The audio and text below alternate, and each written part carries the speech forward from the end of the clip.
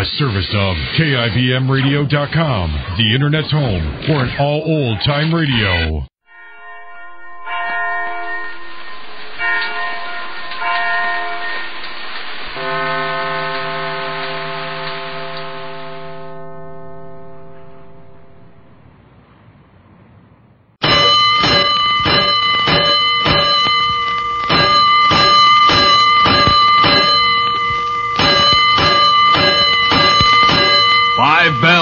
Stand by all stations. Attention, all districts. A 5-alarm fire. 5 bells. Move in immediately. That's it. Let's roll. Let's go. Firefighters.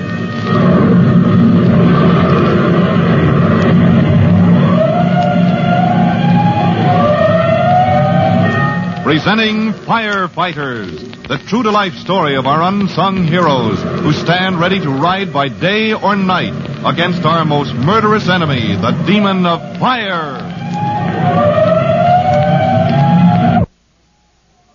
In just a minute, we'll move to the home of Tim Collins, rookie fireman, where Tim's mother is taking charge of the young firefighter, almost asleep on his feet after the strain and excitement of his first real fire. Chief Cody has a lot to tell Tim's mother, but before we hear the chief, this is something else you ought to know.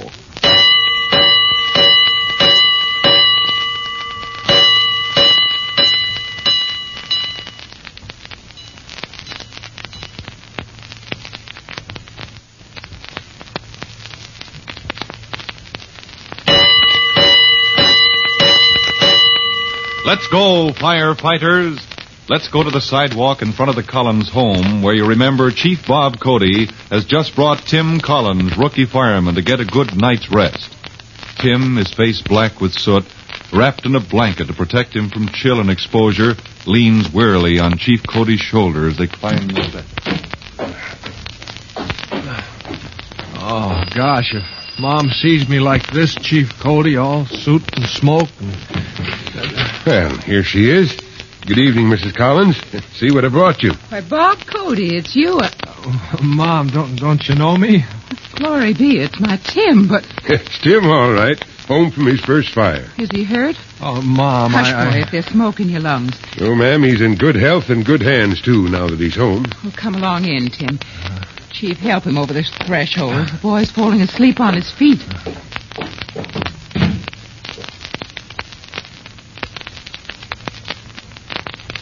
Is he asleep now, Mrs. Collins? He's washed clean as a lamb, tucked in like a baby, and snoring like a buzzsaw. Or a fireman, Mrs. Collins. You should hear the Sleeping Beauty chorus in any firehouse in the city when the 3rd platoon is taking its rest. Glory be, it must be terrific. Ben used to laugh about it in the old days. Now, where are you going so soon? Oh, it's late. It's been a long day. Oh, excuse me. I'll excuse you when you've put away a cup of hot soup, Bob Cody. Yeah, well, now, I won't deny that looks appetizing and smells it, too. Oh, then sit down and tell me, since this today was Tim's first fire. Tell me, did my boy do all right? Why, Mrs. Collins, I had only one regret. Oh, dear. What did he do wrong? Oh, no. My only regret was this. I could have wished he was my own boy. I was that proud of him. His first day on active duty as a rookie fireman, and already the boys in Hook and Ladder 3-1s have a name for him. Well, I could never guess what. You'll have to tell me. Hooksy. Young Hooksy Collins he is. The same name we had for his father years ago.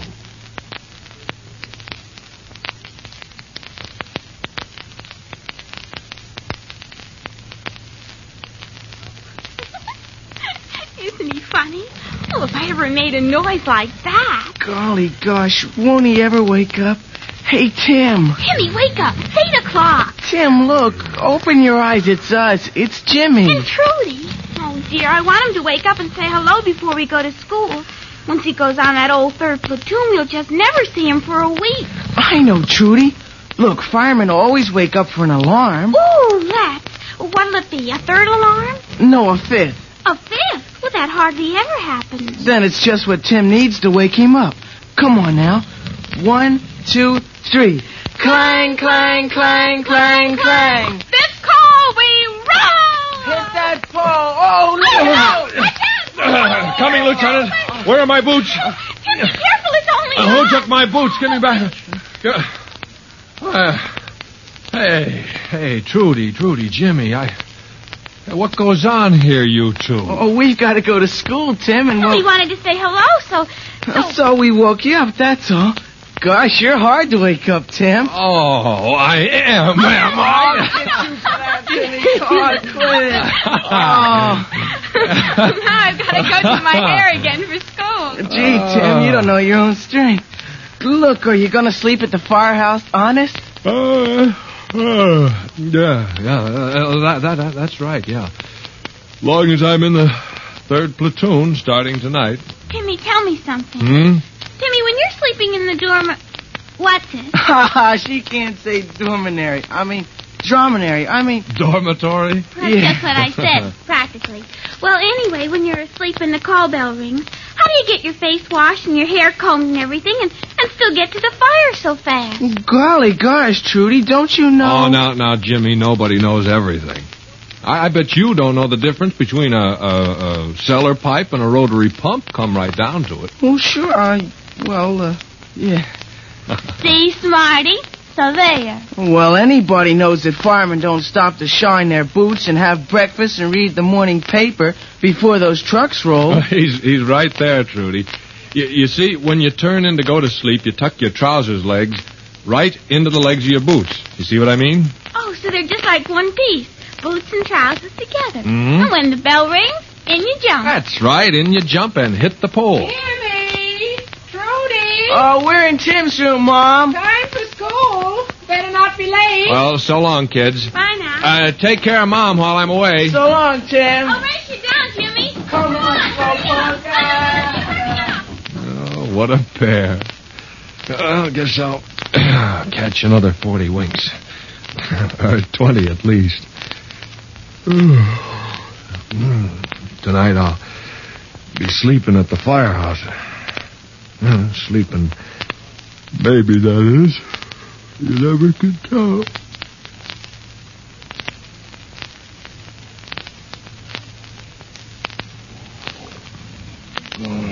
Come on, Hooksy. Come on, Hooksy.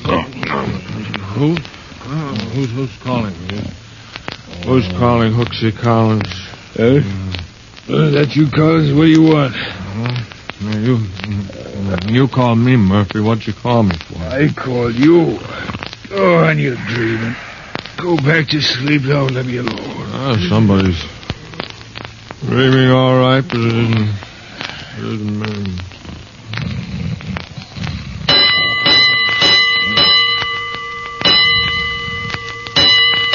Hey, come on, Hooksy. Jump into your boots. I'm way ahead of you. 1, 2, on main. First do we roll. Now hit that pole, Murphy, or get out of my way.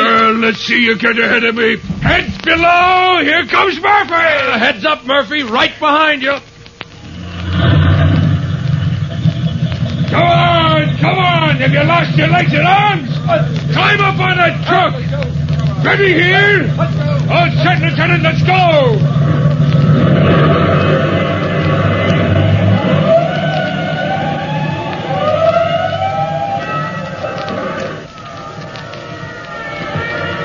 We're almost there, Collins. Hey, this might be bad. Broad and Main. Yep, a lot of little stores and workshops. It's worse than that. Tenements. 4- and 5-story tenements made of kindling wood. Yeah, and all jumbled together. A fire in one of those tenements. Yeah, with a bad wind behind it tonight. Yeah. Oh, brother, this may be bad. Here we are. Hail your eyes, Collins. We got to spot that fire Well, fast. there's the alarm box, but nobody's standing by to direct us. Lieutenant, shall we scout around for the fire? Oh, if this is a false alarm this time of night. Hey, hold it. There's the place. Huh? Lieutenant, behind those cellar windows. Oh, fire in a tenement cellar. You're right, Murphy. This could be There bad. goes Lieutenant Kennedy. He's going to ring in another alarm. Well, that leaves you, senior truckman. What orders, Murphy? Stand by. I'm going to need you. Hey, Darby, Malloy, get a ladder up against that house. Mark the house for the hose company. I'll get an axe, Murphy. Okay, kid. Hey, Vincent, locate that hydrant. Stand by to guide the hose, men. Already here. Come on. We'll size up the situation and report back to Lieutenant Kennedy. Here comes the first hose company. Hey, Murphy, that cellar's full of fire. It's blazing in a dozen places. Oh, that fire was set. This here's an arson job. Yeah, shall I call the lieutenant? Oh, no time to waste. We gotta scout the fire and roust out the people upstairs. Yeah, well, they're all asleep. No. There's a light and another. They're waking Hello up up there! Turn out! Fire! Shouldn't we go in, Murphy? Oh, no, not yet. Not until we know what we're up against. Cullet, go around to the back and see how close this building stands to the one next door. All right, I get it, so we can tell the hose men if they've got to drench the other buildings to save it, Yeah. huh? Okay, Murphy, I'm on my way. Hurry it up, kid. Report back to me here. Hello up there. Turn out the... Oh, good grief, this is going to be tough. Buildings all jammed together. That angle up there, hardly room to squeeze through. I better get back and get... Oh. Hello up there. You on the second floor. Go down those stairs. Get out. Fireman, help! Mr. Fireman! Hey, no, don't throw it, whatever it is. Catch him! Catch my baby! No, madam, don't throw... Oh, I caught it. Oh, good grief, I caught it. Oh, what do you know? I caught it. I mean him or her. Madam, I caught your baby. Hey, hold it. Help! I'm going to jump! No, wait, the baby. See, I have your baby. Look, madam, if you jump, you'll hurt the baby. Do you understand? You don't want to hurt the baby. Mr. Fireman, I'm going to jump! Madam, look. Here's your baby. Your baby's all right, and you will be, too, if you wait. Now, Tim Collins, rookie fireman, is no expert on baby care, but he's wise enough to know that the frightened mother will calm down and wait for help if he can persuade her that such a course is best for her baby. For details of the rescue and Chief Cody's plan of attack on the fire now raging in the tenement, listen to our next true-to-life episode of The Firefighters. And now Chief Bob Cody with a special assignment for all young firefighters. Chief Cody. Hello, boys and girls. This is Chief Cody with your special assignment. You are to inspect your homes to see what protection your house offers against fire spreading upward from the cellar. Inspect the cellar door to see if it is so constructed and so located that it would serve to hold a fire at bay long enough for your family to reach safety. Remember, a fire in the cellar must be blocked off below stairs as long as possible. Well, that is all. So long, you'll hear from me soon. Fire Chief Cody and the young rookie fireman Tim Collins will be back on the same station the next time you hear... That's it. Let's roll. Let's go. Firefighters. Firefighters is written by Frank Jones.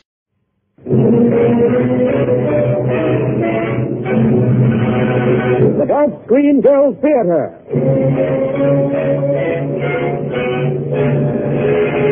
The director of the Gulf Theater and your host, Roger Pryor.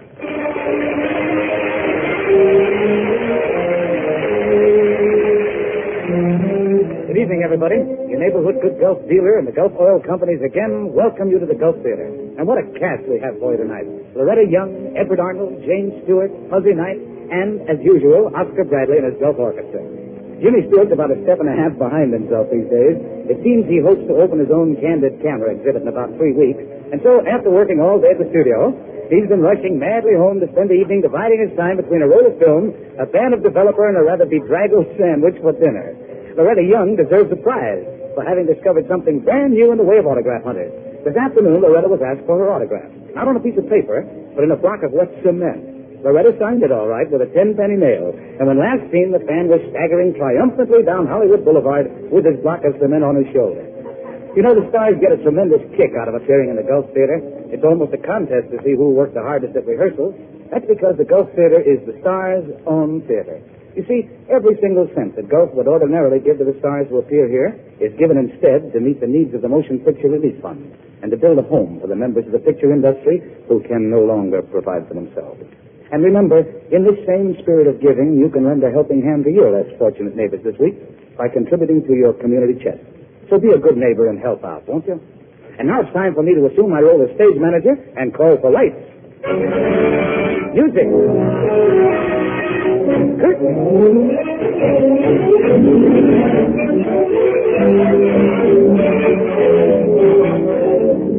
Our play, Going My Way, is a comedy adapted from an original screenplay by Alan Scott and W.W. Watson. And now I'd like you to meet the cast. Loretta Young. I play the part of Nancy Colway. James Stewart. I'm Louis Colway, Nancy's husband. Edward Arnold. I play the part of J.P. Hampton, owner of a big New York department store. Fuzzy Knight. Well, I'm the elevator operator. Going up? And I'm Don Hampton, J.P.'s son. As the play begins, Louis is speaking to his employer, J.P. Hampton, over the phone. Yes, Miss Hampton. No, Miss Hampton. Yes, Miss Hampton. Yes, Miss Hampton. I mean, no, Miss Hampton. Oh, yes, Miss Hampton. That's Sellingham, Louis. That's Sellingham. Well, Nancy. My Nancy. Oh, what are you doing here? Why aren't you at home? Something wrong? Is it wrong for a wife to come to her husband's office? Yeah, but do you realize you're absolutely smashing Rule 24? Then I'm a bad girl. Yeah, well, Rule 24 clearly states that wives of employees shall not disturb business routine by social calls. Rule 24 doesn't apply, because this is not a social call. Now, look, Nancy, can't just wait until I get home. And that's just it, Louis. You never come home. Well, I know, last night. And the night before, and the night before that. I know, Nancy. We're right now in the Hollywood race season, you know. Do you realize the last time you took me to the movies, they were still showing silent pictures? Now, look, I don't mean to. And I can't remember the last time I had a chance to wear my evening gown. But I could wear it now, all right. Bustles are right back in style again. Oh, darling, that's no way to look at it. No, it isn't, huh? Well, how would you like to wait dinner night after night for someone who never gets there? Tuesday night I waited dinner for you and you didn't show up. Thursday night you didn't show up. Friday night you didn't show up. Why, I'm married to the little man who wasn't there. I'm through, Louis. I'm finished. Oh, what do you mean? I mean, I've walked out on you. I moved to a hotel today and I'm registered under my maiden name. Nancy French, remember? Oh, wait. Now, you can't do that. Why not? Well, in the first place, I love you. In the second place, J.P. Hampton won't stand for it. He believes wives and husbands should live together. Oh, so J.P. Hampton won't stand for it. Very well, then we'll get a divorce.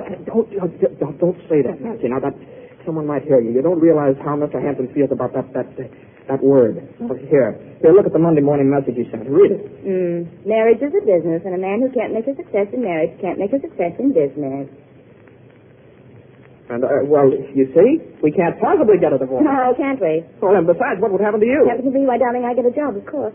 Well, that's the silliest thing I ever heard of. Oh, is it? Oh, certainly. Now, you run along home now. You can get the 4:10 if you're hurrying. Goodbye, darling. Now, I'll be there for dinner, I think. You think?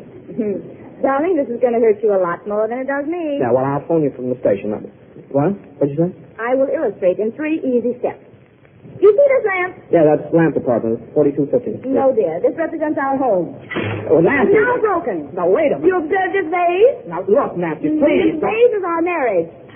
We are divorced. Nancy, will you stop? You're ruining my office. Do you observe this bust of Mr. Hampton? Oh, Nancy, now come back here with Mr. Hampton. You just try and make me. That's all I have to do. Nancy, take it easy. Now, put Mr. Hampton down. Okay, you asked for it. Yep, there he is. Hampton. Nancy, if I ever get my hands on you... Oh, you can't fight me, you big brute. Come on out here from under that desk. I will not come out. I will not. Say, Louis, what's this plaster all over the floor? Plaster? What plaster? Oh, it's from the ceiling. It falls down all the time. Busy, Louis? No, just finishing up some window displays. Oh, I was wondering what that dummy was doing under your desk. Hey, no one can call me a dummy and get away with it. What was that? What? I'm sorry. The dummy, the lady under the desk is my wife's dearest friend. Meet French. Yeah, French. You can come out, Miss French. That's Miss Nancy French. This is Don Hampton, our personnel manager. Oh, well, how do you do? How do you do? Don Hampton, my boss's son. Now, don't let that throw you, Miss French. I take after my mother's side of the family. Miss French was just looking for something. Oh, what was it? What? What was it? A job. A job? Well, that's strange. I never heard of anyone looking for a job under a desk. Oh, I'll work anywhere. Look, Don, if you have anything else to do... Well, of course, we have a lot of jobs around here, Miss French. We hire people all the time. Well, that's lovely. Now, look here, Miss French. You don't want to take anything that comes along here, you know. You have a special talent. Oh, have I? Yes, and besides, Don, she's going back to Youngstown tomorrow. She got a letter from her mother. Excuse me. No. Yeah? Oh? Callaway, come up here right away. Yeah. Oh, yes, Mr. Hampton. I'll write it right in. In case I don't see you again, Miss French, goodbye. Well, I think I ought to pick up these things that you dropped on the floor, don't you? Yes, Miss French, I'll help you. Look, I sort of like my office untidy. It sort of makes me look busy. I don't like to... Yes? Hurry up. I'm waiting for you. All right, Mr. Hampton, I'm coming.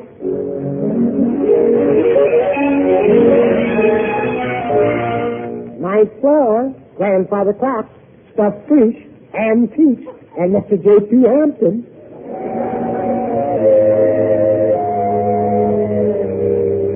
That's why you're in line for this promotion. You set a shining example for the rest of our employees. I'll take our Western sales representative. He's getting divorced.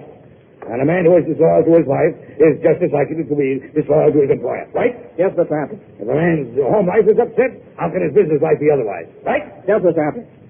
There isn't a divorced man in my organization.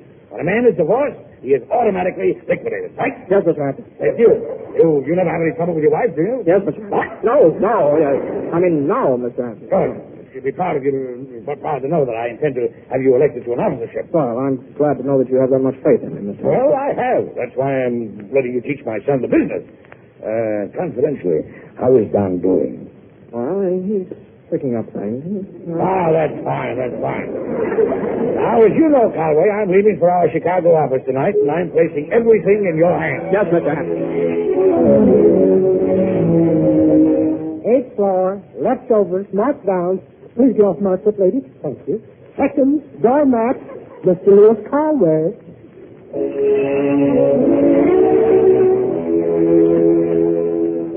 Your father doesn't... Oh, I thought you'd gone by now, Miss French. I was just leaving. Goodbye, Don. Don? Bye, Nancy. Oh, Nancy. Goodbye, Mr. Colway. Oh, it's Mr. Colway. Bye. See you tomorrow morning at 9. Oh, that's right, at 9. See you tomorrow morning at 9. Everything's all fixed up. Certainly is. Now, see here, Miss French. What have you been saying to my boss's son? Oh, correction, please. You mean our boss's son.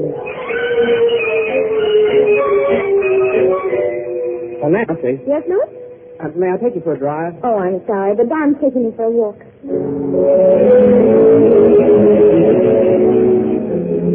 Oh, Nancy. Yes, Louis. May I take you for a walk? Oh, I'm sorry, but Don's taking me for a drive.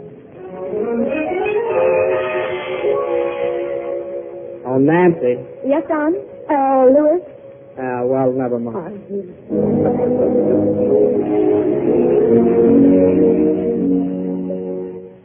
Oh, but Louis, you aren't eating a thing. No, I can't eat. Now, listen, Nancy, you realize this is the first time we've been together in 3 weeks? Well, you know, I've been so terribly busy since Don put me in charge of Drake. Yeah, Don, that's all I hear is Don. Now, look, Nancy, Don only gave you the job because you have a pretty face. Nancy, your place is in the home, our home. Oh, Louis, say that again. What do you mean about the home? What? No, about the pretty face. Oh, Nancy, you don't belong in business. Now, statistics show that women are losing ground in business every day. According to the UV&M survey of the last fiscal year, in November there were 5,437,000 in business. In December shows 4,294,000. And all January has is a measly 3,576,942. Except February, which has 28. Nancy, I'm only trying to make you realize that for generations men have been running things. Can't you understand? It's a man's world. Yeah, and look at it. Yeah, I said, but from now on, I'll do anything to prove to you that you don't belong in business. Hey, look, Louis, I'm getting sick of arguing. I think I'll go now. No, but Nancy, wait, your lunch. I'm sorry, Louis, but all of a sudden I'm on a diet. Goodbye.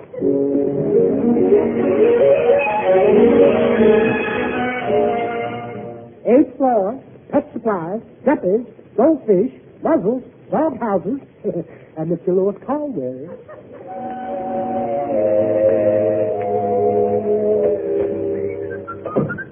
Hello, Louis. What are you happy about? Oh, Louis, the greatest thing has happened to me. Congratulate me. Nancy and I are engaged. What? We're going to be married. Married? Yep, that's right. And to show you how grateful I am to you for bringing us together, you're going to be the best man. Now, isn't that swell? Oh, yeah. Isn't it great the way things have turned out? Me marrying Nancy, your wife's best friend? My wife's best friend, yeah. Can't you just see it, Louis? Nancy and I, your wife and you, going around together. Isn't that wonderful? Yeah. The three of us are going to be very happy.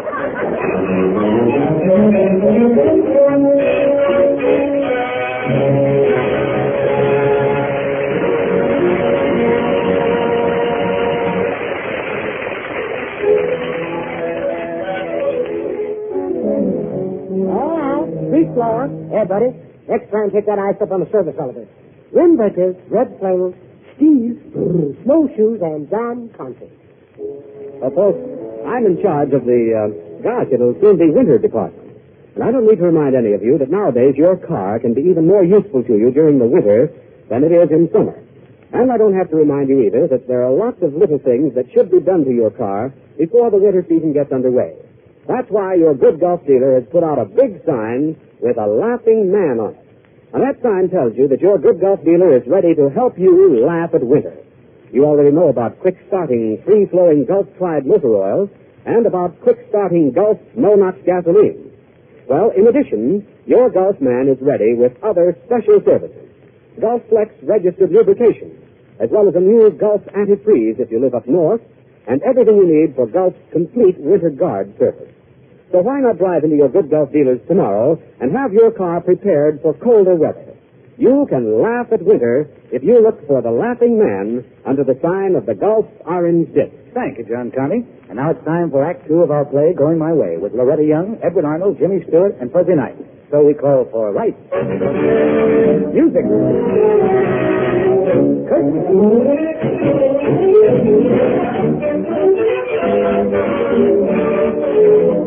As the curtain rises on Act 2, it's 2 weeks later, at the end of another business day. As the Fifth Avenue bus stops at the corner of the Hampton building, Nancy Colway boards it and climbs to the upper deck. I beg your pardon. Would you mind moving over, please? Oh, sure. Oh, Nancy, how'd you get on this bus?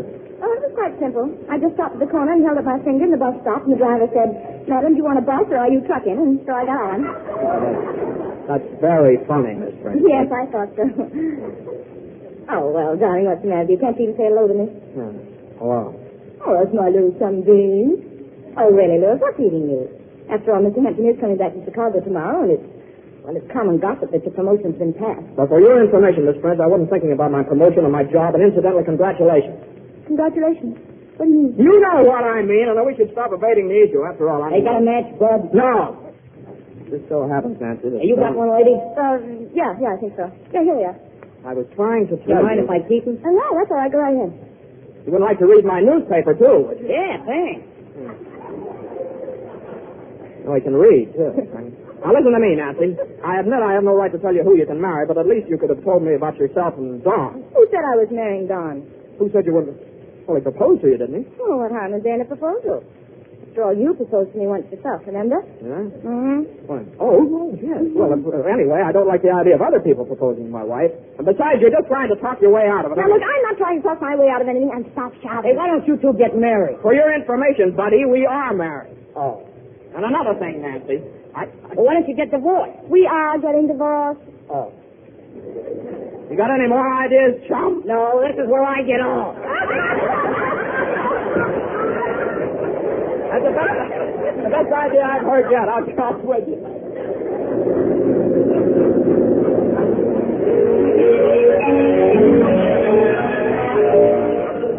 Sixth floor, commission blinds, lace doilies, love seats, etchings, and Mr. Donald Hampton.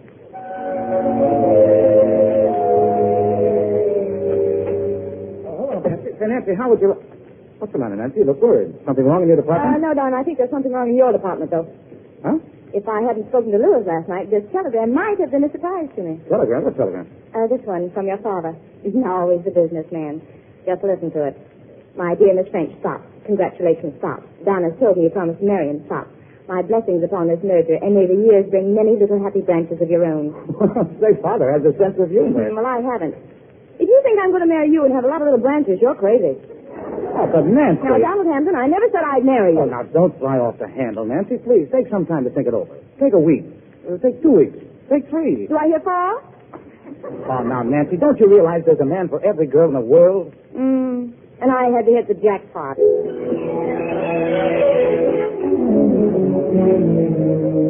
Fifth floor, hot air conditioning, earmuffs, loudspeakers, auditorium.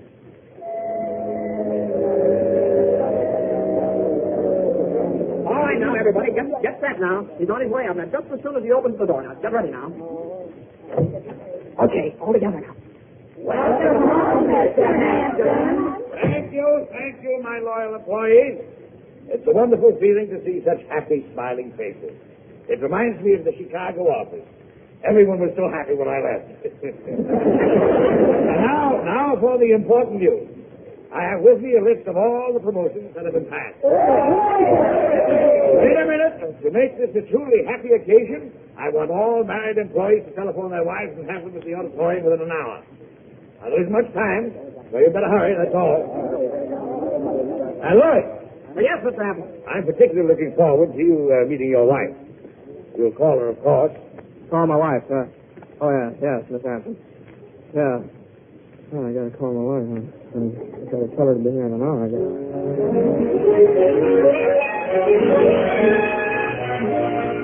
Ninth floor, 18th century ornaments, suits of armor, fencing foils, battle axes, and J.P. Hampton. I can't tell you how happy I am that you're marrying Don. Oh, Mr. Hampton, Oh, call me Papa. Very well, Papa. Yes, I have a wonderful surprise for you, my dear. On your wedding day, we'll have a 10% discount sale. Oh, that's very interesting. Nancy, when will it be? Oh, I'd say in about 6 months. 6 months? Uh-huh. My dear, why wait that long? Well, first I've got to get a divorce. Divorce? Uh-huh. Did you say divorce? Yes, Papa. I can't marry a divorcee. It's against our principles. I'm sorry, Miss French, but there will be no marriage. Yes, Papa. And stop calling me Papa. You're fired.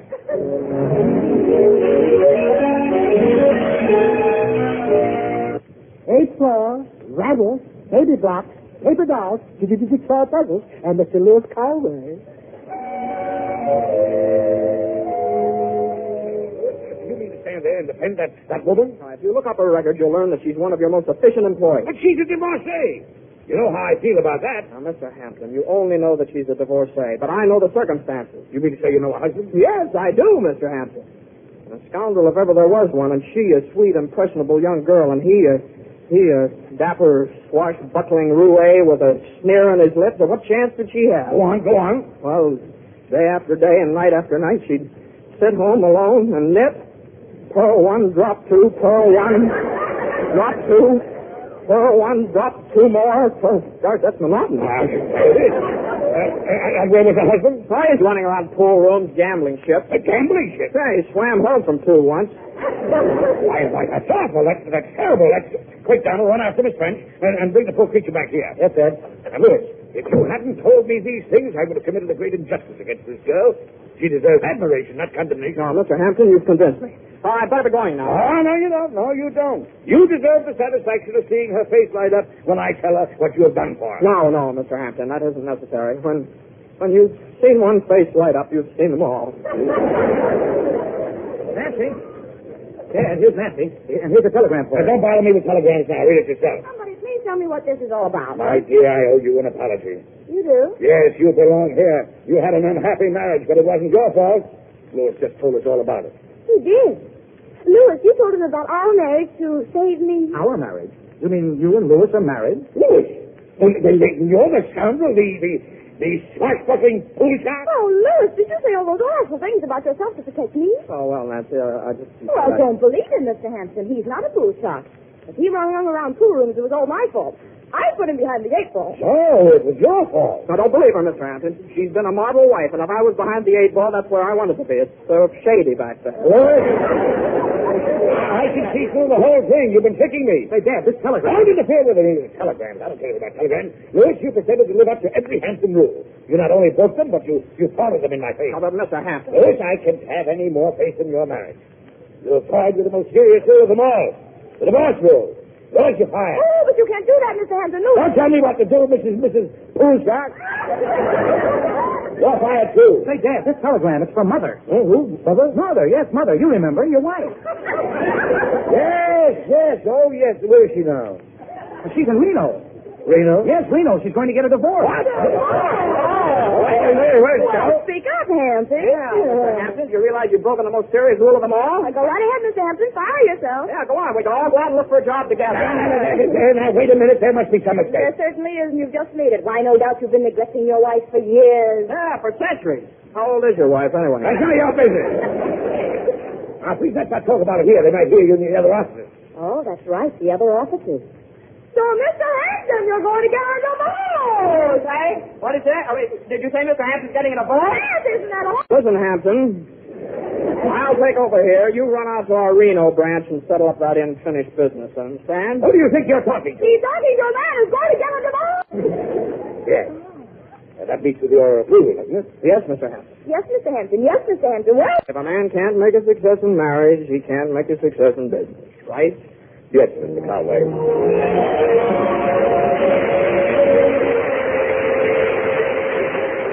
Who do you think you're talking to? he's talking to a man who's going to get a divorce. All right.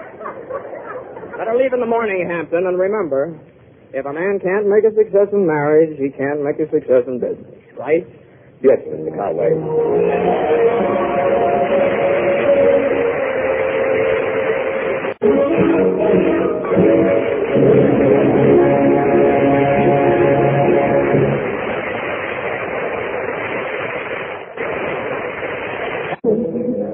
Nothing will ever part us. Get in there. There's only room for one, buddy. Next car, please. What is this? Well, wait a minute. Hey, wait. Now, you can't do this to me. I'm vice president.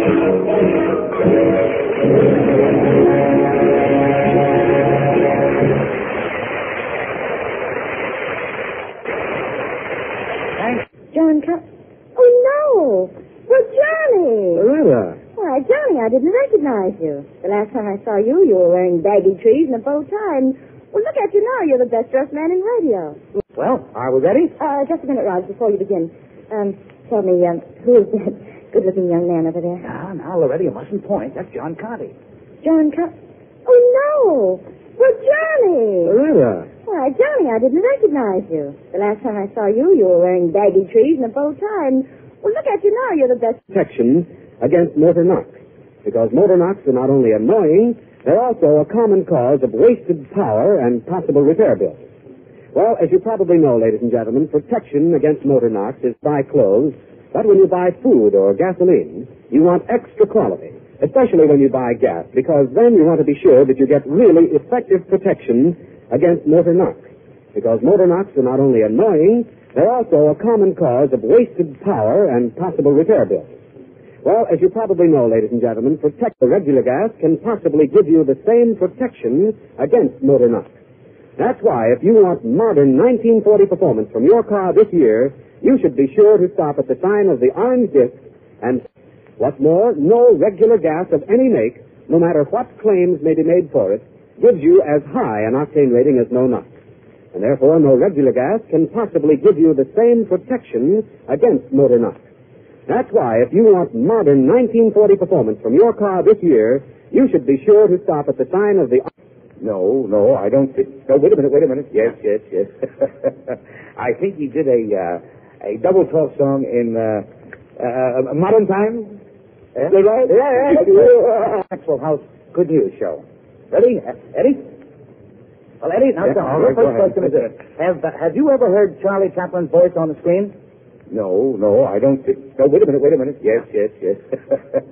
I think he did a double talk song in Modern Times. Is that right? Think hard now.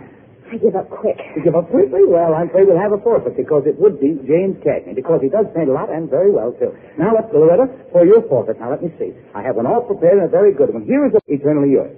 Loretta, if you saw a painting signed with the initials J.C., would that stand for Joan Crawford, James Cagney, or John Conti? Think hard now. I give up quick. You give up quickly? Well, I'm afraid we'll have a forfeit because it would be James Cagney, because he does paint a lot and very well, too. Now, let's go, Loretta, for your forfeit. Now, let me see. I have one all...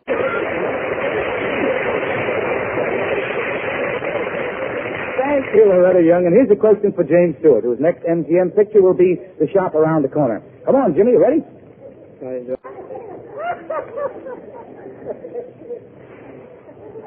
Now?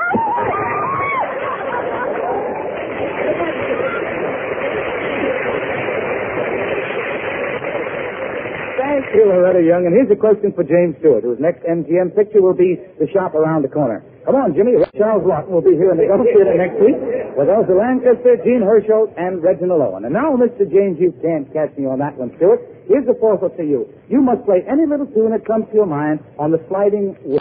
No, Charlie Ruggles didn't play me. Oh, he did? Well, I'm sorry, but he did. He did? Yes, he did, Jimmy. Although Charles Lawton played the leading role. And incidentally, Charles Lawton will be here in the Gulf Theater next week with Elsa Lancaster, Gene Herschel, and Reginald Owen. And now, Mr. James, you can't catch me on that one, Stuart. Here's the forfeit to you. You must play any little tune that comes to your mind.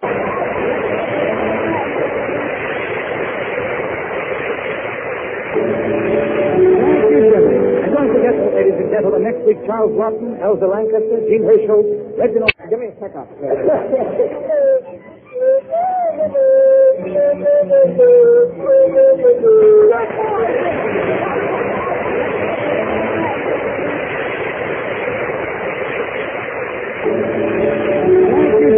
And don't forget, ladies and gentlemen, next week, Charles Lawton, Elsa Lancaster...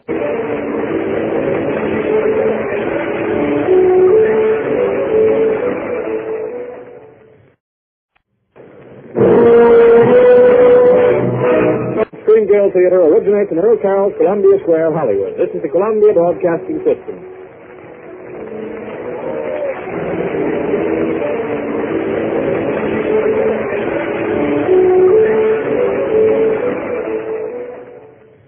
Allied base in New Guinea. Autolite brings you Everything for the Boys, the Command Theater of the Air, starring Mr. Ronald Coleman and his guests for tonight, Loretta Young and Edna Beth.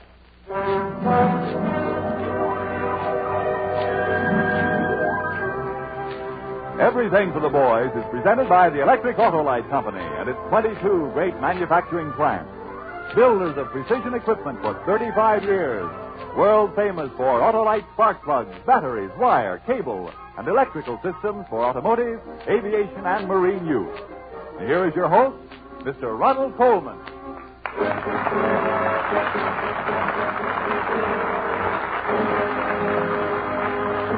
Thank you and good evening. Well, to begin with, I haven't forgotten Elvira. I remember her very distinctly indeed. I remember how fascinating she was and how maddening. I remember her physical attractiveness, which was tremendous, and her spiritual integrity, which was nil. I beg your pardon, ladies and gentlemen, I'm getting ahead of myself. That is part of our story. Tonight, Loretta Young and Edna Beth join me in presenting the radio premiere of Noel Coward's gay comedy, Blithe Spirit. Later, if luck is with us, we will talk by shortwave with 2 American soldiers at a base in New Guinea. It is to them and to all the members of the armed forces that we dedicate this global half hour.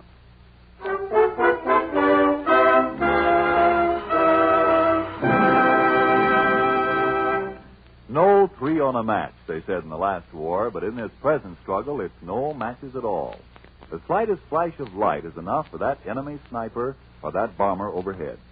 Yes, war calls for extremely careful lighting, the elimination of glare.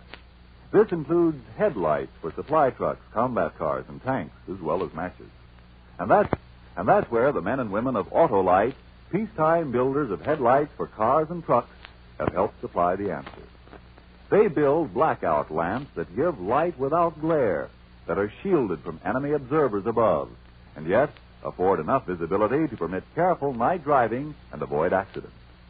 Yes, in helping keep the enemy in the dark, Autolite is contributing to the safety of our soldiers as they convoy supplies to the firing line. The building of such blackout lamps for fighting vehicles is another reason the name Autolite means precision manufacturing.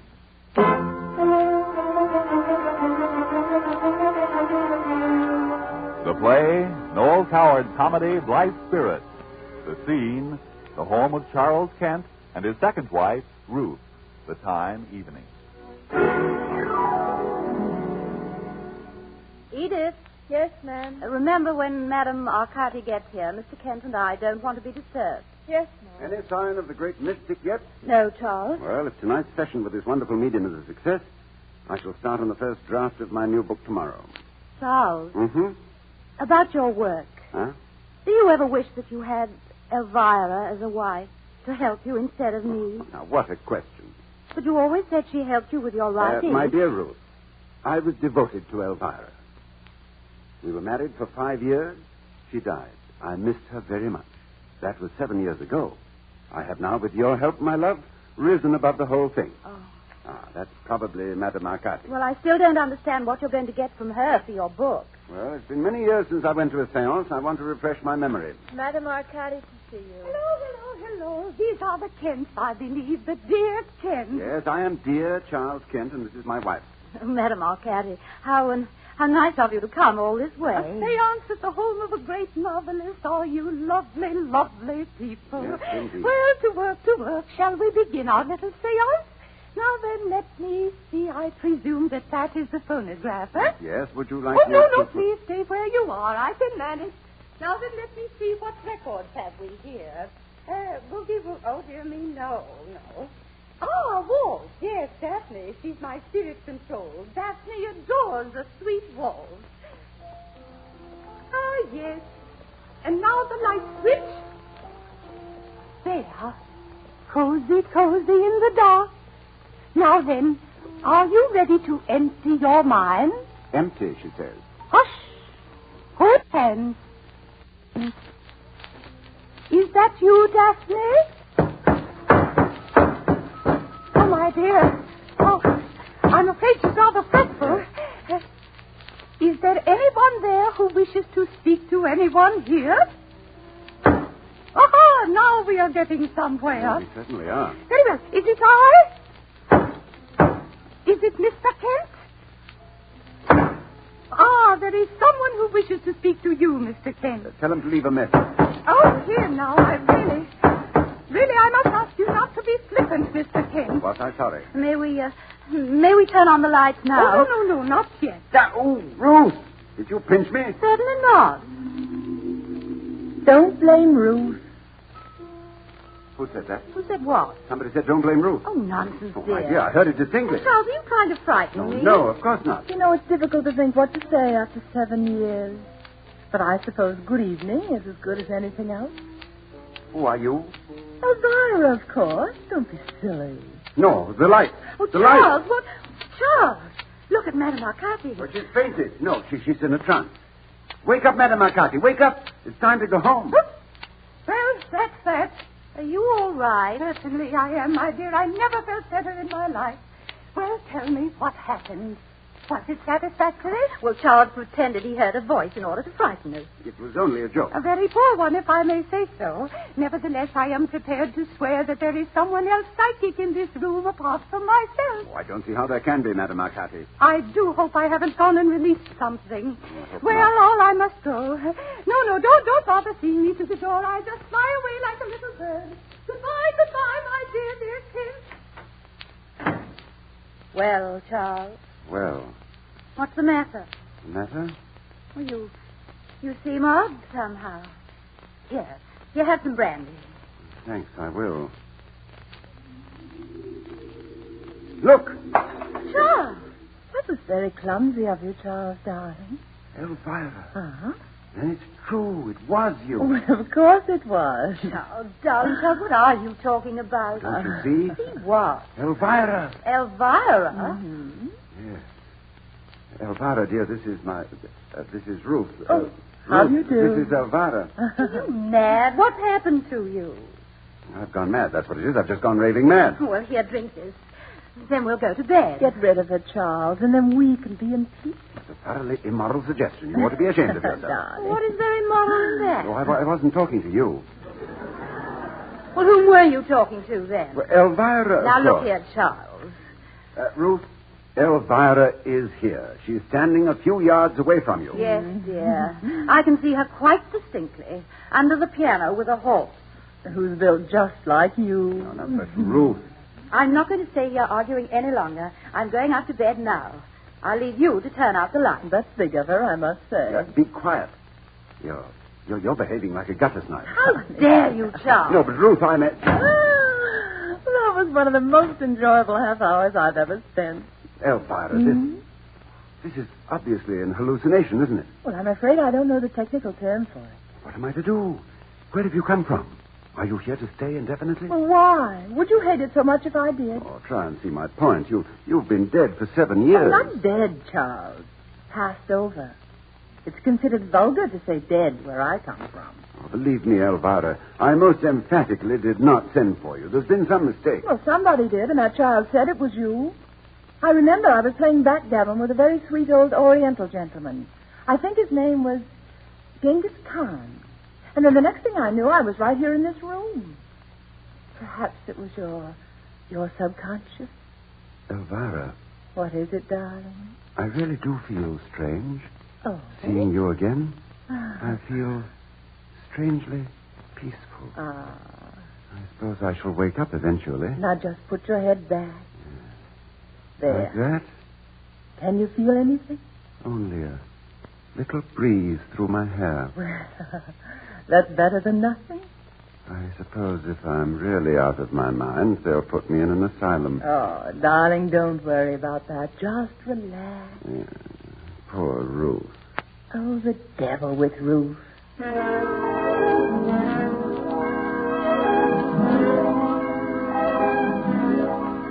Good morning, darling. You were drunk last night. Ruth, I was not drunk. I honestly had some sort of hallucination. I swear I heard Elvira's voice. Elvira? You were drunk. And later on, I distinctly saw and talked to her. And after you'd gone to bed, we had quite a cozy little chat. Drunk. Mrs. Kent, I was not. Good morning, Charles, my dear. Oh, my God. Here she is again. That's right. She's here again.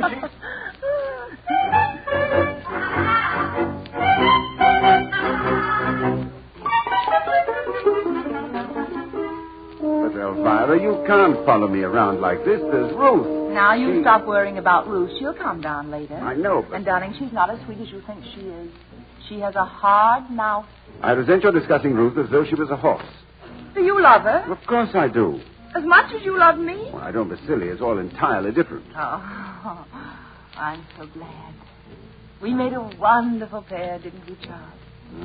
You always behave very badly. I love it when you pretend to be cross with me. Elvira, you mustn't... get off Why? my... Why? I've got to go up and talk to my wife. I don't see why. You know, this whole business of your return from the other place... Yes? ...is very difficult for her. Well, darling, she must just learn to be more adaptable.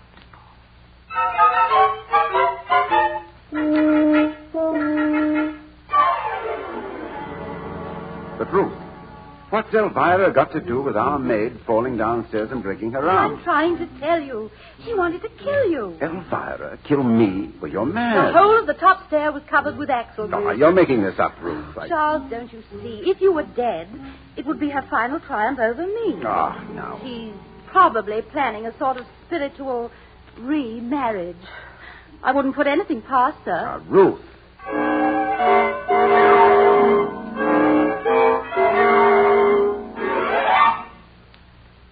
Now, Elvira, yes. It's terrible weather outside. Why should I take you on an automobile ride this evening of all? Because I want you to. I simply can't endure another cozy night at home with Ruth snapping at us like a terrier. Oh, darling, I've come to the conclusion that your taste in second wives is definitely inferior. A few more minutes won't make any difference. Besides, the car won't be back for half an hour at least. What do you mean? Well, Ruth's taken it. She had to go and see the vicar. Ruth? Well, what's the matter? You say Ruth's taken the car? Yes, to go and see the vicar, but she won't be my long. Lord. Elvira. Well, stop her, Charles. You must Why, stop her at what once. for? Well, stop her. Go out immediately. Well, it's stop too her. late now. She's gone already. Charles, this is awful. Now, why are you going on like this? What have you done? Done. Oh, I haven't done anything. Elvira. No. You're lying. No, darling, no, I'm not lying. Well, What why are did you lie in such a about? state? Well, I'm not in a state. I don't know what you mean. It's all You've so silly. done something dreadful. Oh, don't look at me that way, Charles. I haven't. I swear I haven't. Oh, my God, the car. No, Charles, no. Ruth was right. You did want to kill me. You've done something to the car. Charles, What did you no. do? Answer me. Nothing. Answer me. I haven't done anything. Oh, Ruth. Hello. Yes, speaking. Oh, no. The bridge at the bottom of the hill. Yes, I'll come at once. Charles, is she? Yes. But I didn't mean for her. I didn't mean to have her. So you didn't mean to kill me. How touching. Rose. Elvira, who are you talking to? Why, I'm going to tear that so-called blonde hair out by the No. roots. I'm going to scratch your eyeballs No, out. Charles, make her stop. I'm going to slap Let me you go. right You hear now. me? Don't let me get out now. And I can stop.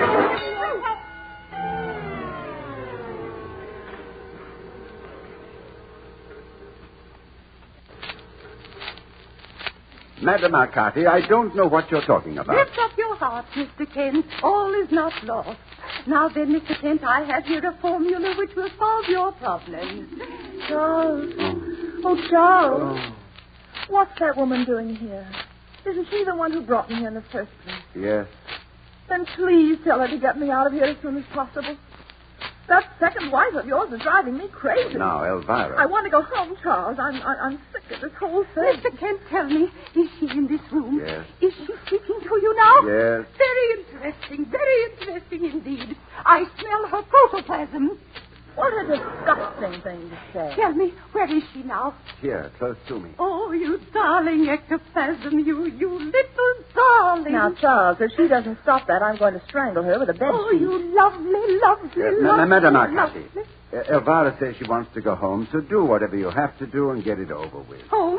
Well, wherever she came from. Oh, couldn't she stay and play with me a little? That's equally disgusting. I want to go now. Now, she says. Now then, turn on that phonograph, Mr. Kent. All right. Now then, out with the lights, Mr. Kent. All right. Ghostly spectre, ghoul or fiend, nevermore be thou convened. Shepherd's words and holy rites, banish thee into the night. What a disagreeable little verse. Now be quiet, Hush, Elvira. hush, hush. Is there anyone there? Is there anyone there? One rap for yes, two raps for no. Is there anyone there? Madam Arcati, Elvira, the light. I'll turn on the light. Oh, you're still here. Sure. Madame Arcati is in one of those blasted trances again, and I'm still here. Oh, Charles, you've got to get me out of here, back where I belong. I can't spend another day in this house with that Ruth of yours. But Elvira, I can't do anything. And furthermore about Ruth, how does it happen that I can see and hear you, and I can't see or hear her? I mean, it's possible you're having a ghostly hallucination, Charles Kent, what do you mean I'm a hallucination? Ruth. So you can see her, too, now? Yes. Well, how cozy for you. 2 eyes, not in the flesh.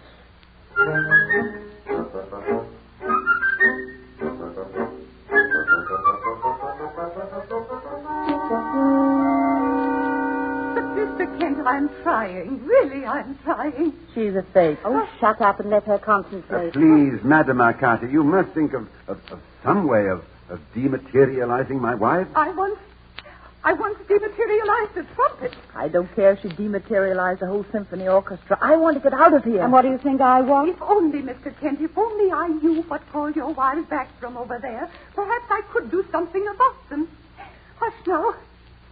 Be you in nook or cranny? Answer me. Be you in still room or closet? Answer me. Be you behind the panel, above the stairs, beneath the eaves, waking or sleeping? Answer me. Well, that ought to do it, or I'm a Dutchman. Do what? Do what? Hush, wait. Someone will come. If that's another ghost, I'll scream. I hope it's nobody we know. I'll feel so silly. Was someone calling me, Mr. Kent? It is the maid. Girl, come here. Yes. Whom do you see in this room, girl? No one. No one but you and Mr. Kent. She's lying. I'm not. Mr. Kent, tell your wife to concentrate. Yes, come on, Elvira, Ruth. I heard. Concentrate, he said. Girl, where are they now? By the fireplace. She can see them. I knew it. She's a natural psychic. It was her influence that brought your wives back. Did you hear that, Ruth? Fine maid you keep. Oh, shut up. I don't like this at all. I'm beginning to feel peculiar. Tell me, what did she say? Oh. She's beginning to feel peculiar, she Well, says. that's because the spell has begun. The maid is no longer concentrating on them. They are free now. I'm feeling faint, Charles. I am too, Charles. Good. I'm so sorry. Tell her to stop a moment. There's something I want to say to you before I go. The lights, turn out the lights. No, Charles, wait. I've changed my mind. I think I won't stay. Charles, you seem too anxious to get rid of us. Now, Ruth, you let me do the talking. I'm the older spirit. Charles, you're not going to get us out of this house quite so easily. I consider that you've behaved atrociously over this whole miserable business. Now, you may not be able to see it, but Ruth and I will be right here. And I'd like to say right here and now that I, for one, will never, never leave this house. Mr. Kent, I think it worked. The lights. Gone. They're gone. Yes, we've really done it. Now take my advice, Mr. Kent, and go away immediately. Why, Madam Arcati, you don't mean that There they are might... more things than heaven and earth, Mr. Kent. Just go. Just pack your bags and go. Goodbye. Cheerio. And good hunting. Elvira. Ruth, are you there? Ruth, Elvira. I just want to tell you that there's no use in your hanging about any longer. I'm getting out of here. Elvira. Ruth, did you hear me? Well, then I guess you are gone. Now I can say it even to myself. I'm glad to be rid of you. You, Ruth, were turning into, shall I say, a shrew. And you, Elvira, well, you know, a man does get tired. So now I'm free to do what I blame please for the first time in years. Yes, even to go fishing. Or meet a lovely girl and know she's lovely and tell it to her. Yes, tell it to her. What? Who threw that vase? Oh, no. Elvira. Ruth. Oh, I haven't gotten rid of you. I mean, darling, stop. No, listen, all those things I said, I was just lonely for you and trying to bring you back. Elvira, Ruth, stop! Stop!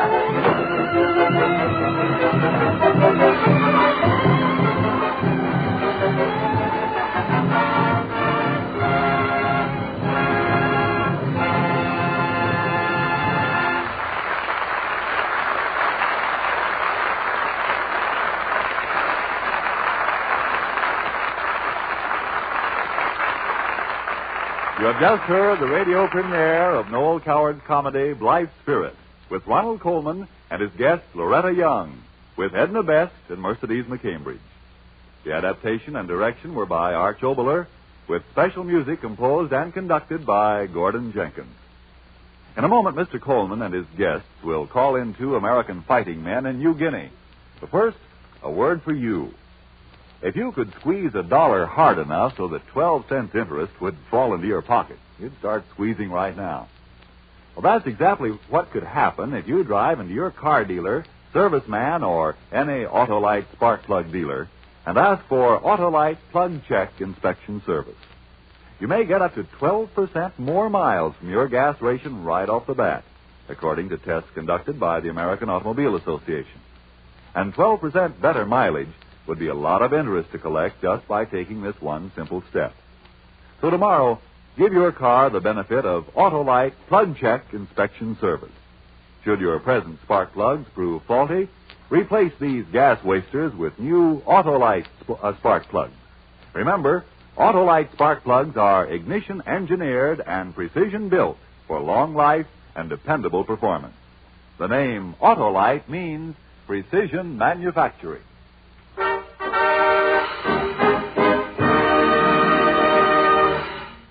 And now, Loretta and Edna will race ahead in time and space and say good morning to a couple of boys at an Allied base in New Guinea.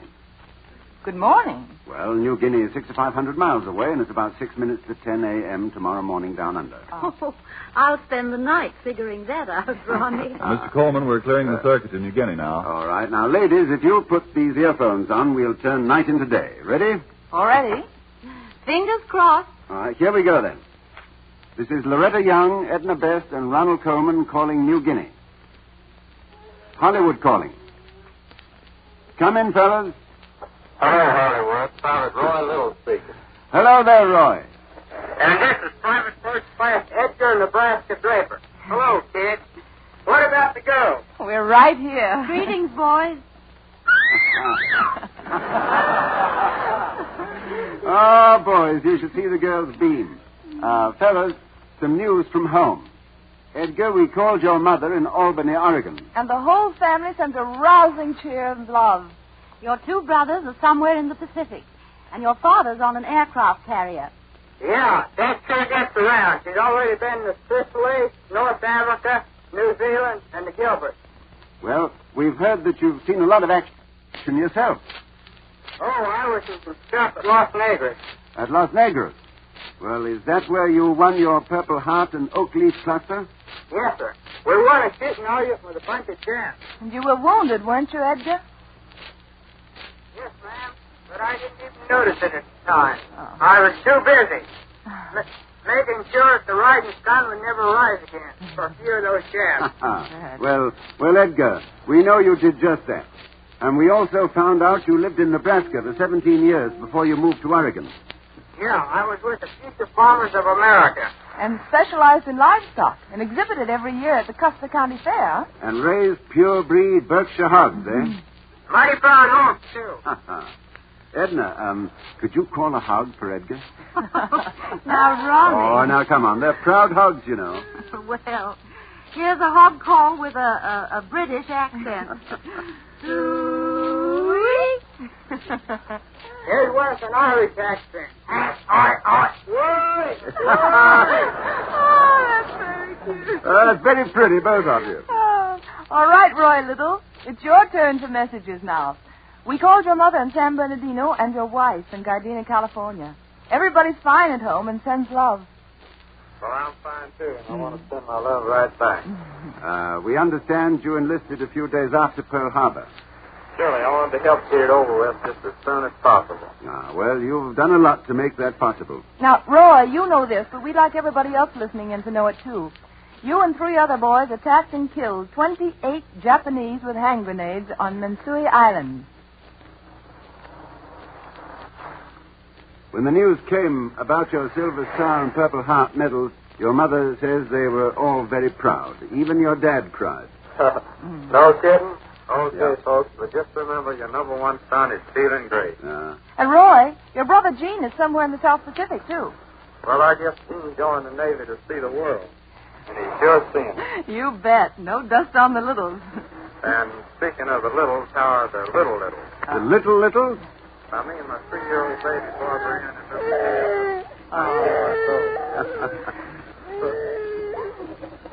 That was Jimmy. Yeah. Yes, Roy, he can see lots of things now. Is that you, Edith? That's right, honey. Mr. Coleman brought us all down to the studio to say hello to you. Mr. Coleman, I think that's swell. And Edith, I love you, lady. Bobby wants to say I love you too, Daddy. Bobby, darling. Can you say I love you, Daddy? Huh? Yes, your Daddy, honey. Sure. She's too bashful, darling. Yeah. Roy, whenever Bobby, she's saving things for you. Whenever she sees a pretty picture, she always cuts it out and says, I'm saving it for Daddy. Tell him what your mother said, too, Miss Little. Oh, she says that Jimmy can cry much better than you could at your age. Well, that's my boy. And a fine-looking boy, Roy. And everybody agrees he looks just like you. Time's up, Mr. Coleman. All right. Well, men, that's all for now. Guys, it was sure great hearing from you and the folks. And this little is a little dizzy. But thanks and goodbye, honey. And you, Bob. Good night, darling. Goodbye. Goodbye, man. Good night, men, and good luck. Good night, boys. Good night, man. God bless you.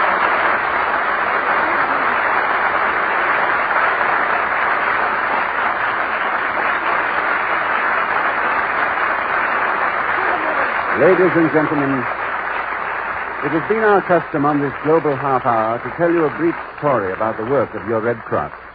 One of those tasks is to recruit nurses for the Army and Navy. Today, the Army and Navy need nurses as they never have needed them before. Won't you accept our program title as your watchword? Everything for the boys. Won't you sign up at your Red Cross chapter at the earliest possible moment?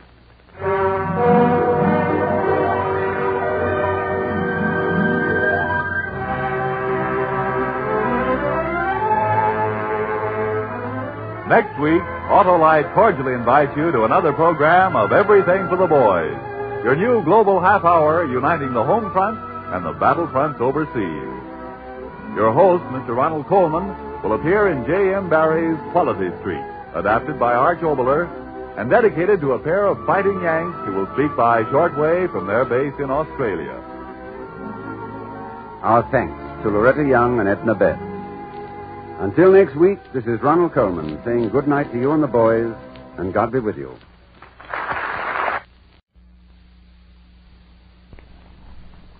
Lux presents Hollywood.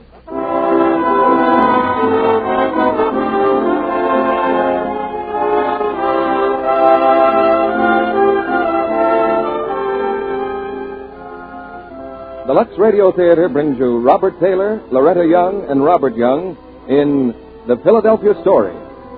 Ladies and gentlemen, your producer, Mr. Cecil B. DeMille.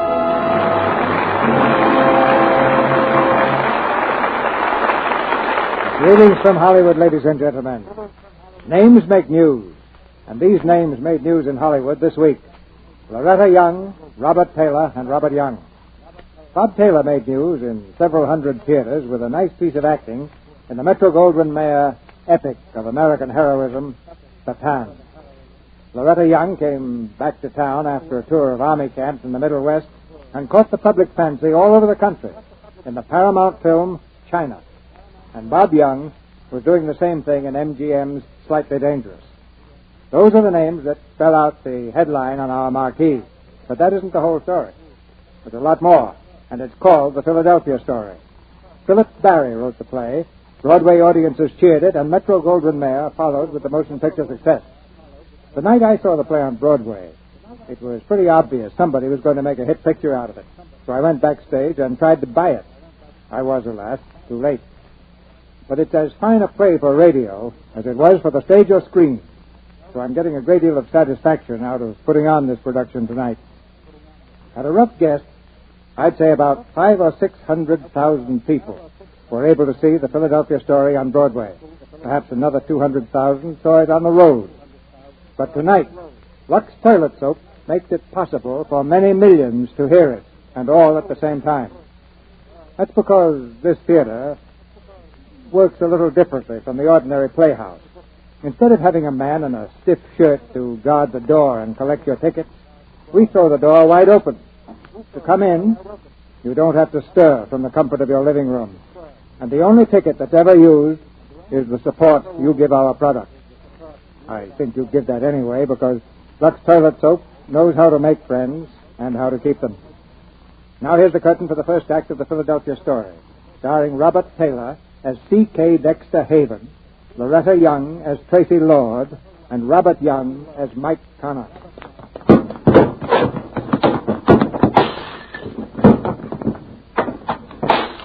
And don't bother to come back.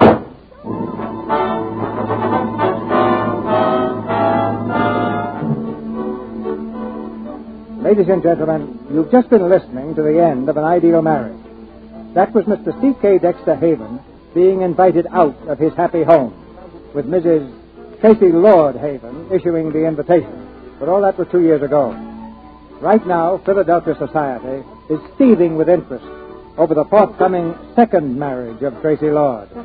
And the editor of the national magazine Spy is determined to spread it over 6 photographic pages of his scandal sheet. On the way to the editor's office are Spy's major writer and Spy's foremost photographer. I'm not going to do it, Liz. I'm going to tell Sidney Kid very plainly and simply I'm a writer and not a society snooper. I'm going to tell him just that. Just that. Let Kid fire me. I'll start writing short stories again. That's what I should be doing anyway. I'm going to tell him just that. Just that. Hello. Oh, hello, Connor. Good morning, Miss Embry. Mr. Kid, I don't think you're being fair to me. No? No, you're treating me like you treat all your other writers. You really hate me, don't you, Connor? No, I don't like you very much, though. You hate me, I trust, Miss Embry? No, I can't afford to hate anybody. I'm only a photographer. Your assignment will be Spy's most sensational achievement, Tracy Samantha Lord. Big game hunting in Africa, fox hunting in Pennsylvania, married on impulse and divorced in a rage, and always unapproachable by the press. Oh, I can see the layout now. The Philadelphia Story. Closed were the portals of snobbish fox hunting. Let's see. No Hunter of Foxes is Spy magazine. Anyway, presented for the first time, quote, a wedding day inside mainline society. Or what the kitchen maid saw through the keyhole, unquote. Go ahead, Connor. Writing's your job. I'm only the publisher. All right, publisher, take this. Quote, no hunter of buckshot in the rear is cagey, crafty Connor, unquote. Close paragraph. Close job, close bank account. But look, Mr. Kidd, how could we possibly get inside the Lord estate, let alone the house? Hey, just a moment. Miss Pauley? Yes, sir? Ask the gentleman to come in. Yes, sir. You'll find, Miss Embry, I haven't overlooked anything. Come in, please, Mr. Come in. I understand we understand each other. Yes, quite. Connor, this gentleman has been employed in our Buenos Aires office. I believe he can help us with our problem. Yeah, how? Tell him, please. Tracy Lord's brother, Junius, is in the American Embassy down there. He's an old friend of mine. I'll introduce you to the Lords as intimate friends of Junius. Dear old Junius. Now, this Tracy Samantha Lord, does she know you? You might say Miss Lord and I grew up together. Yes. You might also say you were her first husband, Mr. C.K. Dexter Hedda. Yes, you might. Holy mackerel, what goes on here? I remember your honeymoon very well. You and she on a little sailboat. The true love, wasn't it? That's right. How did you know? I was the only photographer whose camera you didn't smash. Oh, you were terribly nice about it. You threw it in the ocean. Well, I had the strange idea our honeymoon was our own business. Now, what are the plans, Haven? The wedding's Saturday. Today's Thursday. They should spend tomorrow night as guests of the Lord. Now, wait a minute. There's something screwy here. Listen, Mr. Haven, why are you doing all this unless you... Oh. You want to get even with your ex-bride, huh? I don't think there's anything further to discuss, Mr. Kidd. I'll have a car pick them up at noon tomorrow in North Philadelphia. Why, Here, Mike, take my handkerchief. There's a little stiff in your eye. It shows.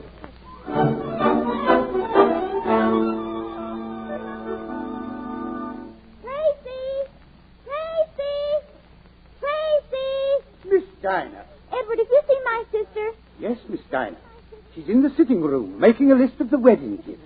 Tracy! Mother, how do you spell omelet? Oh, you? Why didn't you answer me? Omelet, Mother. Omelet? O-M-M-E-L-E-T. Oh, I thought there was another L. That's a funny wedding present, an omelet. It was a dish, dear, a silver dish. Dinah, bring some of that junk off the table. Is this a present? It stinks. Don't say stinks, darling. If absolutely necessary, smells, but only if absolutely necessary. Mother, the cards on the gifts have been changed again. There must be a ghost loose in the house. Maybe the ghost of bridegroom number 1. Oh, Dinah, don't talk about Dexter as though he were dead. We might just as well be for all Tracy cares. Right. If I never see Mr. C.K. Dexter again, I'll... Mother, look at that lamp. Isn't that awful? Who's in it? They're friends of your father's. Now, wouldn't you know it? What are they, tap dancers or just musical comedy producers? That's hardly fair to your father's interested in art, Tracy. Art, my eye. The art of putting up $100,000 to display the shapely legs of Lena Moray. That will do, Tracy. Oh, Mother, I give up. If you just face the facts squarely as I do. We both might face the fact that neither of us has proved to be a very great success as a wife. We just picked the wrong first husband, that's all. Well, don't let's argue about it. You wanted me to take a stand, and I've taken it. Well, it's the only stand a woman can take and keep herself. Yes, Tracy, I know. Now I have my self-respect. And no husband. Hey, it's better this way, really. You'll see. Let's forget about the past. We both deserve some happiness now. Especially you. Oh, darling. Isn't George an angel? George is an angel. Is he handsome or is he not? George is handsome. I like Dexter better. Really? Well, why don't you postpone the wedding? Postpone it? How? Get smallpox. Don't put the idea in her head. What time is it? George isn't usually late. Oh, he's waiting for us at the stables. Waiting for... Mother, if I don't choke her before Saturday... It'd postpone the wedding, wouldn't it? It would not. And you'll be in the car when I get down there. He's so mean about Dexter. He was rather mean to her, my dear. Did he really stalk her? Please, Dinah. Well, the papers were full of innuendo. Of what? Of innuendo. Cruelty and drunkenness, it said.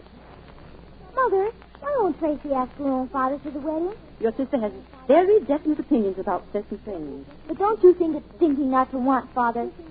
Yes, darling, between ourselves, I think it's good and stinking.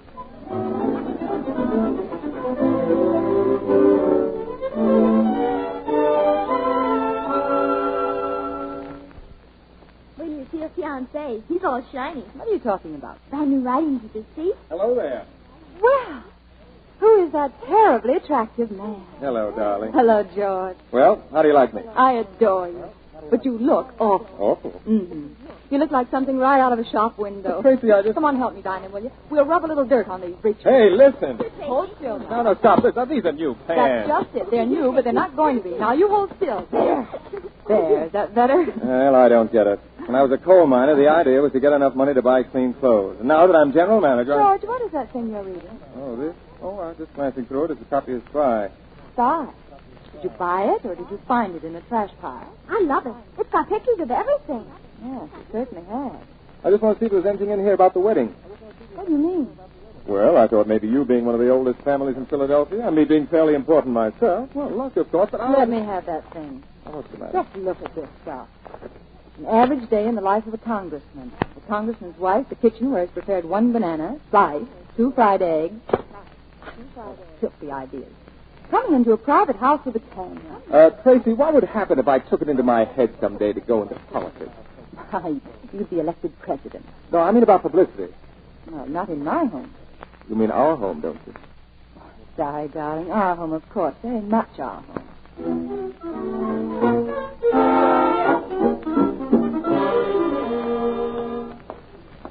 Hey, where is everybody? Dexter! Hello, Dinah. Dexter, you've come back. Dinah, my dream girl. Tracy, Dexter's here. Dexter! What in the name of all... Hello, Tracy. Dexter. How are you, Mother Lord? But, Dexter, don't you know that tomorrow's the wedding? Why, that's right, so it is. You can go right back where you came from, Dexter Haven. Now, Red, look, you don't think I'd miss your wedding, do you? Oh, Dexter, now you wouldn't. I'm not so sure he wouldn't. No, Mother Lord, I wouldn't. I assure you I wouldn't. When did you rise? Oh, tell us all about Junius. Well, Junius is fine. He should be here. Well, he's heartbroken. If I suggested representing him as I'm best afraid man... that George might prefer to have his best man sober. Oh, I wish you'd represent George. that's my loyal little girl. Oh, but you'll like the people Junius did send, I'm sure. You haven't switched from liquor to dope by any chance, have you, Dexter? The people Junius did send. Yes. You don't happen to know a Macaulay Connor or Elizabeth Imbrie, do you? No, I don't. Ah, well, you'd better come along and be introduced. You see, they're great friends of Junius. But do they expect to stay here over the wedding? I think that's very queer indeed. I think it's queerer than that. I think it's paranoid. You're lying, Dexter. I can always tell. Can you, Red? You went to work after the divorce, didn't you? Well, yes, except for a brief interlude in a couple of alcoholic sanitariums. But you took a job in South America. What for? Magazine. It wasn't by any chance Spy magazine. You're a mass of intuition. And I don't suppose that Junior's a friend of photographers by any chance. Oh, I knew that you were low, but I never thought you'd think so low. What are you going to do? After I've telephoned Junius, I'm going to do plenty. No, wait a minute, Red, wait a minute. I confess you don't have to telephone Junius. Oh, you confess. Oh, you're slipping, Red. I used to be afraid of that look. The withering glance of the goddess. I didn't think that alcohol would... Oh, shut up. Now, look, Red, about this man Connor and... I'll take care of them. Who do they think they are, barging in here on peaceful people? They'll think you don't want them. I want them out. And you, too. Yes, Your Majesty. But first, could I interest you in some small blackmail... No, you could not. What do you mean, blackmail? Well, it's an article complete with snapshots, details, and insinuations. And it's ready for publication in Spy. It's about your father and that dancer in New York, see? About Father and Lena Moray? Quiet. Dinah may be listening. Oh, but they can't, even if it's true. Where did you get this stuff? From Sidney Kidd, the editor and publisher. Well, he's got to be stopped. Well, he is, temporarily. That is, if you'll allow these two to turn in a story on your wedding, and when Kidd says a story, he means a story. Oh, I'm going to be sick. Yes, dear, an intimate day with a society bride. I am sick. Well, tough, but that's the way it seems to be. So, I'm to be examined and dragged through the streets and generally humiliated at 15 cents a copy. And you, why, you're loving it. Am I, Red? All right. I'll give them an interview. I'll give them a picture of Tracy Lord that'll stand their hair on end.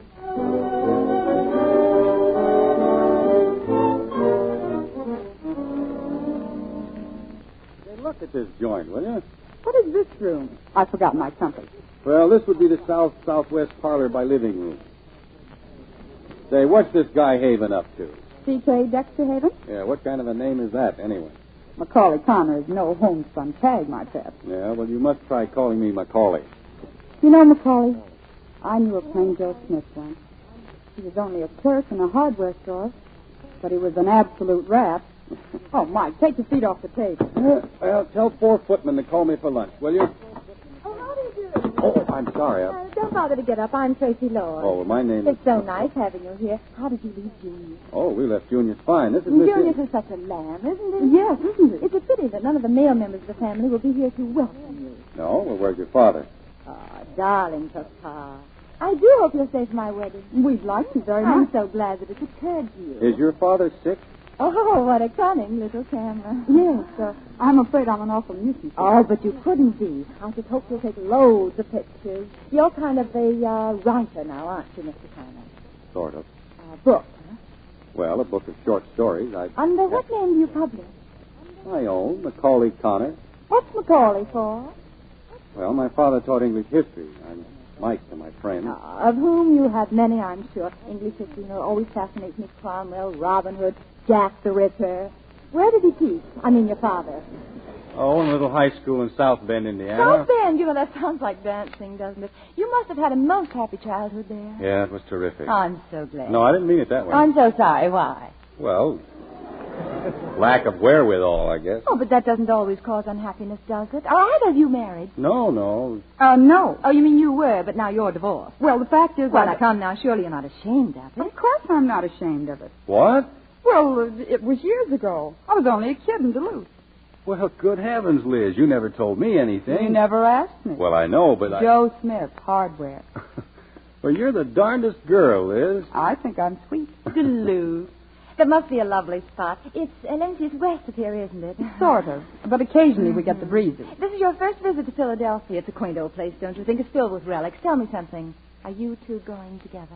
I beg your pardon? Well, that is an odd question. Well, I don't see why. I think it's very interesting. Now, don't you agree that if a man says he loves a girl, he ought to marry her? Can she be human? Now, please, Mr. Connor. I asked this young lady a question. Oh, well. Well, that depends. I haven't really thought... I'll see what's keeping Mama. You'll excuse me now, won't you? Look, who's doing the interviewing around here? You don't suppose she caught on somehow? No. She was born that way. But I've still got to get an interview. Try the town library. You can probably dig up enough stuff to hang the whole family.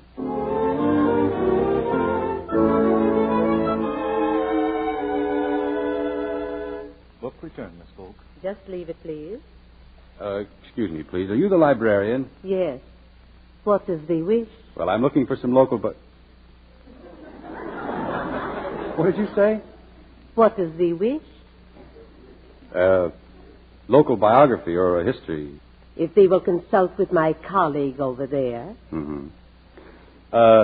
Dost thou have a washroom? To the left. Thank thee.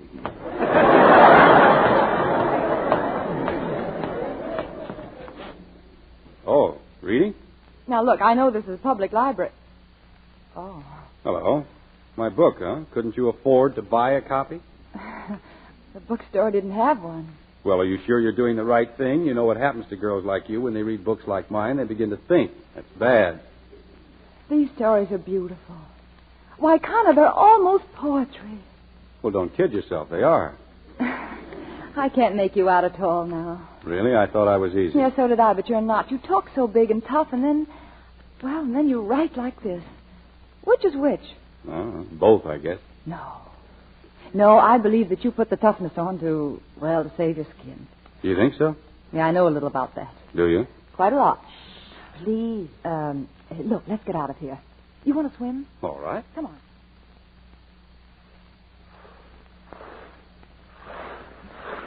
Towel, Connor?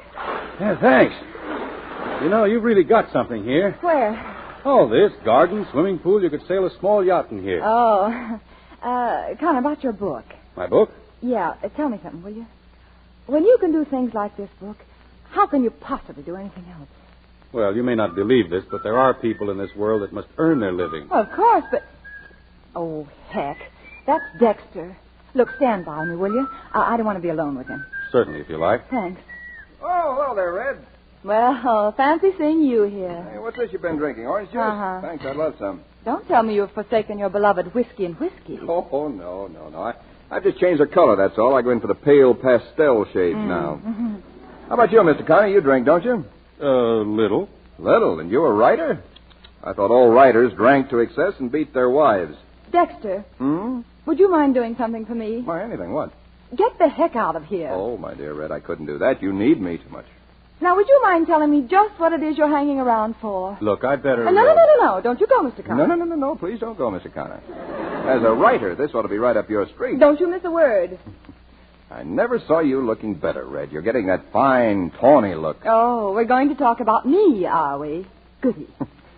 It's astonishing what money can do for people, Mr. Connor. Not too much, you know, just more than enough. Now, take Tracy here, for example. She's even changed her shape. She was a dumpy little thing at one time. Only as it happens, I'm not interested in myself for the moment. Not interested in yourself? No. Oh, you're fascinated, Red. You're far and away your favorite person in the world. Of course, Mr. Connor, she's a girl who's generous to a fault, except to other people's faults.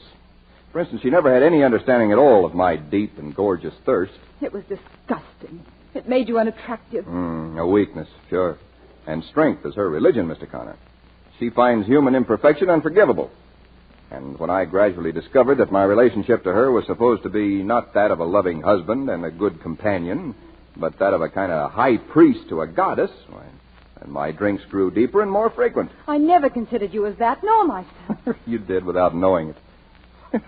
That night you got drunk on champagne and climbed out on the roof and stood there in your nightshirt with your arms out to the moon, wailing like a banshee. Dexter, I have told you, I never had the slightest recollection of doing any such thing. Oh, I know. You drew a blank. You wanted to. Mr. Connor, what would you say? Hey, where'd he go? He's gone. And I hope he heard what you said. It would make a wonderful story for Spy. Yeah. Too bad we can't supply photographs of you on the roof. Dexter, what are you trying to make me out as?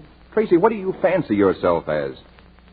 When I read you were going to marry Kittredge, I couldn't believe it. That's why I'm here. How in the world can you even think of it? Because he's everything that you're not. Yeah? He's been poor, and he's had to work, and he's had to fight for everything. I love him as I never even began to love you. Well, maybe so, but I doubt it. I think it's just a swing from me. But Kittredge is no great tower of strength, Tracy. He's just a tower. You hardly know him. Well, to hardly know him is to know him well. Kittredge is not for you, Red. You bet he's for me. He's a great man and a good man. Already he's of national importance. Oh, you sound like Spy Magazine talking. You know, you seem quite contemptuous of me all of a sudden. No, Red, not of you. I'm contemptuous of something inside of you. Your so-called strength, your prejudice against weakness, your blank intolerance. Is that all? Well, that's the gist of it.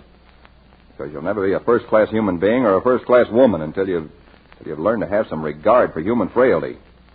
It's a pity your own foot can't slip a little sometime, but your sense of divinity wouldn't allow that. You're a special class of American female, the married maidens. Dexter! Oh, help me if you say another word. Oh, I'm all through, Red. For the moment, I've had my say. Tracy. Oh, the Tower of Strength. I suppose I should object to this, Toothsome. Well, that would be most objectionable. Well, any time either of you want my advice... We'll give you a ring, Haven. Yes, thanks. Do that, will you? So long, Red. Oh, by the way, here's a little wedding present. Sorry I hadn't any ribbon to tie it up with. So long, Kittredge. So long.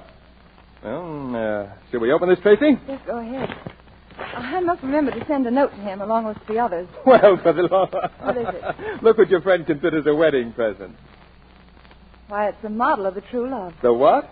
The True Love. It's a boat that he designed and built, practically. Sailed her down the coast of Maine and back the summer we were married. Oh, my, but she was yar. Yar? What's that mean? Yar? Why, what does it mean? It means that she's easy to handle and quick to the helm, fast and bright, everything a boat should be. Until she develops dry rot.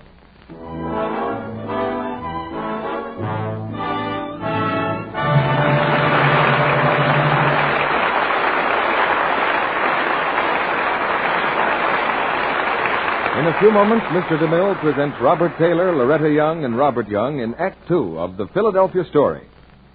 But now here's some music that'll have special meaning for lots of young people this summer.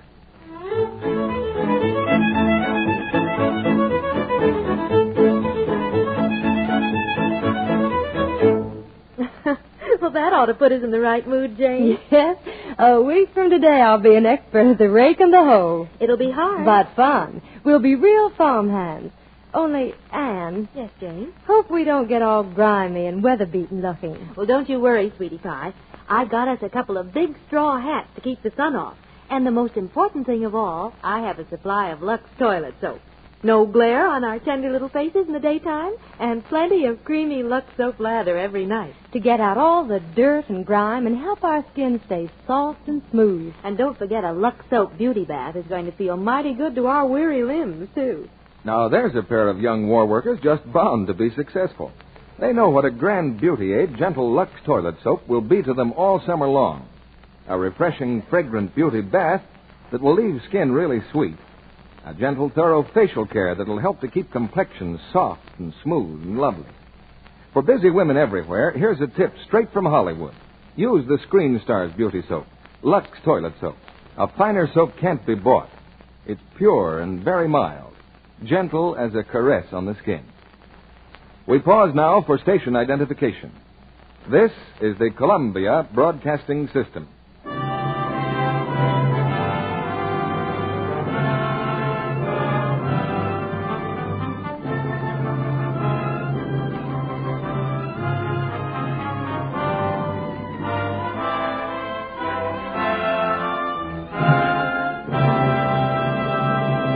Act 2 of the Philadelphia Story, starring Loretta Young as Tracy Lord, Robert Taylor as C.K. Dexter Haven, and Robert Young as Mike Connor.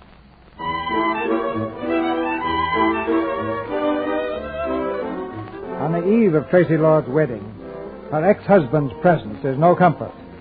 No comfort either is Dinah, who rushes in with news of a new complication. Tracy, he came anyway. He's right here now. Who's here? Father! On the terrace, Tracy Lord faces her father and mother. In her eyes, there's nothing but scorn. Now remember, Tracy, your Uncle Willie's guest of honor tonight. You mustn't be late. I just saw that fiancé of yours, Tracy. He rode out of here on 2 wheels. Does he by any chance ever walk anywhere? When he likes, I expect. I have a feeling he'll take the ring tomorrow and go right through center with it. Oh, thank you, idiot. Very amusing, I'm sure.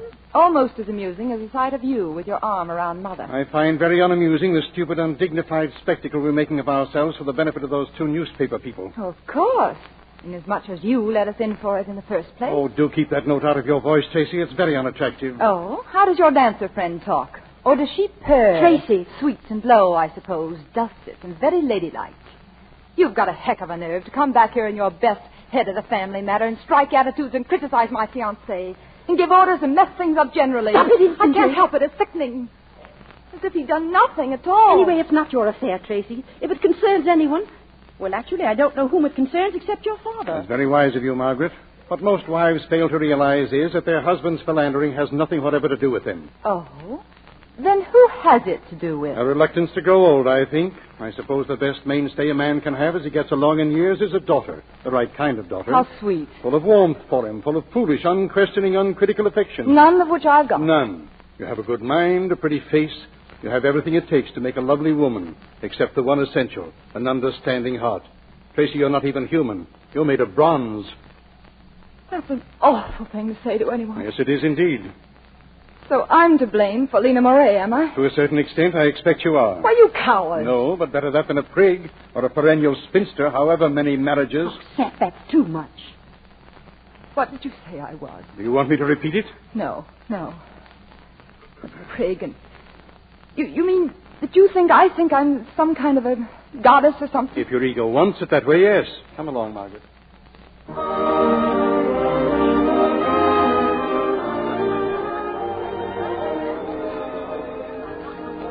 Tracy, haven't you danced enough? Danced enough? Do you know what time it is? It's after 4. In China, it's later than that. In China, we'd be married by now, or perhaps it's only yesterday in China. Tracy, I don't understand you tonight. What's the matter? What's the matter with everybody? You never drink, Tracy. Oh, you've got that wrong. Prigs don't drink. What? Nor spinsters. Tracy. Nor goddesses of any variety. Oh, Tracy, that's enough. Hiya. Macaulay Connor, South Bend, reporting for June. Oh. May I cut in? I'm sorry, Connor. We're going home after this dance. Oh, now, you can't do that to me, not an old friend of old Junius. Oh, I wish old Junius were here. Tracy, I'll get you wrapped. I'll be right back. He'll wrap me up. Hello, you. Hello. Hey, you look fine. I feel fine. Good. Now, what was I saying? Oh, let's have another drink. Or would Kittredge spank? That's not what you were saying. It isn't? No. All right, now what was I saying? Oh, I know. Why do you wish your brother was here? Does he like Kittredge? Everybody likes Kittredge. Everybody likes Kittredge. Everybody except C.K. Dexter Haven, huh? C.K. Dexter Haven? Where? Where is he? He didn't come. He's home. Home? Well, I think I'll go have a little talk with him. Come on, Connor. Let's have some wine. All right, let's have some wine. Here, dear. Here's your wrap. No, we're going to have just one more little drink before... Not you, I'm afraid, dear. Well, why should you be afraid, George? You know wine never affects me, not in the slightest.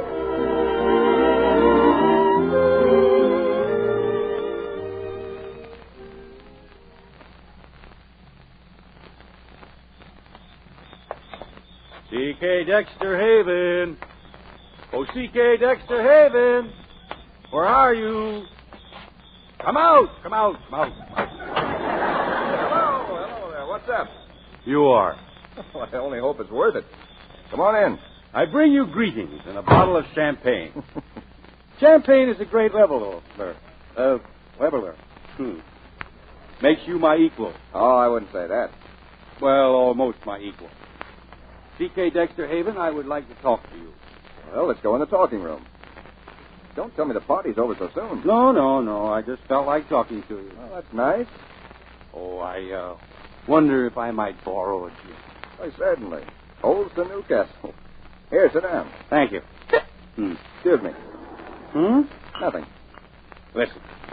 Are you still in love with Tracy Lord? What? Or perhaps you consider that a very personal question. No, not at all. Liz thinks you are. But of course women like to romanticize about things. Yes, they do, don't they? Yes, they do, don't they? I don't know. I can't understand how you could have been married to her and still know so little about her. Can't you? No, I can't. You know, I have the hiccups. I wonder if I might have another drink. Why, certainly. Thank you. You know, Tracy's no ordinary woman. You said some things to her this afternoon that I resented. Well, I apologize, Mr. Connor. That's quite all right, quite all right. But when a girl is like Tracy, she's one in a million. She's sort of like a... Goddess? No. Sort of like a queen. A radiant, glorious queen.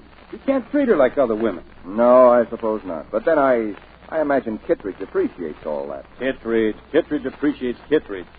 That fake man of the people, a 5-cent edition of Sidney Kidd. Oh, I always thought Kidd himself was the 5-cent kid. You know, Kidd's just using you like he uses everybody else. The guy's colossal.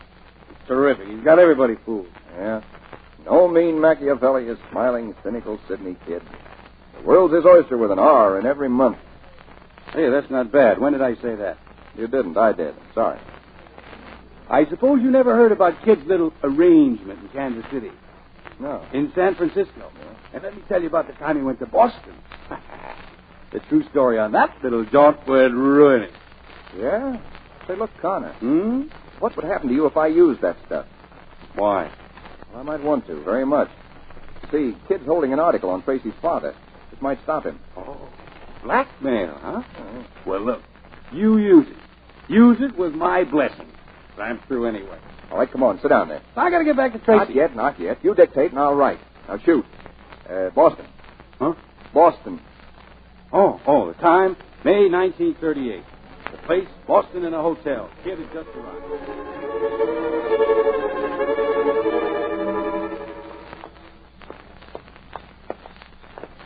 You know, Tracy, champagne's funny stuff.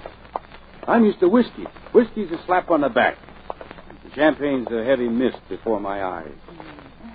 It was nice of you to bring me home.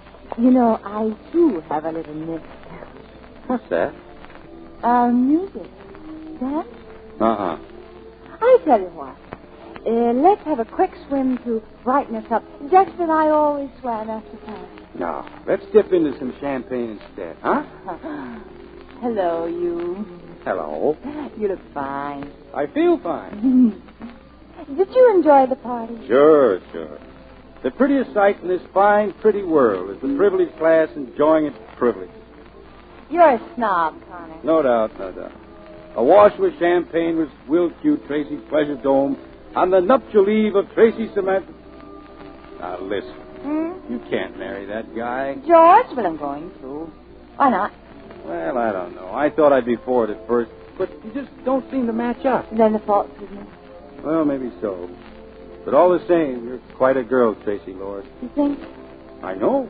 Thank you, Professor, but I don't think I'm exceptional. Oh, you are? No, I know any number like me. You ought to get around more. In the upper class? No, thank you.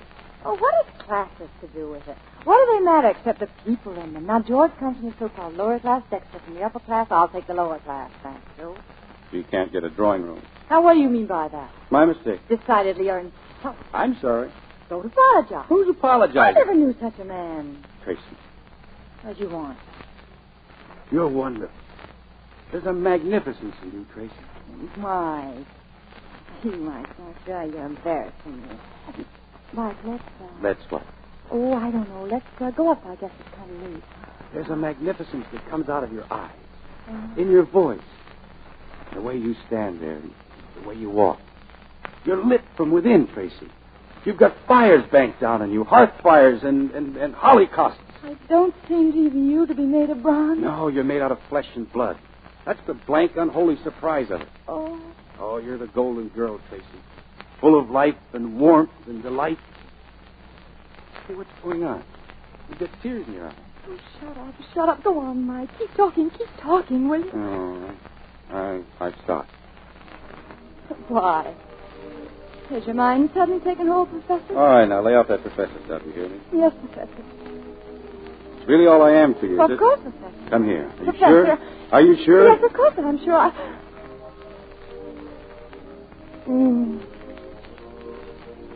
Oh.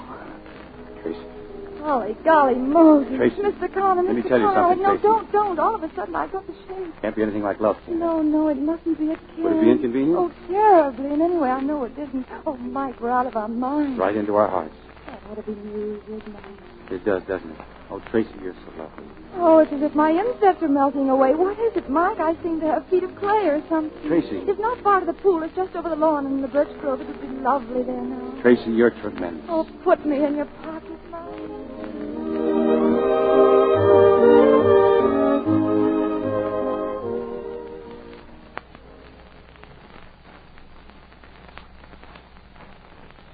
Who's that out there? Hello, Mac. Oh, it's you, Mr. Dexter. Yeah. Any prowlers around? No prowlers, sir. Can I get in this way? If you can't, you can always go in the front, sir. Yeah. Well, thanks, Mac. Good night. Good night, sir. Hey. That you, Haven? Oh, hello, Kittredge. What are you doing here? Oh, well, I'm a friend of the family's. Just dropped in for a chat. Now, don't try to be funny. I asked you a question. Well, I could ask you the same question. Well, I telephoned Tracy, and her phone didn't answer. I was worried, so I walked over from the gatehouse. Yeah, I was worried, too. About what? Well, what do you think of this fellow Connor, or do you? Listen, if you're trying to insinuate... Oh, my dear chap, I wouldn't insinuate anything.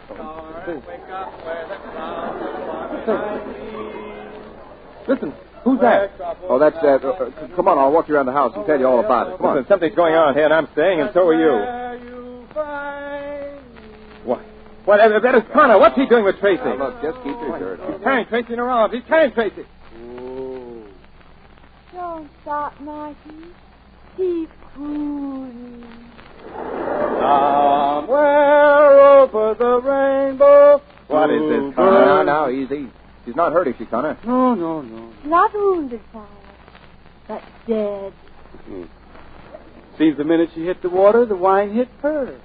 Oh, now look here. A likely story, Connor. What'd you say? I said a likely story.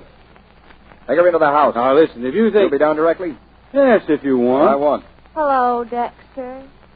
Hello, George. Hello, Mike. Second door to the right, Connor, and mind you, don't wake Dinah. I'll be right back, directly. Dear, how's that Mikey? My feet are amazing. No, this is horrible. How are the mighty fallen? But if I know Tracy, she'll remember little of this.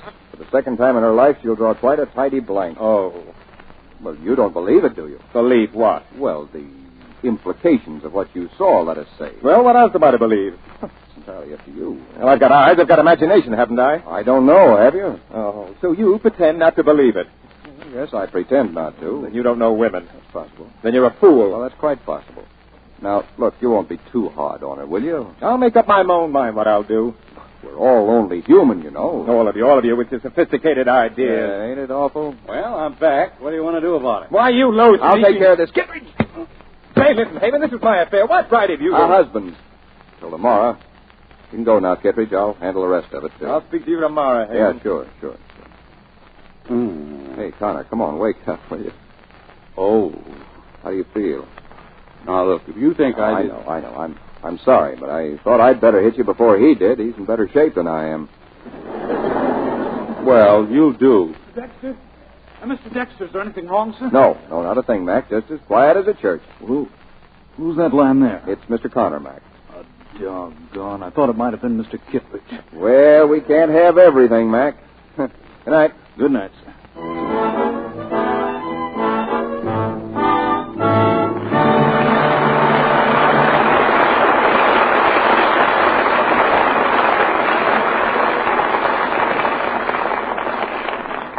After a brief intermission, Mr. DeMille and our stars Loretta Young, Robert Taylor, and Robert Young will bring us Act 3 of the Philadelphia story. And now, a young lady and a sound that means she's busy. Whew. I'm glad it's quitting time. Me for the bus and home. Yes, she's a war plant worker who's put in an intensive day at the machine. And the trip home's not exactly restful either. Step up, please. Step up. That's all. Next bus. Well, let's just hope I can get on the next bus, brother. But at last she's home, and being a wise young woman, it isn't long before... Thank goodness for lots of hot water and a nice new cake of Lux toilet soap. Yes, her Lux Soap Beauty Bath will make her feel like a different girl in no time. Ready to step out for an evening's entertainment and celebration with her soldier beau, who's home on leave.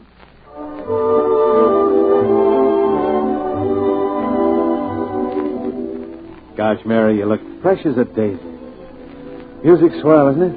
Well, maybe it's because I'm dancing with you, I think so. You're so sweet. Well, ask any girl if she doesn't like to hear a man say things like that.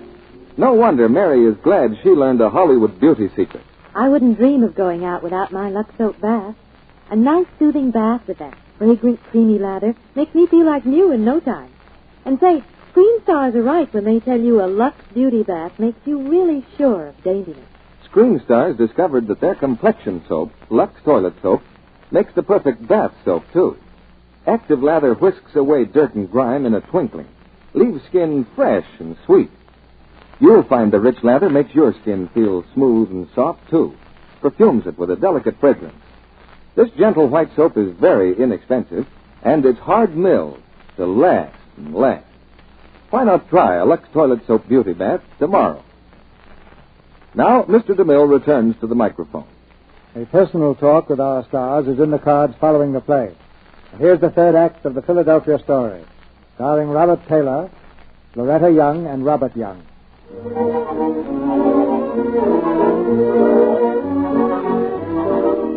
The wedding day has dawned bright and fair, and the events of the wedding eve are a thing of the past, particularly for Tracy.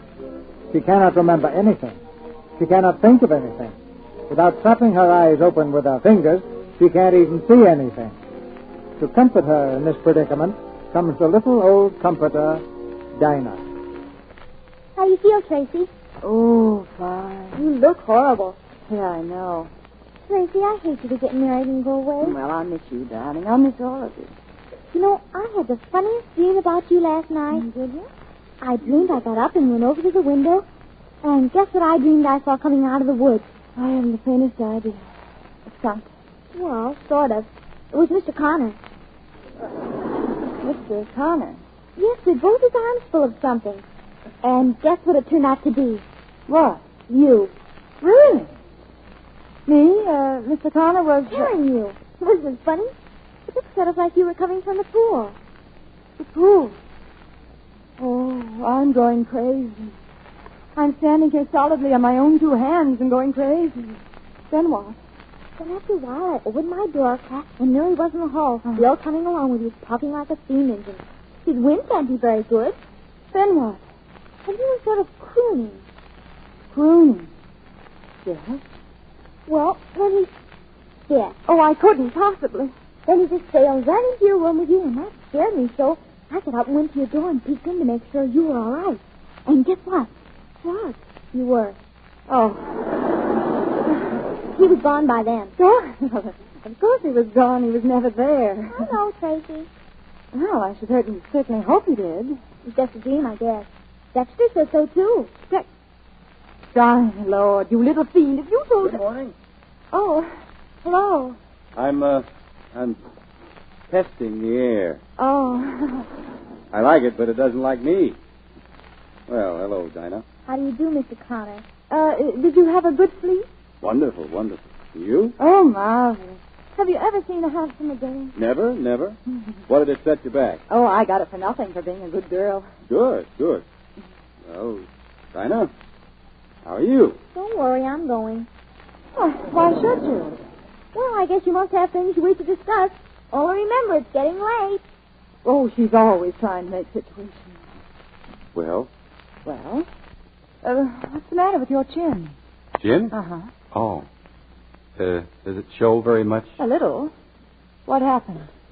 Well, I guess I stuck it out too far. Into a door in the dark. Yes, that's it. Oh. Well, Tracy, what about you? You all right? Me? Yeah. Oh, yes, of course. Why shouldn't I be? I had a simply wonderful evening. I hope you enjoyed it, too. I enjoyed the last part of it. Oh, really? Well, why especially the last part? Well, why, Tracy, are you asking me? Oh, you mean the swim? Yeah. Oh, we did swim and so forth, didn't we?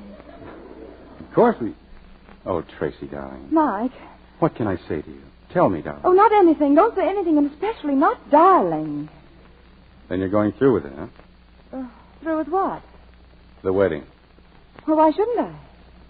Well, you said last night. Oh, I said a lot of things last night, it seems. Okay, no dice. Also, no regrets about last night, huh? Well, why should I? Oh, Tracy, you're wonderful. No, you don't know what I mean. I'm asking you. Tell me straight out. Tell me the reason why I should have... Well... No, don't. No, don't tell me anything.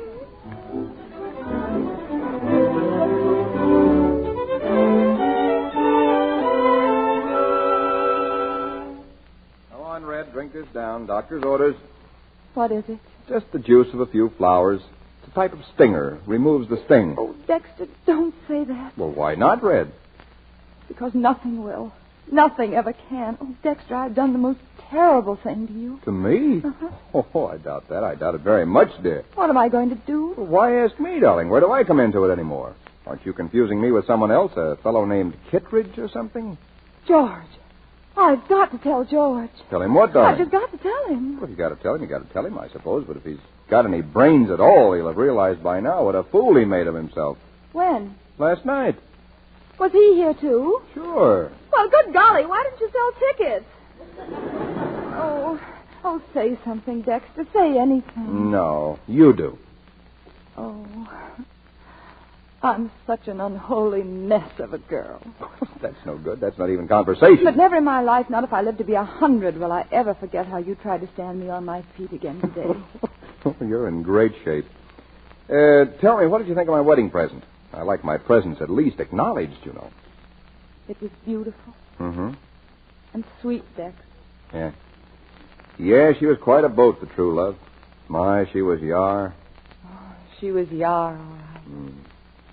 I wasn't, was I? Not very. Oh, but you were good at the bright work, though. I made her shine. Mm-hmm.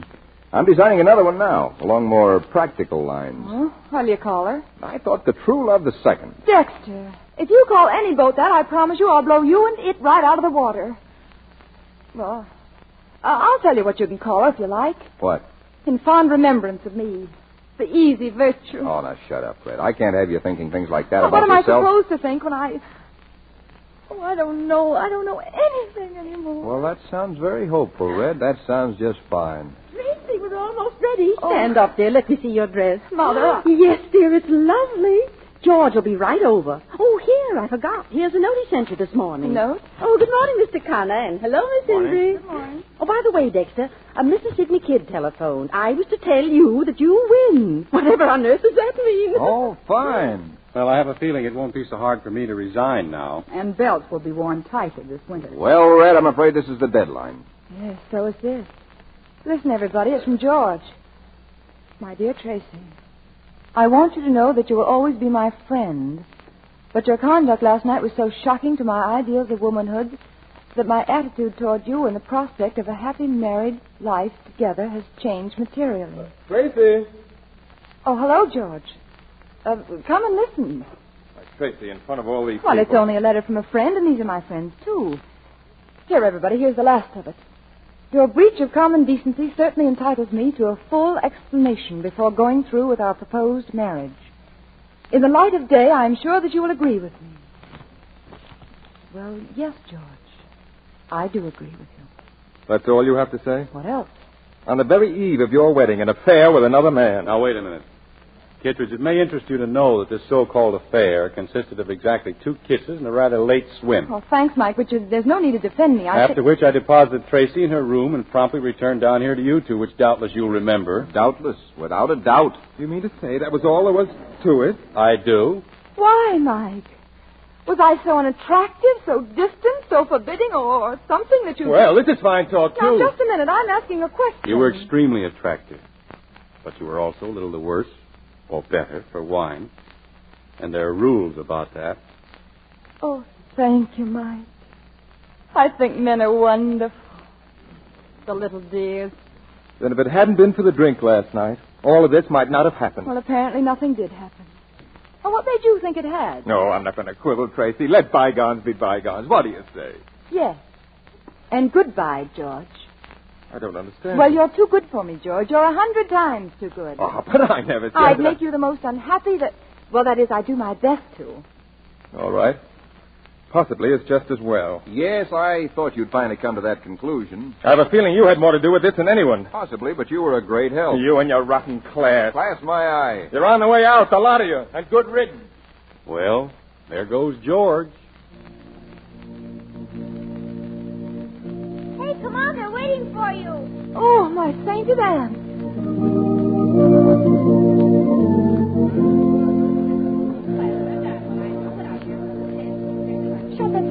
Shut the door. Oh, Dexter, did you see them out there? That welter of faces. All right, they look solemn. What in the name of all that's holy am I going to do? Tracy. Yes, Mike. Now, look, I got you into this thing, and I'll get you out of it. Will you marry me, Tracy? Oh, thanks, Mike.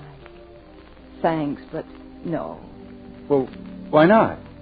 Well, because I don't think Liz would like it. And I'm not so sure you would. And I'm even a little doubtful about myself. But I'm beholden to you, Mike. I'm most beholden. But they're in there. They're waiting. Now, Mike, don't get too conventional all at once, will you? There'll be a reaction. Cheer up, Red. It'll be all right. You've been got out of jams before. Mother. It's all right, dear. Your father will make a very simple announcement. Is there anything special you want me to say, Tracy? No, I'll say it. Whatever it is, I'll say it. I won't be got out of anything anymore, thanks. Tell them to stop the music. Tracy, listen. Dexter, what can I say? Just open that door and, well, go ahead. I'll prompt you. Yes. Ladies and gentlemen, well, Dexter? Ladies and gentlemen, 2 years ago, I did you out of a wedding in this house by eloping to Maryland. 2 years ago, when you were invited to a wedding in this house, and then I did you out of it by eloping to Maryland, which was very bad manners. Which was very bad manners. But I hope to make it up to you by going through with it now as originally planned. But I hope to make it up to you by going beautifully through with it now as originally and most beautifully planned. So if you'll just keep your seats for a minute. That's all. That's all. Dexter, are you sure? No, not in the least, but I'll risk it, will you? Oh, you bet. You didn't do it just to soften the blow, Oh, did you? Tracy. No, to save my No, face. it's a nice little face. Oh, Dexter, I'll be yar now. I promise you I'll be yar. Be whatever you like. You're my redhead. Are you all set? All set. You be the best man, Mike? Honored, CK. Maid of honor, Liz? Matron of honor. Remember Joe Smith? How did this ever happen? Come on. Let's get in there. See you soon, Red. See you soon, Dex. Tracy, darling, may I kiss you? Oh, Father.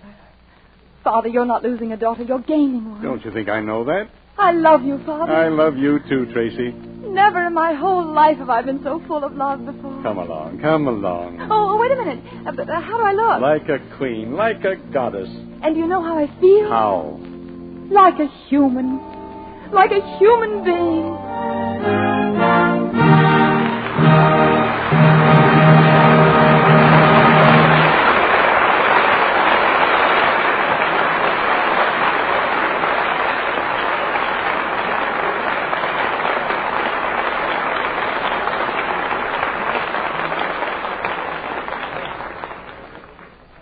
For sheer entertainment, I think we're going to have trouble finding plays and stars that top tonight's performance. And here's the trio responsible. Loretta Young, Robert Taylor, and Robert Young. Oh, thank you, Mr. DeMille. You know, you've completed the circle tonight. Now, I've gone around in circles before, Loretta. No, I mean that Bob Taylor and Bob Young have made a picture together. And I've made a picture with each of them. And here we are, all together in one play. Cozy, isn't it? Why didn't you tip me off, Bob? We're hearing double tonight, Mr. DeMille. Well, our cast is a little on the young side, too.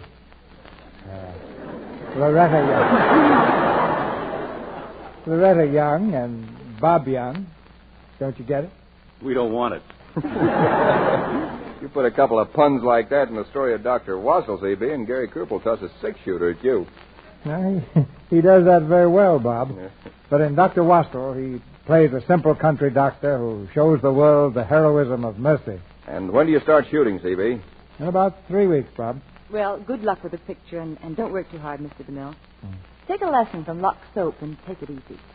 You know, I discovered long ago that Lux is the easy way to care for one's complexion. Lux Soap's Exhibit A, ladies and gentlemen, is a screen close-up of Loretta at your neighborhood theater. Now for some news about this theater. Next week, our play is Noel Coward's epic drama of a British destroyer, the motion picture success In Which We Serve. And starring in it, next Monday night, will be Ronald Colman with Edna Best. This play takes a single ship and follows her and her crew from the day of her proud launching to the still prouder day of her death in battle. Well, I, for one, will be listening to that play, CB. Now, Bob, I know that I speak for the entire audience in wishing you every good fortune until you come back here again. Very soon, ladies and gentlemen, Robert Taylor enters the service of the United States Navy Air Corps.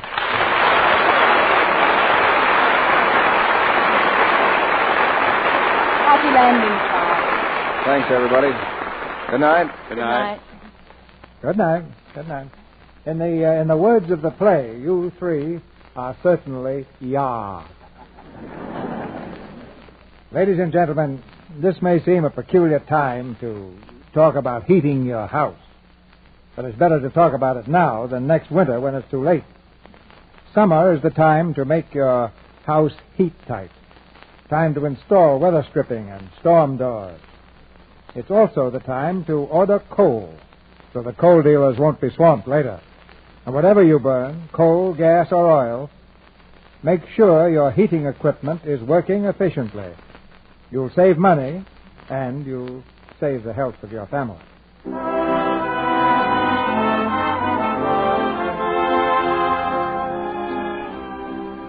Our sponsor, the makers of Lux Toilet Soap, join me in inviting you to be with us again next Monday night when the Lux Radio Theater presents Ronald Colman in Which We Serve with Edna Best.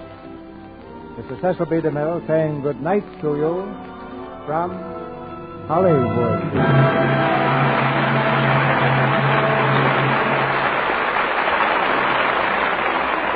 Heard in tonight's play were Roland Drew as George, Mary Lou Harrington as Dinah, Regina Wallace as Margaret, Vicki Lang as Elizabeth, and Norman Field, Verna Felton, Fred Mackay, Marla Shelton, Leo Cleary, and Thomas Mills. Our Lux Radio Theater production of Philadelphia Story has come to you with the good wishes of the makers of Lux Toilet Soap, the beauty care that 9 out of 10 Hollywood stars use to help keep their complexions beautifully clear and smooth, flawless, as every woman wants her skin to be. In the Lux Radio Theater next week, we will have, as usual, our producer, Cecil B. DeMille. Be part of the coast-to-coast audience that gathers each week to enjoy this hour of dramatic entertainment with the finest artists of Broadway and Hollywood. Our music was directed by Louis Silvers, and this is your announcer, John M. Kennedy, reminding you to tune in next Monday night to hear Ronald Colman in Which We Serve with Edna Best. Today, you can't afford to be tired or nervous because of a diet low in vitamins. Yet, with food shortages, it's harder to get vitamin-rich foods. So take Vims. Vims are scientifically designed to help make meals complete. Vims give you all the vitamins government experts say are essential, balanced in the formula doctors endorse. And Vims supply all the minerals commonly lacking. Get Vims at your druggist. VI for vitamins, double MS for minerals. Vims. This is the Columbia Broadcasting System. From Hollywood, Camel Cigarettes present the Screen Guild Players.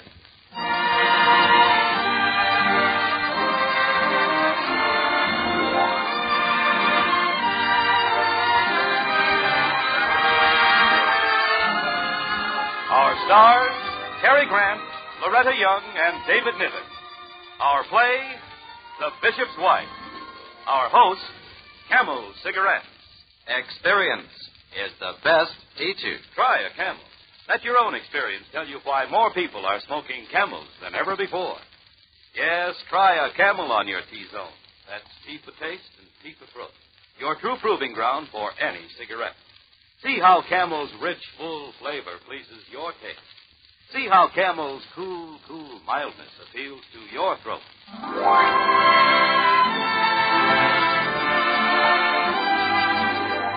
Tonight, Camel Cigarettes take great pride in presenting the Screen Guild players in Samuel Goldwyn's smash hit, which has been honored with 5 Academy Award nominations this year, and starring in their original roles 3 of your very favorite people, Loretta Young, David Niven, and Cary Grant. The Camel Screen Guild players bring you The Bishop's Wife.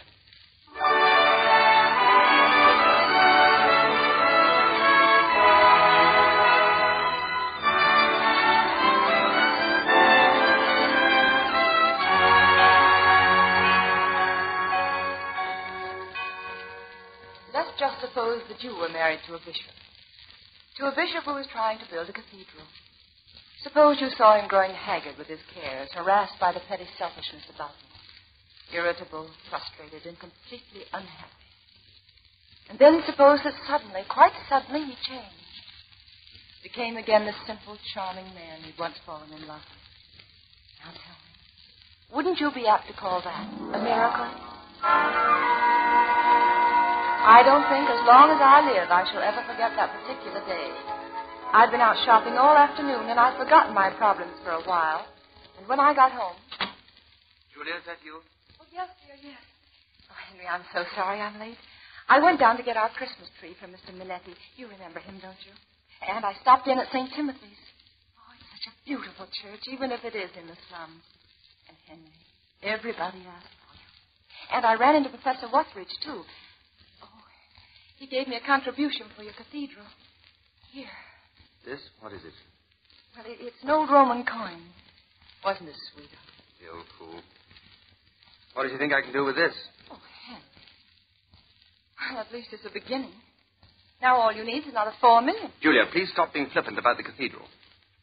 Henry, what's the matter, dear? Did the meeting go badly? Terrible. What a ghastly afternoon. Mrs. Hamilton. What a ghastly woman. Just because she's pledged all that money, she wants that memorial chapel for her husband to dominate the entire cathedral. Well, you refused to allow it, of course. I most certainly did. Good. She marched out of here like a wounded tigress. I had a most unchristian impulse to pick up the blueprints and give her a good whack over the mink coat. Oh, Henry, you mustn't let her upset you so, especially now before Christmas. Look, why not postpone the cathedral a while, at least until after Christmas? That's impossible. I'm to raise even part of the money we need. I must take advantage of the Yuletide spirit. If you could only see your poor, harassed face. Well, you're not helping it any. Henry, what happened? What's happened to us in our marriage? We used to have so much fun together, you and Debbie and I. We used to be happy. We used to make other people happy, too. That was your gift, Henry. You're not a financier, and you're not a promoter. Julia, you can't see beyond the end of your nose. The cathedral must rise. I want it to stand like a mighty beacon. I want it to shed its light. Oh, save that for your next committee meeting. I'll go see if dinner's ready. Oh, Julia, wait. I'm sorry, dear. I've been so upset. Maybe I can forget it for a day. Maybe I can take tomorrow off. Maybe we can go out together. Where? Oh, just walk around as we used to. And go and see the professor, perhaps, and then go out in the park and watch them skating. You know, that sort of thing. Darling. Perhaps we might have lunch at Michelle's. Do you remember, Julia? Michelle's? Oh, Henry, we haven't been there in ages. I'll get it to you. Hello? Bishop Braun speaking. Mr. Trevor? Yes, how are you? Tomorrow?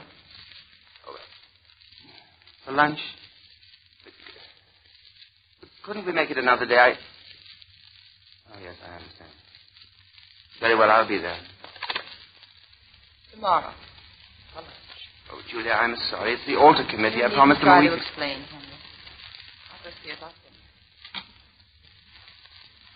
Dear God, what am I to do? Help me. Tell me what I am to do. Please, God, help me. Please. What I thought I... Good evening. Good evening. Strange. I didn't see you come in. Oh, that's not strange. You weren't supposed to. What can I do for you? Oh, that isn't the question. The question is, what can I do for you? Look, I'm afraid you'll have to telephone my secretary for an appointment. I'm just about to go into dinner. Oh, that's all right. All right, Henry. The soup will keep warm. Yes, but I... Now, first of all, you asked for help. I? When did... Who told you I asked for help? Who are you? I'm an angel. Mm-hmm. No wings at the moment, but... Oh, no. I knew it. I've just been working too hard. Yes, I know. It's difficult to believe, even for you. You can't imagine an angel coming down to earth. No, frankly, I can't. You needn't think we relish the trip. Not the way things are down here these days. But we go where we're sent. There's always work to be done. For example, this cathedral of yours. It needs Henry, you do believe me, don't you? You're big enough to know that I am what I say I am. How can I be sure I only have your word? Well, surely a bishop can trust the word of an angel. Oh, I'd like to, but... I'd like to very much, but what do you propose to do? Perform a miracle? If necessary. Well, then why don't you do it? Why don't you create the cathedral with one wave of your hand? Oh, no, Henry, that would be a mistake. People would be puzzled. They'd write letters to the newspapers demanding an explanation. And you couldn't explain it. Because no man could ever admit he'd been visited by an angel. But still, I don't... Oh, I'm sorry. I didn't know you. Julia, this is... Hello, Julia. I'm Dudley. Henry has engaged me to help him with his work. You mean you're going to be his assistant? That's it. I'm going to help him get some rest and relaxation. Oh, that's what I've been praying for. You too? Oh, yes, for weeks. Tell me, when will you start? Tomorrow morning, unless Henry wants to change his mind. Well, I... Oh, no, I'm sure he doesn't. Oh, Henry, I'm so happy. Let's have Dudley stay for dinner, and then you... Oh, that's strange. He's gone. I imagine he wasn't very hungry. But to disappear so suddenly... Well, it's just a way he has. Henry, why are you so nervous? Nervous? Nervous? I'm not nervous. Come along now. Let's have our dinner. Have our dinner. Oh, come along. Let's eat.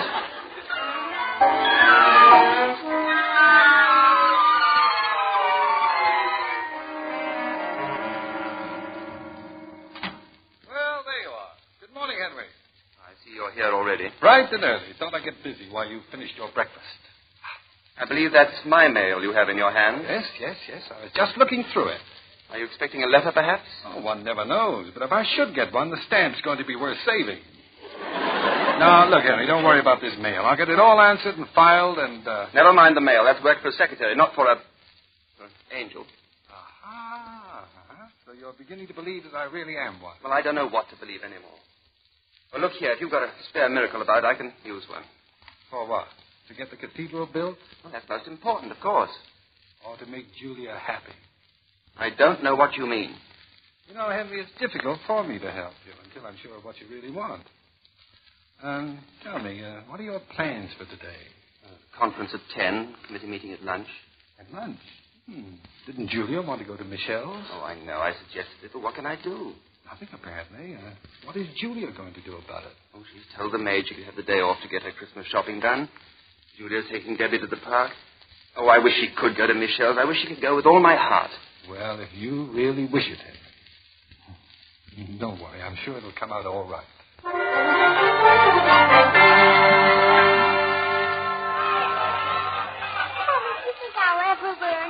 think I'll ever be able to skate? Oh, of course you will, Debbie. It just takes a little practice, that's all. Now then, here we go. Now just hold on tight to Mommy. You know, I think she's ready to skate by herself. Why, Dudley. Go ahead, Debbie. Try.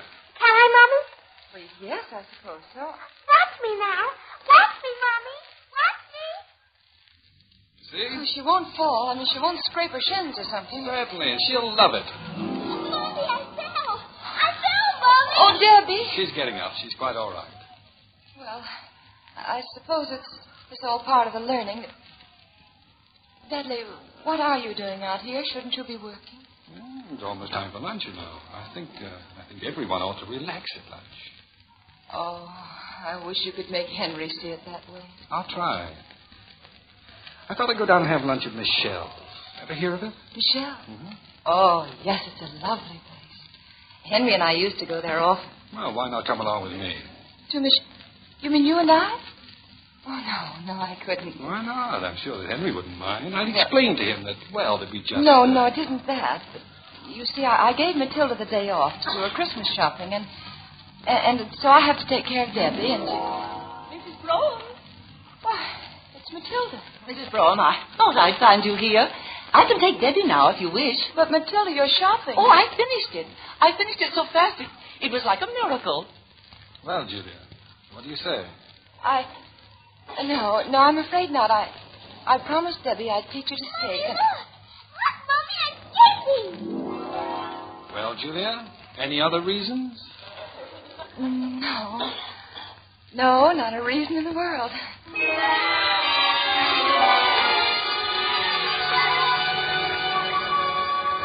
Oh, Henry, the most wonderful thing. Dudley took me to Michelle's. Isn't he an angel? Yes, I'm sure he is. And, darling, you know what? He ordered the entire meal in French. He speaks it beautifully. No doubt he spent a lot of time in France. Ah, yes. Especially Paris. I've had to do quite a bit of work in Paris. And Henry, then we met Professor Whatridge. And you know that book he's been working on for years? Well, Dudley gave him some new ideas. Oh, not new, really. They're very old. Well, something to do with Caesar and Cleopatra. Honestly, Dudley, you know so much. Sometimes you almost frighten me. Oh, in that case, I'm sorry I ever learned anything. And for tonight, Dudley has the most heavenly idea. What again? Mm-hmm. Well, the ice on the lake will be solid by tonight, and you need some exercise. Henry, we're all going skating tonight. I'm sorry, Julia, not tonight. I've made an appointment for tonight. Oh, no. With Mrs. Hamilton. It's very urgent. I've made an important decision. Well, in that case, Believe me, Julia, I'd like to see you go skating. I wish you could go with all my heart. But... Well, now, look. If you're busy, why don't I take Julia? Oh, that's a wonderful idea. And then you could join us later. Couldn't he, Dudley? Depends on how long he'll be kept at Mrs. Hamilton's. Oh, well, what time is your appointment, Henry? 8 o'clock sharp. Well, if you could sort of hurry it up. Then... Don't worry, Julia. I will be with you by 9.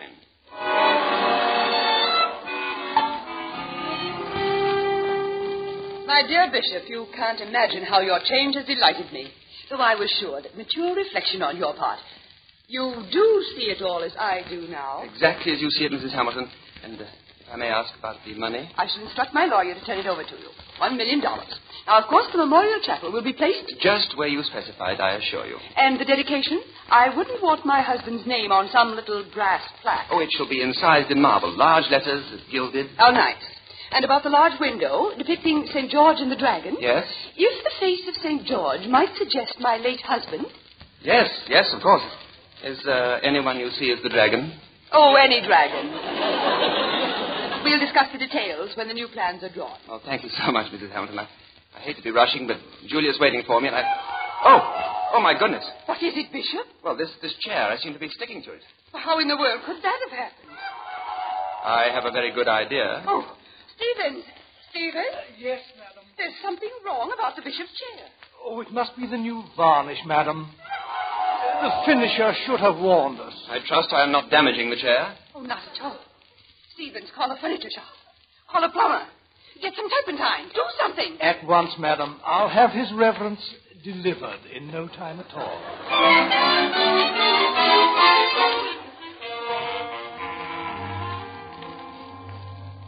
Really, Bishop, it hardly does any good for you to pace that way. But it's almost 10 o'clock, Mrs. Hamilton, and Julia's waiting. If I could only just shake this chair loose. I'm afraid Stevens is having difficulty finding a workman. It's rather late, you know. Yes, I know. Well, don't be nervous. Have a chair. Thank you very much. I have a chair. Mrs. Hamilton, may I use the telephone? Of course, it's right here. Oh, very kind.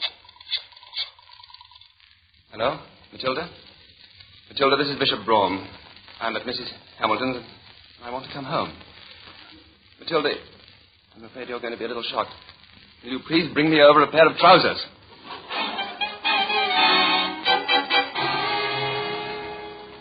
Henry, we waited and waited for you. Why didn't you come? Yes, what kept you so long at Mrs. Hamilton's? A chair and other things. Oh, it was wonderful on the lake. And you should have seen Dudley. He skates divinely, just as though he had wings. I can just imagine. Well, I'd better go up and see if Debbie is covered. I'll be right down. Now then, Dudley. Yes? There is one thing I know. Julia is absolutely blameless. Of course she is. You deliberately stopped me from joining you. Julia had a very good time. And you? Delightful. Of course, I was only there by proxy as your representative. Is that included in the normal duties of an angel? Sometimes, Henry, angels must rush in where fools fear to tread. I haven't the faintest idea what that means, and I don't want it explained to me. Furthermore, I've solved my problem, and you can go. Mm-hmm. So Mrs. Hamilton is giving you the money for the cathedral. Mm-hmm. So you made a slight sacrifice of principles, Henry. Look at that picture. Isn't that glorious edifice worth it? I'm not so sure of its glory at a time like this. Oh, you're not? No. These are lean years for the world, Henry. So many people need food. So many need shelter. That one big roof could make many little roofs. Well, it's done now. It's all settled. You came here so I could get a cathedral, and I've got a cathedral. And now there's only one more thing I want from you. Mm-hmm. And what's that? Get out. I want you to get out of here at once.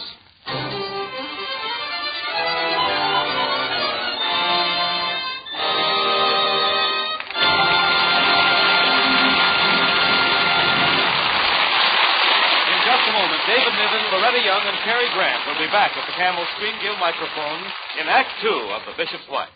Offhand, you wouldn't say that an angel, a bishop, and his wife are the best subjects for light, sentimental comedy, would you? It takes a deft director to mix these unusual ingredients properly, and the best kind of acting. Yes, it takes the kind of superior ability that can be attained only through experience. Experience is the best teacher, whether it's in making a motion picture or choosing a cigarette. Millions of Camel smokers know that. You know, more people are smoking Camels than ever before. Yes, millions of smokers choose Camels after trying and comparing different brands of cigarettes in their T-zones. That's teeth for taste and teeth for throat, where you judge any cigarette. They compared the different brands for flavor, for mildness, and for all-round smoking pleasure. Yes, experience has taught smokers everywhere that it's Camels for rich, full flavor and cool mildness. More people are smoking Camels than ever before. Experience is the best teacher. Try a Camel on your T-zone. See if you don't agree with millions of other smokers that Camels suit your T-zone to a T. And remember, Camels by the carton are the best buy.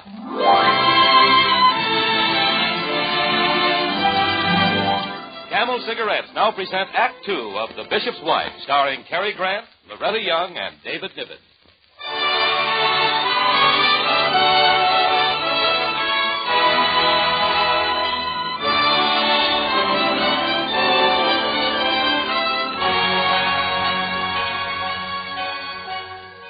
It was a shock, of course, to come downstairs and find Dudley gone.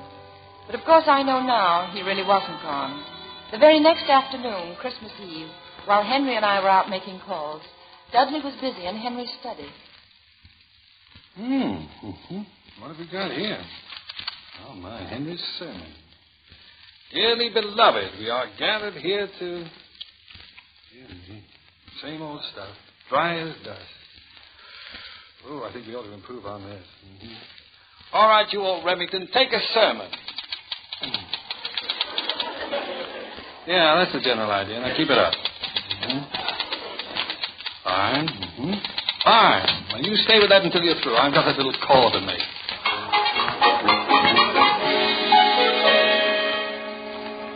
I appreciate your dropping in, Mr. Dudley, though I'd no idea that the bishop had engaged an assistant. Can't imagine why he didn't tell me. Oh, well, he's been so busy. Lovely home, Mrs. Hamilton. Yes, I'm quite proud of it. Furnished entirely in antiques, you know. Except the piano, of course. The piano? Hmm? You know, I was just admiring it. Oh, do you like it? Oh, yes, indeed. The piano is my favorite instrument. Next to the harp. Ah, nice tone. I have it tuned every 2 months. I always say that if you want to get the best out of a piano, you've simply got to... What? What's that you're playing? This? I'm the only living person who knows that composition. Yes.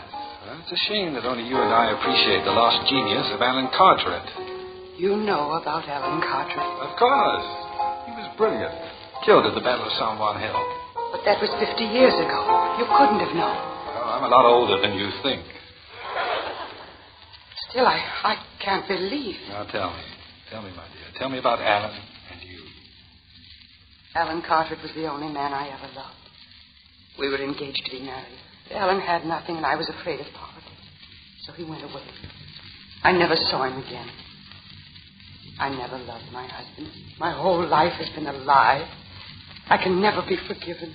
Never. Don't say such a thing. You will earn forgiveness. Are you sure? Sure? Yes, I'm sure. Now, chin up, Agnes. I believe that Henry and Julia are here. They are.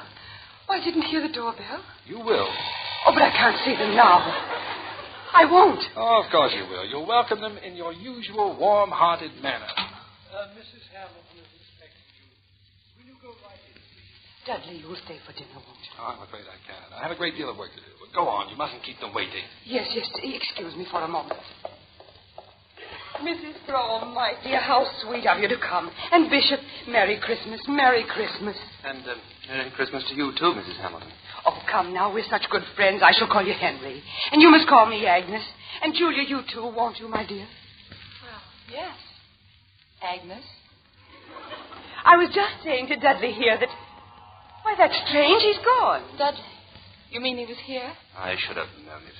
Henry, he's the most marvelous person. How did you ever find him? It was more or less of an accident. It was a miracle. Oh, indeed it was. Why, in just a few moments, he made me understand so many things. Henry, I must talk to you. It's most important. Oh, about the memorial chapel, you changed your mind? Yes, I've changed it completely. I'm going to give my money to those who really need it. To the hungry and the homeless, here in this city and everywhere. And, Henry, I want you to direct the whole thing. No cathedral. Oh, Henry, isn't it wonderful what Dudley's done? Yes, wonderful. Oh, thank you very much, Mrs. Hamilton. Good evening. But, dear, where are you going? I'll be home, Julia. I don't know. Sometime later on, I'm going for a walk or something.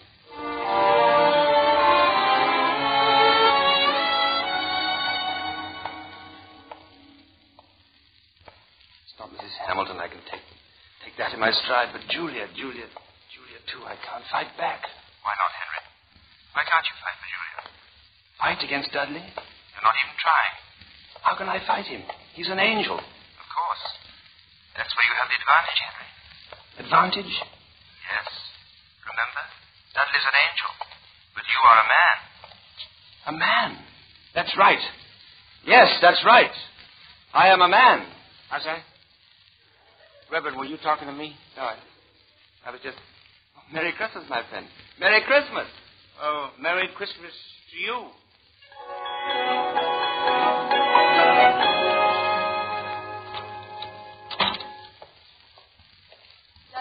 Oh, Julia. I was just saying goodnight to Debbie. I left a little doll on her bed. Don't be surprised if she calls it her angel. It's a sort of remembrance. Oh, you're going away? Yes. I think my work here is almost finished. Where will you be going now? Wherever they send me. Who are they? My superior officers. Dudley, don't go. I'm sorry, Julia. I must. But this last week, ever since you came, everything's been so wonderful. Just like heaven on earth. Dudley, I don't want you to go. Believe me, Julia, I haven't any say in it. You do believe me? Yes, I believe you.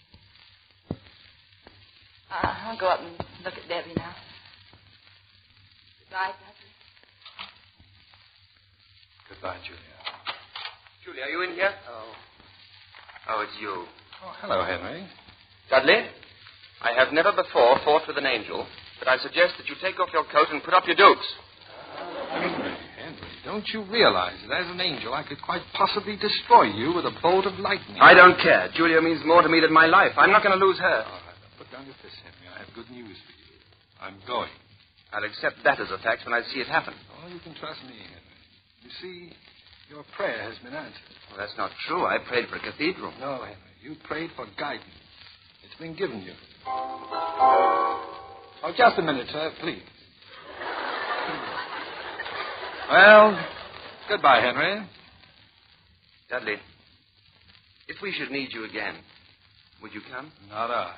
I should ask for an assignment at the other end of the universe. Because I was so difficult? I'm sorry, Dudley. Oh, no. This difficulty was in me. Take her in your arms, Henry. and hold her tight.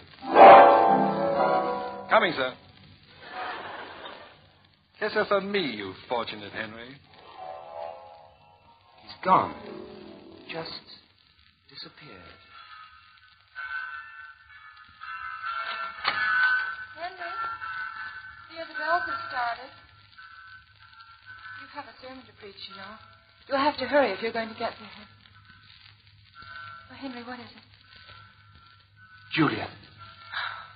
Julia, darling. Why, Henry. Now, that's what I call kissing, Henry. I couldn't have done as well myself.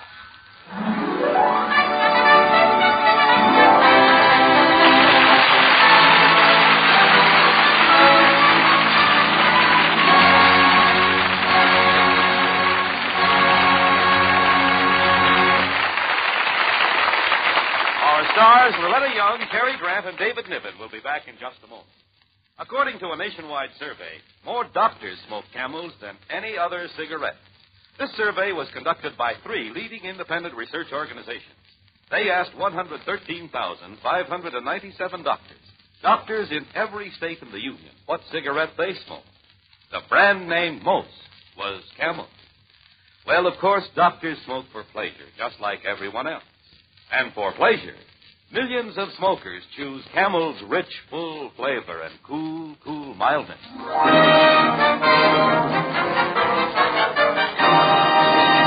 And now I know I'm speaking for millions when I say thank you, Cary Grant, David Niven, and Loretta Young for your captivating performances.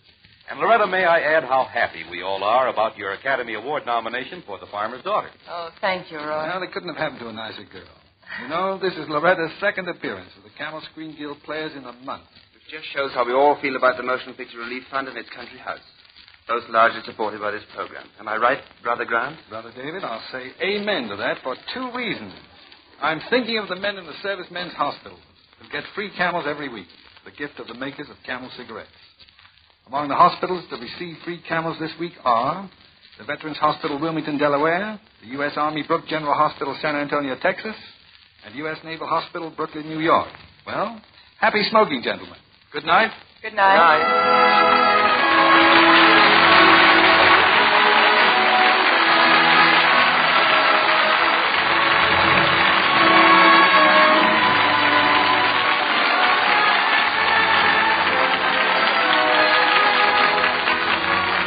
Don't forget, Monday night is always a brilliant event in the Camel Screen Guild Theater.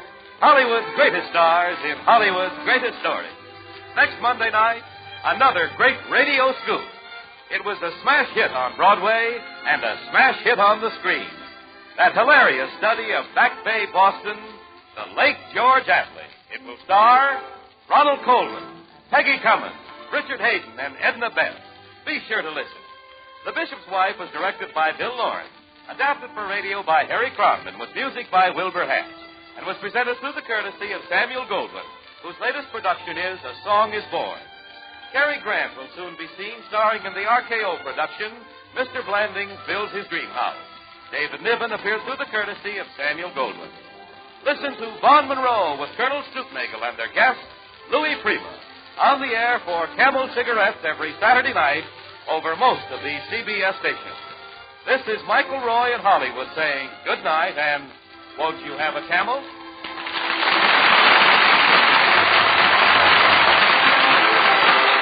This is CBS, the Columbia Broadcasting System.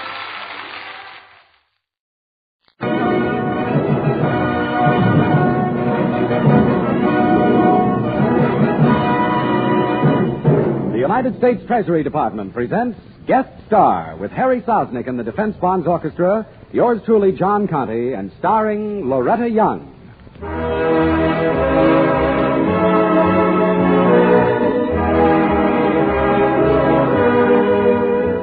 How do you do, ladies and gentlemen? This is John Conte, your host for Guest Star, a transcribed feature for Defense Bonds presented by this station as a public service. Systematic saving is the first step to financial independence. Sign up for the Bond-a-Month plan at your bank for regular saving in United States defense bonds. In a moment, our star. But first, here are Harry Sosnick and the Defense Bonds Orchestra in Mr. Sosnick's own Mexican Begin, Juramento.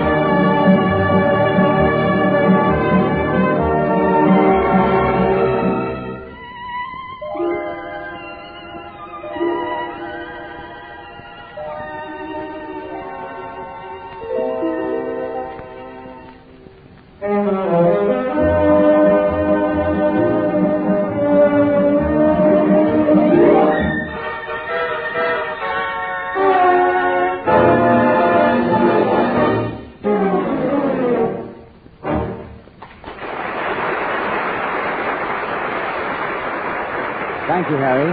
And now it's my pleasure to introduce our guest, the lovely star of motion pictures, Miss Loretta Young. She appears in an original guest star sketch entitled The Headliner. For the performance of Loretta Young, we take you to Hollywood and our narrator, Rod O'Connor.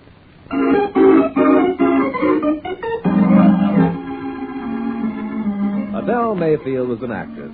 She had one obsession, a desire to see her name in headlines. First, because she needed the publicity, and second, because Adele needed a boost for her drooping ego. You see, Adele was married to Tim Trotter, the baseball star who got his name in the headlines nearly every day. For instance, take the last day of a certain World Series.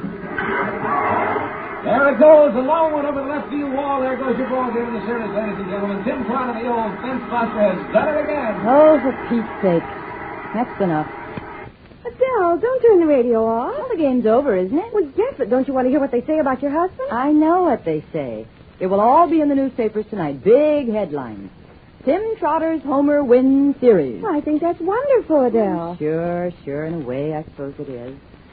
But look, Laura, you and I are old friends, and I can let my hair down to you. I guess I'm just jealous.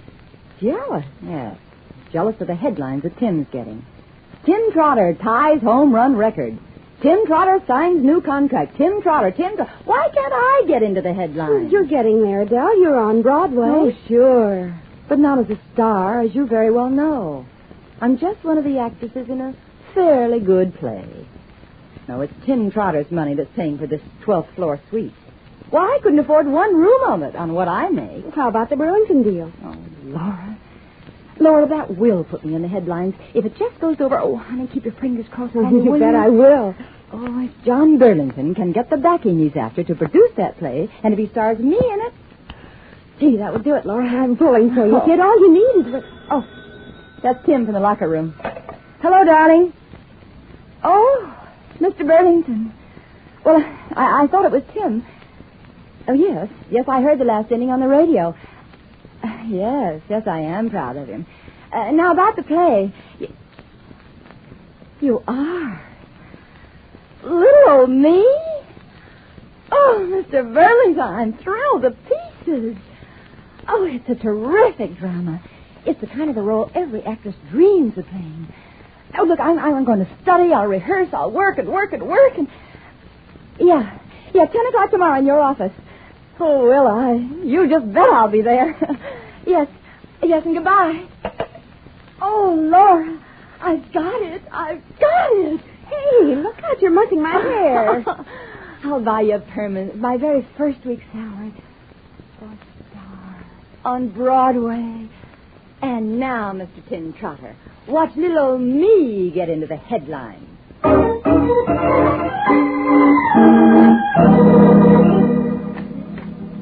Good morning, dear. A lovely, lovely morning. Hey, where have you been? Where have I been, the man says. Oh, listen, you handsome and celebrated husband of mine. I have just been talking to a man who plans to make me a celebrity, too. Yeah? Mm-hmm. What did Burlington say? Well, he said that it was... Say, how did you know it was Burlington? Well, I talked to him the other day. Tim. Who's putting up the money for the play? Now, listen, Dale. Tim, I want the truth now. Well, Burlington's putting up some of the money. But most of it's yours. Uh-oh. Why didn't you tell me about it? But this changes everything. Dale, I don't get it. What's the matter? I can't do that play, Tim. I won't have people saying that my husband had to buy me a starring role, that I wasn't good enough to win one on my own merit. Oh, no, I didn't think of it that way. I just wanted to help you. Darling, don't misunderstand me. I know you meant well, but... Gee, it's a wonderful role. A part that would have put me up in the headlines. But not now. Oh, I'm sorry, baby. I just might as well face it, Tim. You're the star in the family. I'll just never be any... Tim, look. Huh? What's the matter? Out there on the ledge. A little boy. Great golly, I'll open the window. Maybe we can... No, wait. Don't startle him or he'll fall. Tim, I'll crawl out there and get him. No, you don't now. I'll get him myself. Dale. No, you can't. You're too big. Now, you couldn't stay on that narrow ledge, and you know it. I'm small. I won't frighten him. But we're 12 stories up. Well, that won't matter if I'm careful. Get back, please. Well, all right, but let me get something to tie around you. No, Tim, no, there's no time. Help me get the window up. Quietly. Hello? Hello there, sweetheart. Just stand still, honey. Don't move. No. Now, don't move. I'll come to you. I'll take you to your mommy, honey. Just stand still, dear. Dale, baby, careful. Easy now. I'm almost there, little boy. Here I am. Now just stand real still, and you'll be all right. There now. I want my mommy. Yes, I'll take you to your mommy, honey, right now. Just hold on to me real tight. And no, don't look down, honey. Just hold on to me. I've got to walk backwards, see? There. Tim. Right behind you, baby. Okay. Keep backing up. Yeah. A little farther. I got you. Relax. I've got the kid, too. Tim, are we safe? Yeah, you bet you are. Boy, that took nerve, you know that? I thought you... Hey. Oh, Dale. Dale!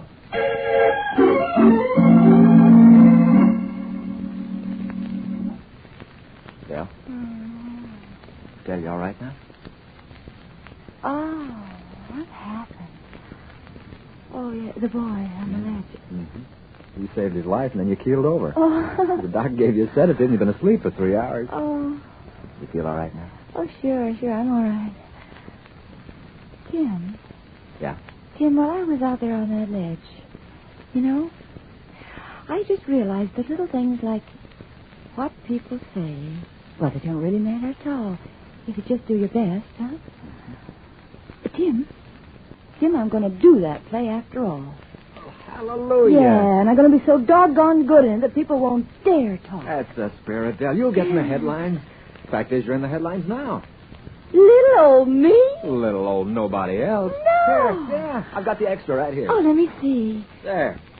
Read the headline. Oh, no. Boy on lead saved by Tim Trotter's wife.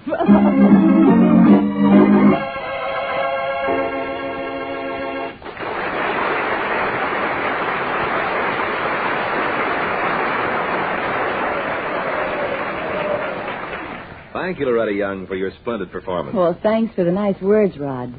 I'm glad to be here, and especially to be associated with such a wonderful product. as the United States defense bonds. Well, they don't come any better at that. I understand you're a regular customer. Oh, indeed I am.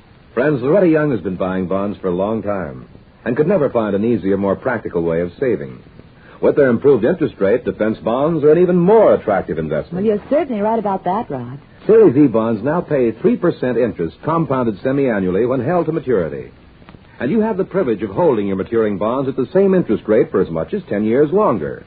Buying bonds is not only a sure way to provide for your own future security, it's also a practical way to help in our country's defense. That's why I'm happy to recommend to you the payroll savings plan where you work or the bond-a-month plan where you bank. For the regular purchase of safe, sure United States defense bonds. Thank you, Loretta Young. And thanks again for being with us. It's a pleasure. Back in New York, Harry Cosmic leads the Defense Bonds Orchestra in his own special arrangement of Who?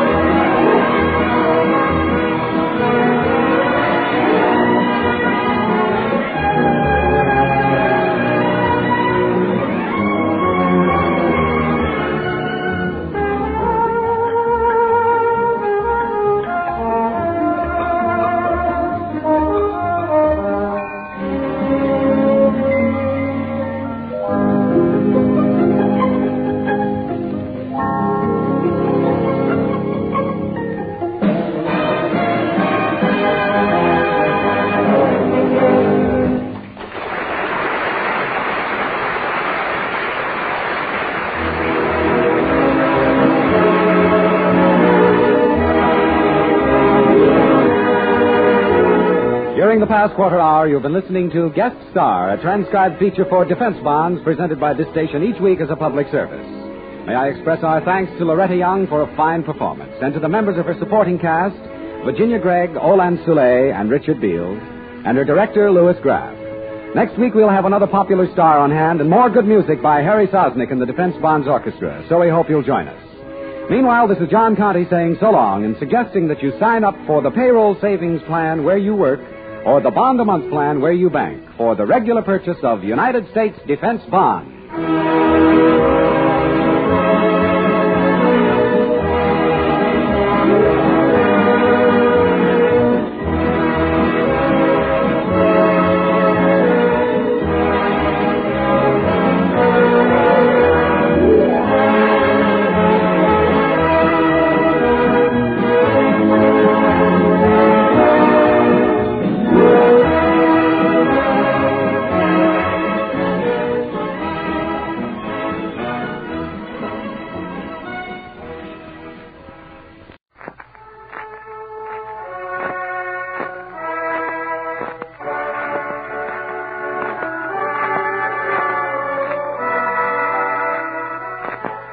The makers of Campbell Soup present the Campbell Playhouse. Orson Welles, producer.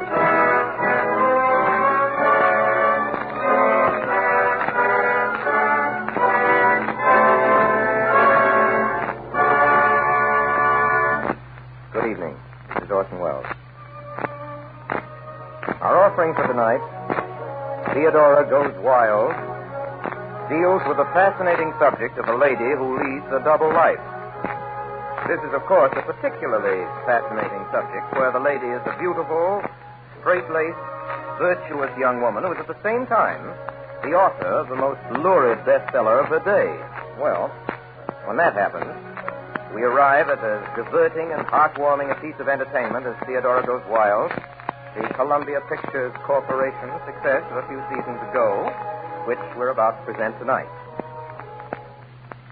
Miss Loretta Young is our star, the Miss Loretta Young than whom no other Hollywood actress of recent years has made more of an impression upon the susceptible male youth of America as the dream girl whom it would be the supreme delight to take to the college prom, the a marriage registry bureau, the folks back on the farm for Thanksgiving dinner, or any of the other 1,000 places in which it imagines itself with its romantic choice. As usual, the male youth of America is right. Theodora Goes Wild starts on its hilarious and romantic way in just a moment, but first, here's something that could have happened the other night. Supper time in the house just down the street from where you live.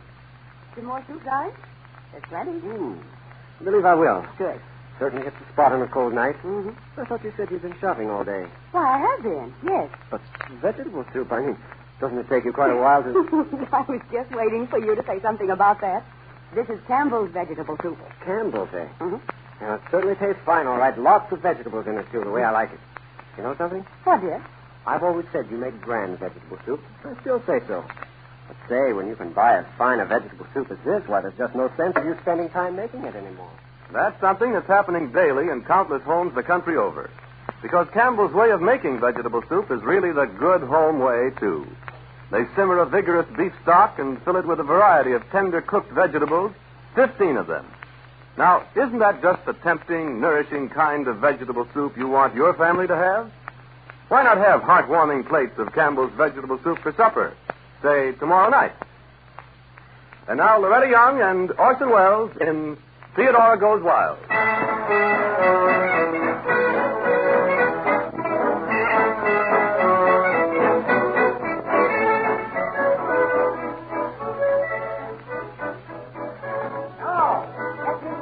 Waterbury, the Caroline Adams cereal in the Bugle is the most indecent thing I've ever read. Selling that Caroline Adams cereal out in this dealer. It's getting a new paper and a new editor. Oh, Justine, it's absolutely disgusting. Please cancel my subscription as soon as the Caroline Adams cereal is completed. I apologize. Hello. Linfield Bugle, what's that? What's that, Miss Johnson? Okay, Miss Johnson, I apologize. I apologize for breaking my neck to buy the rights to the best-selling novel of the day. I apologize for waking Linfield out of a 20-year sleep to show how people live and love in the wide-awake world. I apologize. What's that? You're giving me fair warning. Miss Rebecca Lynn has called a special meeting of the Ladies' Aid Society tonight to take the matter up officially. Hello, Linfield Bugle. 1 minute, please. What's that, Mrs. Johnson? You bet I'll be there. Yes, madam, I apologize. I apologize. I apologize. I apologize. One moment, ladies. One moment. Ladies! One moment. Quiet. For those of you who haven't read Miss Caroline Adams' masterpiece, let me tell you it gets even worse. Listen. You understand these are not my words. Of course, dear. They're Caroline Adams. I'm simply reading. Reading from page 5 of Jed Waterbury's Linfield Bugle. I'd better be going home. Waterbury, you ought to be ashamed. I apologize. I'd better be going home, Pamela said. It's late. Spencer smiled. 15 minutes before he answered, his eyes devouring her all the while. Home, Pamela? Why, you pretty little... Stay. It's very early. The night's just begun. For us. For us is printed just like all the other words, Miss Rebecca. I know how to read, Mr. Waterbury. I resume, ladies. Resume. He started slowly toward her. His steps were so deliberate, relentless. Pamela felt imprisoned and helpless. That's what I can't understand, Rebecca. It said that the door was unlocked. But the man was possessed of brute strength, Mrs. Hoytbrat. The man was possessed of Please. She wanted so much to run out of this strange apartment down into the street, but her brain was reeling with drink, and she was robbed of all purpose. He was close to her. He reached out violently, his hands fastened in her arms. She was suddenly pressed tight against him. She fought desperately to break out of his grasp. Let me go, she shrieked. She could feel his breath on her cheek, his lips on hers. The room suddenly went dark. That's enough, Rebecca. I think we've heard plenty. Miss Rebecca, if you don't mind, I haven't been taking the Bugle lately. I'd like to hear the rest. Don't worry, Miss Wilson. You can get a copy. I printed an extra 100. I knew there'd be a demand for them after Miss Rebecca got through reading. That'll be enough from you, Mr. Waterbury. The issue... And remember, ladies, that was only the first installment. The issue is closed. It's clear. The issue is closed. It's clear. Is this literary circle going to let filthy, vile trash like this come right into our home and corrupt our vile families? We certainly are. There you are. Do we or do we not want this book stopped, ladies? All in favor, say aye. Aye. Is that plain enough, Jed Waterbury? Yes, that's plain enough, and I got more important things to do than fight the literary circle of Linfield. I'll just cut out printing the same from now on. That's fine. But I'd better warn all of you. I only got 100 copies of this paper. Come early and avoid the rush. Oh, girls, please. Please. Mrs. Hoytbrat. Now, one thing more. It says here that this book is published by Stevenson and Company in New York. Well, I propose that the literary circle go on record right here and now as condemning Stevenson and Company lock, stock, and barrel. All in favor? Theodora. Yes, Aunt Rebecca. Theodora, you didn't say I. Didn't I? No. Do you or do you not condemn this book, Theodora? I. Yeah, that's fine. Ladies, I think I'll draw up a resolution tonight. And when my little niece Theodora goes to New York tomorrow, she can see that the resolution is sent to this Stevenson and Company. Agreed? Aye. Theodora. Aye, Aunt Rebecca. Aye.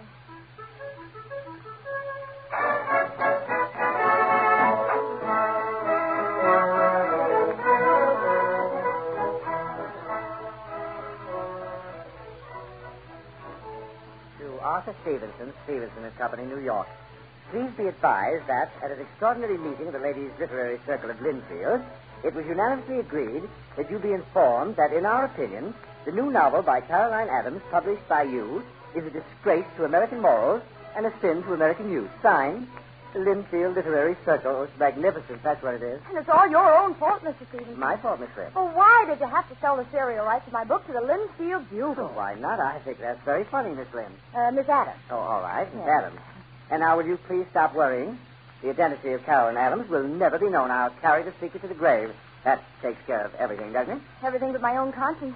Oh, if Linfield ever Oh, finds my out dear that Miss Adams, don't tell me you care what the Linfield Literary Circle thinks. Well, I can't help it. I'm part of it and everything else in Linfield. Were you raised in a small town by a maiden aunt? No. Have you taught Sunday school for 10 years? No. Have you played the organ in church since you were 15? No. Well, I have. And right now I ask myself, where did Caroline Adams come from? How did all this start, anyway? Well, you walked in here one day with a very promising manuscript. My first and my last, Mr. Stevenson. Caroline Adams has written her last book. Goodbye, Mr. Stevenson. Oh, wait a minute. There's something else that's very important. It seems that I tell the truth, the way it is. Well, frankly, I promised my wife the next time you came in, she could meet you. You what? Oh, I simply had to. But you promised. Nobody. You said you'd carry my secret to the grave. Oh, I will. I swear I will. I'll arrange to have my wife buried with me. But I'll do any... Good day, Mr. Stevenson. I beg you, I implore you, I beseech you. I'm sorry. I can't. I'd never believe it. My dear, don't tell me you're Caroline Adams. Oh, Miss Adams, I had no idea. I mean, there was I'm going to anything... introduce you to Arthur. Oh, yes, of course, dear. Allow me, Miss Lynn, my wife, Miss Adams. Miss Stevenson, I'll never forgive you for this, Mr. Stevenson. Oh, you're lying about your secret, Miss Adams, aren't you? I swear on You had better close the door, Ethel. Of course. I'll close it. Hello. Who are you? Oh, don't mind me. Hello. I said hello. Get out of here, Michael. I just came in. The one thing I can say for Michael Grant, he only shows up where he's not invited. What do you want, Michael? That's a fair question. I'll give you a fair answer. I heard that Caroline Adams was here. What do you mean you heard? You snooped around and found out. One way of hearing. Frankly, I felt you ought to meet me, Miss Adams. I'm the man who painted the cover for your book and the glorious woman on the poster. Well, I don't know about glorious, but I know she's very underdressed. Yes, she is. That's where I found her in your book, Miss Adams. You I did? had to add some quotes to her, as a matter of fact. You apparently pictured it as suit yourself. Yes, you're not the way I pictured you, Miss Adams. Yourself, I must Oh, say. are you? No, Adams, you aren't. No, popular. I'd always imagined that Miss Adams ought to look like she ought to look like a woman who's lived. Well, I've lived. I mean like in your book. What's the explanation? I fail to see why I should be dissipated looking just to please you, Mr. Grant. Let her alone, Michael. What did you expect to see? A tattooed woman? Not Of course exactly you didn't, Miss tattooed, Adams. but I never could get a word about you out of Arthur. I'm just dying to know things. Did you live that scene in which you and Sir Anthony... Miss Really, Adams has to go, darling. Yes, I do have to go. I've got several appointments. Well, maybe later in the afternoon. No, I'm sorry. My whole afternoon is taken. Oh, that's all right. We don't have dinner together. No, really, I won't be able to, but thank you very much. I have to catch an early train back to... back home. Oh, where's that? Well, out west. Way out west. West. No, Miss Adams, there are trains leaving all night away out west. You simply have to meet us. No. I won't take no for an answer. No, And when Ethel won't take no for an Then answer... it's all arranged. Right. We'll meet here at 6. No, really, It's Mrs. no use calling in the police, Miss Adams. You won't be able to get out of it, but I promise you we'll put you on the earliest possible train after dinner. Very well. I'll be here. I really will, but I've got to go now. Have a nice afternoon. Yes, I will indeed. Afternoon. Goodbye. Goodbye. I'll be till 6 o'clock. Bye. Darling, you shouldn't have bullied that poor girl to having dinner with us. It was her own idea. Yes, Well, dear. I'll be running along, too. Sorry you can't have dinner with us. Yes, I'm so. Who said I couldn't? I did. Just now.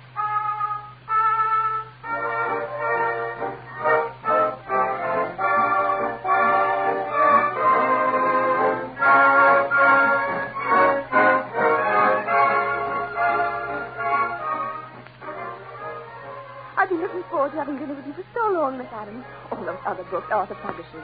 On a Donkey Through Brazil. The semi-totalitarian state, is it inevitable?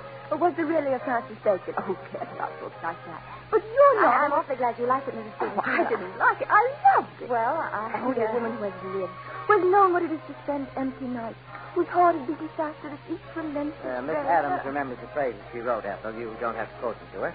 Tell me something, Miss Adams. Just between us. Did you write while the things actually were happening? What? Or did you wait later, until the veil of memory... Mrs. Stevenson, you must believe me. A writer doesn't have to experience the things she writes about. Oh, I know, but it's so lovely when she really does. And anybody reading your book is telling I wish I'd never written that book, Mrs. Stevenson. I really do. Well, for a book that has sold nearly 200,000 copies and still going strong, that's quite a risk. Oh, but you had to write the book, Miss Adams. You had to. Only a woman whose soul isn't shattered like yours could have written it. Only my soul isn't shattered, Mrs. Stevenson. Oh, how brave you are. Take that note of envy out of your voice, Ethel. It isn't decent. How about some cocktails? A martini. How about you, Miss Adams? None, thank you. Would you rather have some vodka, Miss Adams? I'm sure Arthur can arrange. No, thank you. Nothing at all. Oh, why not? Well, maybe it's because she doesn't want anything to drink, Ethel. Waiter, 2 martinis? Yes, sir. Will you have anything? Well, we'll order later. Yes. You know, Miss Adams, I'd have known you anywhere just from your description of Pamela. Really? Sure as I could. Oh, I'll never forget her first meeting with Spencer. Tell the truth, Miss Adams. That part is completely autobiographical. Mrs. Stevens, you mean that...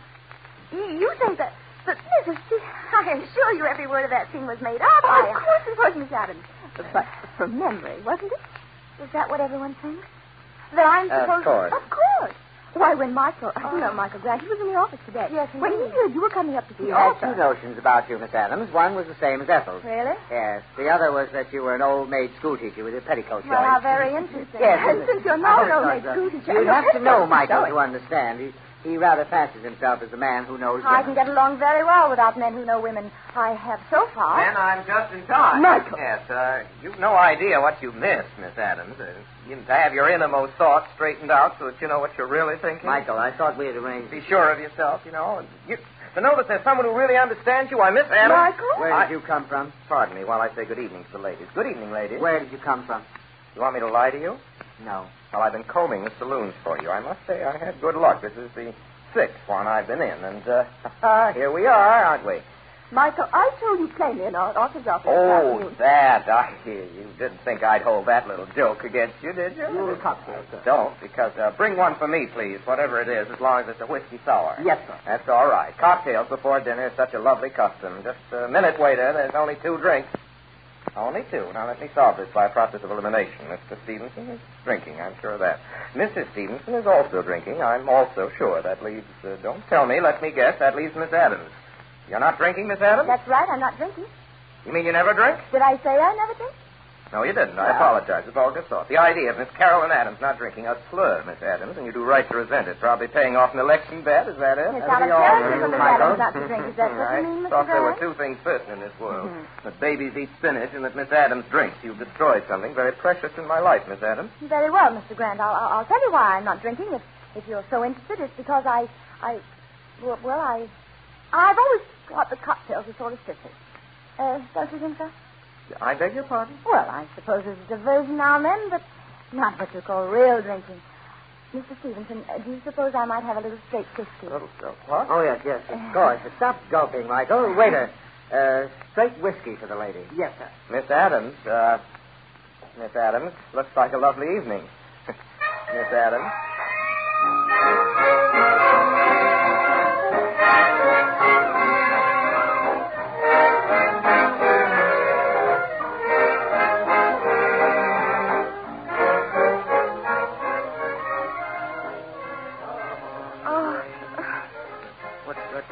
Oh, what is it, Ethel? Little Goldilocks drank me right under the table. I'm passing out, darling. Oh, darling, you mustn't. You've got to put Caroline on that train. Michael will put her on the train. You'd better take little Ethel out of here while she can still walk. Please, Arthur. We can leave while they're not looking. Oh, you think of everything, darling. Let's go. I'll tell you what we'll do, Miss Adams. You just stand still, and I'll dance to the left of you, and then I'll dance to the right of you. That's not fair, Mr. Grant. Why don't you stand still, and then I'll dance to the right of you, and then And then to the left of you. Well, let's both do it at the same time. You mean each stand still and dances while the other stands still and dances? Yeah, Well, sounds wonderful. I think so. Could we go back to the table now? Oh, the Stevensons. Don't worry about the Stevensons. They've left. Only what? Yes, I saw them leave while we weren't looking. How did you know you weren't looking? I looked. Oh, you're wonderful.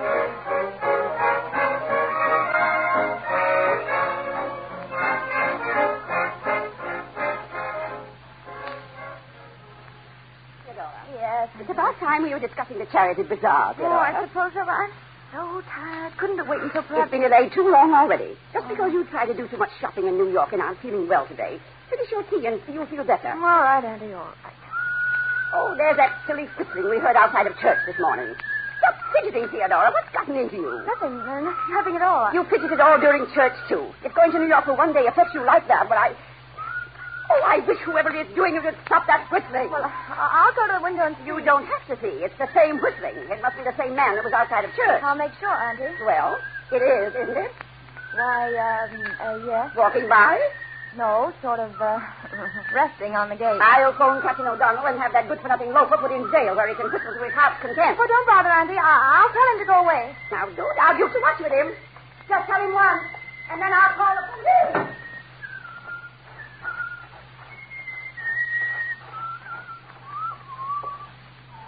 How dare you do this to me? How dare you? Howdy do. Right smart weather we're having, lady. Right smart. You get away from here and leave this town as fast as you can go. That's the way to talk to a friend?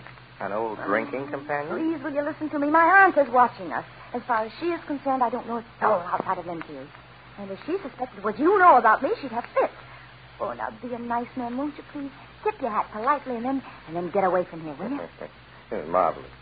This beats my first guess by a mile. Won't you please go? Fine old homestead you got here, lady, but one of your lawns looks seedy, and your lawns do need attendance. No, they don't.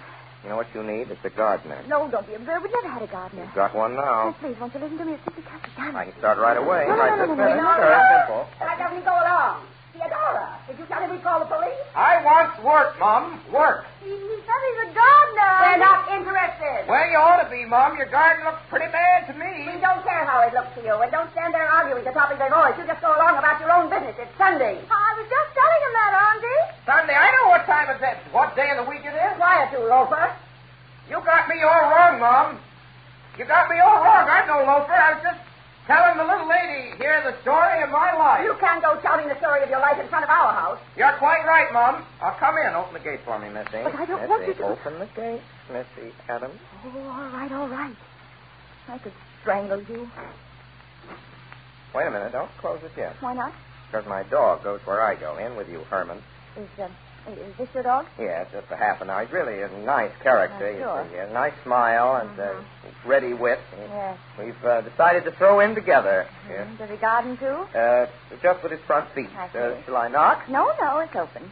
And, by the way, my name is Theodora Lynn. Theodora Lynn, it is. Miss Adams? I hate you.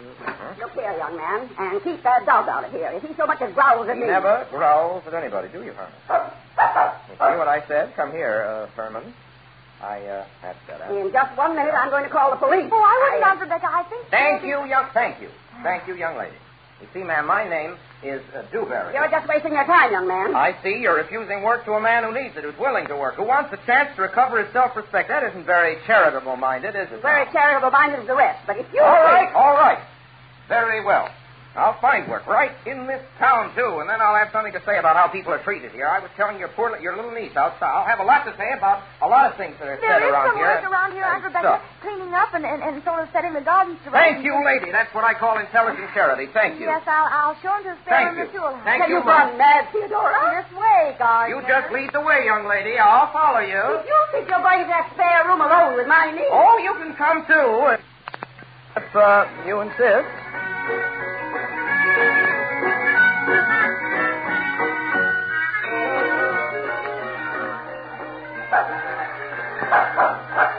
Good morning. Just what are you doing? I'm gardening. Did you have to hitch that dog to the lawnmower? Don't you like it? I thought it was an inspiration. Oh, well, you ought to hitch that barking horse at once and stop this nonsense. All right. Herman. Doesn't like our idea, Herman. No, I Sorry. certainly don't. You ought to know better than to stage a circus right here in our front. Now, look here. You want me to disappoint people who've walked miles to look me over? I bet Well, I played to an audience of 100 in the last hour. I hope it's your farewell performance. Herman, let this be a lesson to you. It's a disgrace to have a little fun in Linfield. And don't forget it. Now, look here. I've got some things I want to say to you privately. If this was New York, you could come up to my apartment and see like Well, it isn't New York, so just move over to those rose bushes and start trimming Don't like them. rose bushes. Now, go I along. don't Keep want your to eyes trim on them. your work. There. Now, tell me. How did you track me to Linfield? I have an elaborate espionage organization all set up for people like you. Oh, you have? Mm-hmm. Yes. Outside of that, I've got a homing instinct like a pigeon. You know, you reminded me of a pigeon the first time I saw you. Oh, did I? Now, Yes, that's you- strange. Now, wait a minute. I insist on your telling me how you found me. Well, you dropped a few papers out of your purse when we both had that slight difficulty getting out of the cab at the station. Remember?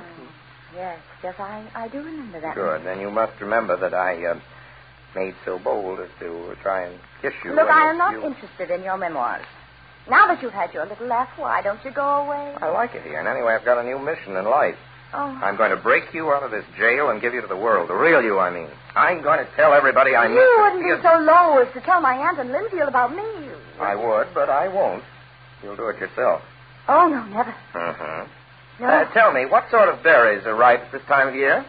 Berries? The blueberries. Why? That's what you and I are going out to pick tomorrow. Oh, now, don't be silly. I can't go skipping off into the woods with you. Not skipping, picking.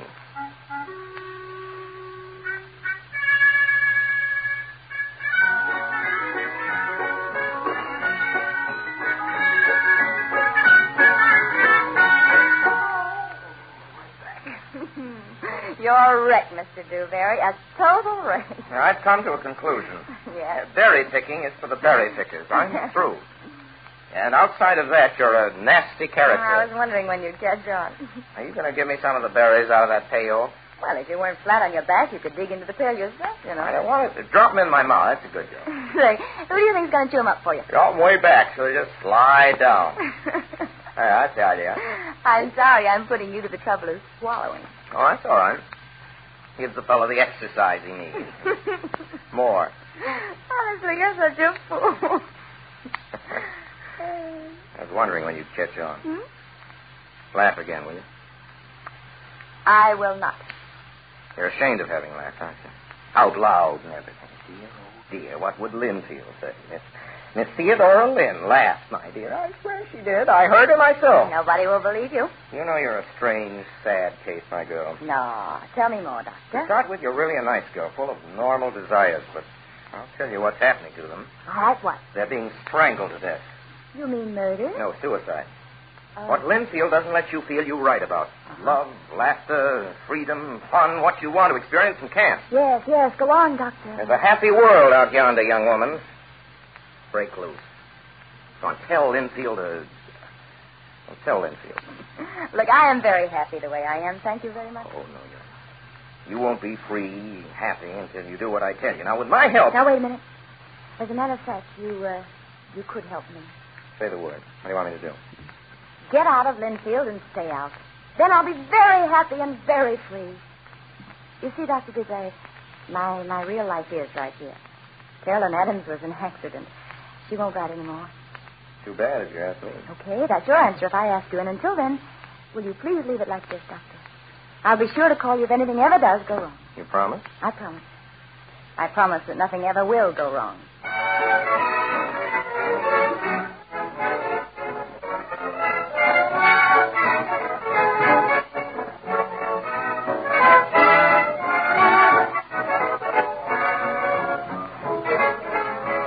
You are listening to the Campbell Playhouse presentation of Theodora Goes Wild, starring Loretta Young and Orson Welles.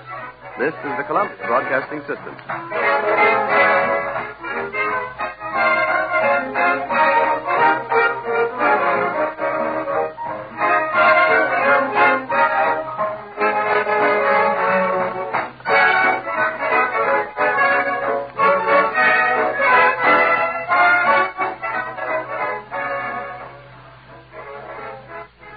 This is Ernest Chappell, ladies and gentlemen, welcoming you back to the Campbell Playhouse. In just a moment, we shall resume our presentation of Theodora Goes Wild.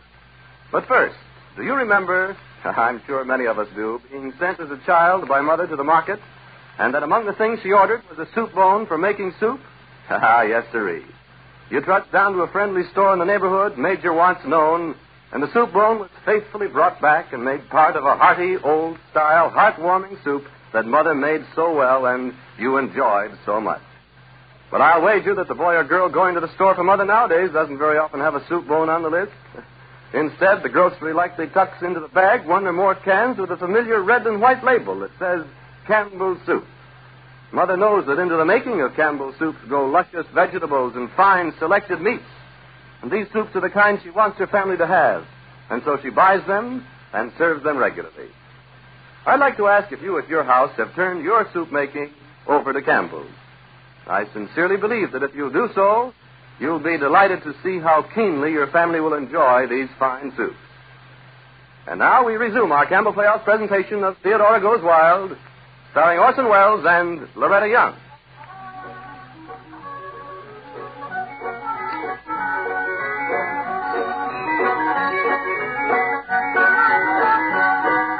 I insist on an explanation, Theodora. I can't imagine what in the world you were thinking of going traipsing off into the woods with a gardener, a man you never saw before yesterday. Well, Aunt Rebecca, I admit it was wrong to walk down Main Street like that with him, carrying a pail of blueberries, and I'm sorry everybody happened to see it. But I honestly can't see that it was all so very sinful. To be seen publicly with this loafer? Really, Theodora? I suppose Linfield has his mind all made up about that. If Linfield hasn't, I have. Theodora, I'm putting my foot down once and for all. He's not a fit companion for you. Now, look. Isn't it time I use my own judgment in a matter like this? Very well, then. If you're going to be stubborn about it, his work's about done. You said just a few days. He can be discharged right now. But I don't want him to be... All right, I'll tell him to go at once. It doesn't make any difference to you what I want, does it? It's what you happen to think is good for me. You've been doing that to me since I was 3 years old, and I'm sick of it. You've bullied and scolded and frightened me all I'll stand for. You know what you're saying? I certainly do, and I haven't said half of what I'm going to say. To begin with, let me tell you something. Theodora, you're working yourself up over nothing at all. I don't think I am. And listen carefully, Aunt Rebecca, because I mean every word of this. There's no law that can put that gardener off these premises. He is going to stay. I say he's not. What I choose to do is none of Linfield's business. This is a free country, and I'm over 21.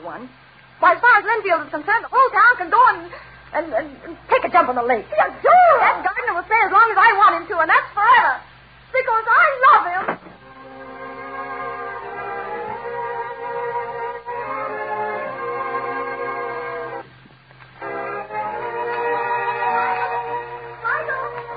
Michael, where are you? Michael!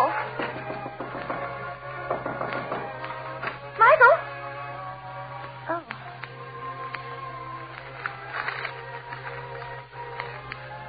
You're free, baby. Step out and be yourself. There are big things ahead, and you'll travel faster alone. I'm leaving in a hurry because it'll be better that way. Good luck. And kiss Carolyn Robinson. Michael.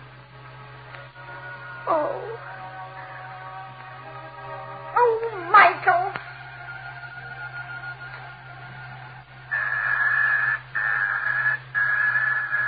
All right. Why does this have to be the only apartment in New York just because I don't rush? Oh. Hello, Michael. Theodora, what brings you? I should have let you know I was in the neighborhood, I suppose, by whistling. But you see, Michael, I can't whistle very well. Just listen to this. Look, Theodora. Huh? Oh, maybe we better close the door, huh?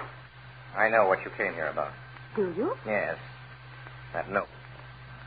Well, about that note, Theodora. Yes? Writing it was the most difficult thing I ever had to do. Yes? You see, I ran away because if I'd had any idea that it would become as serious as it did, I wouldn't ever have gone to Linfield.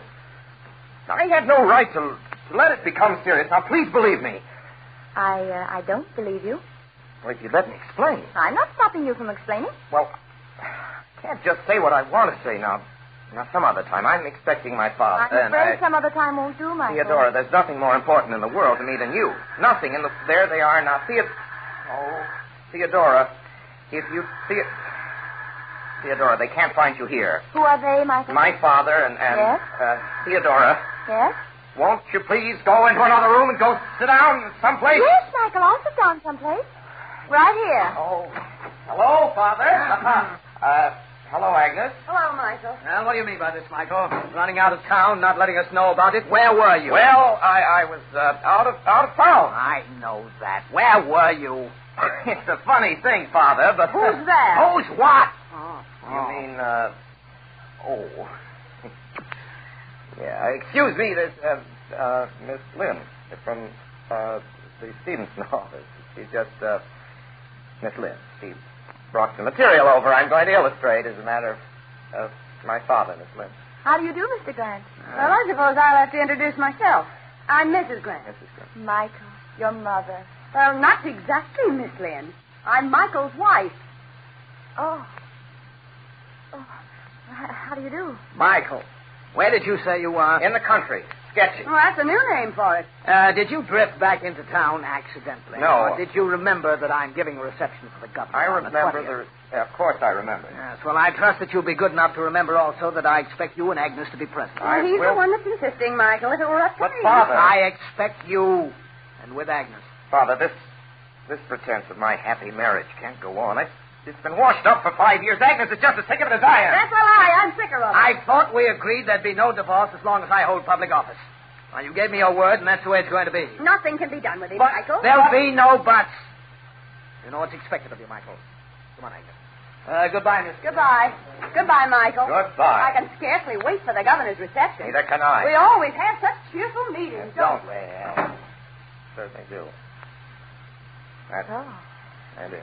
That's it, huh? Yeah. It's all clear now, isn't it? Well, in a way, Michael.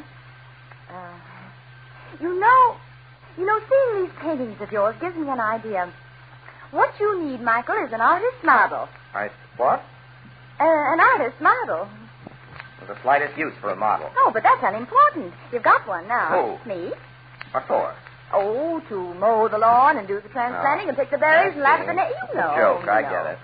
You see, Michael, you're living in a jail. You don't call your soul Now, your wait a own. minute. If you're pretending there's any similarity between your situation and mine, Well, what's Theodora. the difference? What's to stop you from being free? Well, I'm under an obligation to my father. After all, I haven't any right to... Oh, I see. Michael, you claim to love me, don't you? You know I do.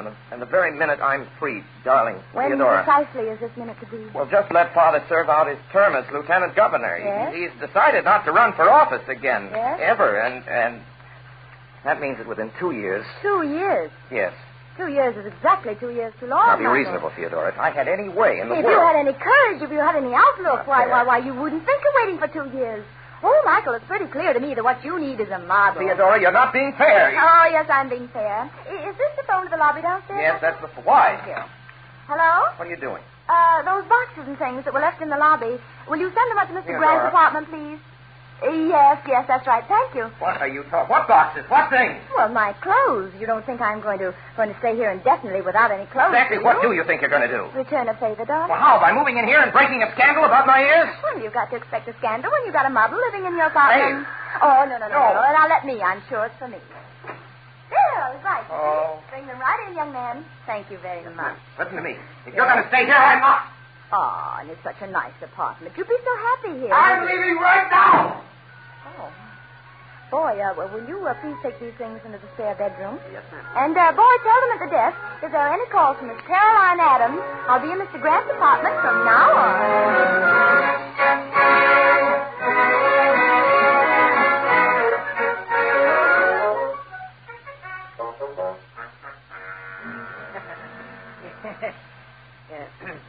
Yeah, that's very funny, Miss Lynn. I am not Miss Lynn, I am Miss Adams. And I don't want you to think that this is a friendly call, Mr. Stevenson, because it isn't. I came here to have a fight. But really, Miss Lynn, there isn't Adams. anything that... I am dissatisfied with the treatment I received from my publisher. I mean you, Mr. Stevenson. Why don't I get any publicity around But, here? my dear Miss Lynn, Miss Adams, I... You may call me Theodora, Mr. Stevenson. Go on, call me Theodora. Theodora. Oh, that sounds very good indeed. You know that Caroline Adams is Theodora, but who else knows Theodora as Caroline Adams? Nobody. Nobody, that's right. The widest selling author in the country. And who knows anything about me? Who knows that I'm young and modern and... Oh, you're going to say beautiful? Well, come along, will you? Oh, yes, go ahead. Beautiful. Beautiful. Thank you very much. Why aren't the facts of my life in Linfield known everywhere? Do you realize what a story that would make? But you said I always thought that... You never thought. I'm beginning to see why the publishing business is so bad. Publishers don't care about increasing the sales of their books. Don't they? No, they don't. I'm going to give you one more chance, Mr. Stevenson. I want publicity, and I want lots of it. I want my picture on every jacket of every book of mine sold. I want the story of Theodora Lynn and Carolyn Adams splattered over every paper in every town in this country. Do you get the general idea, Mr. Stevenson? I think I do. Well, make sure that you do. You know, you don't want to forget. There are lots of other publishers, but there is only one Carolyn Adams.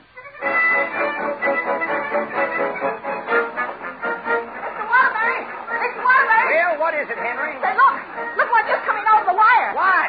Carolyn Adams, the author of that scorching serial, isn't Carolyn Adams at all. What in the world are you talking about? Well, this here wire, it says, Mr. Waterbury, you'll never guess who Carolyn Adams is. Well, for heaven's sake, who is she? Theodora Lynn. What? Yeah. Carolyn Adams is Theodora Lynn? Henry, don't stand there with your mouth open. Get busy. Just up the type we used when war was declared. An 8-column streamer, Henry. Linfield's daughter is Caroline Adams. Celebrated novelist, our own Theodora Lynn. Henry, it's the biggest news, bigger than the World Series.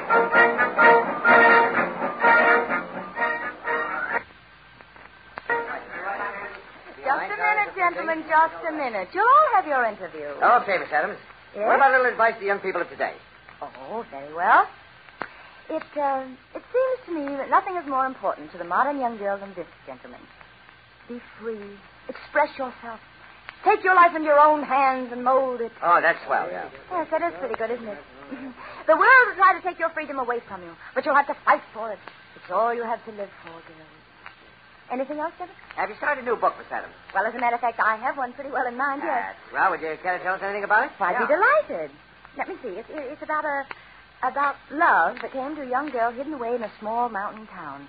Outwardly, she seems to belong to that narrow, benighted community. But in her heart, she longed to be called baby. Oh, that's great, Miss Adams. And then out of that big city, there came to that little hamlet the man who did call her baby. And from then on, gentlemen, the story warms up. How's that? Of course, I haven't worked out the ending yet, but I'll guarantee you it'll be interesting, at least. That wouldn't be the story of your life by any chance, would it, Miss Adams? Well, I shouldn't wonder. Who's the man? The man.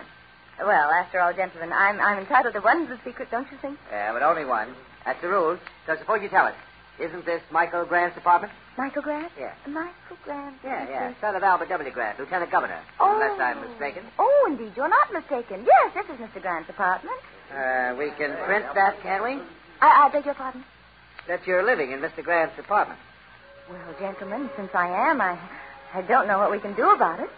Though how you ever wormed that fact out of me, I'll never know.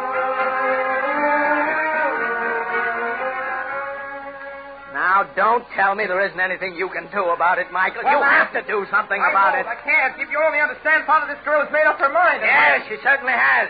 Giving your address, your apartment.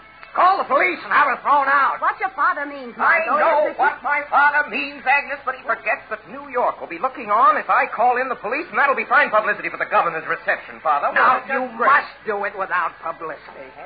The idea of a notorious woman like that. Did you read what she has to say about herself? Hidden away in a hamlet, her soul enslaved, a woman leading a double life. If not crippled. We don't need your corrections, Agnes. This isn't any consideration of yours. Why not? Well, it isn't. After all, if she's out to break up our marriage, Michael, maybe I ought to root for her. I want you to behave yourself, too, Agnes. All right.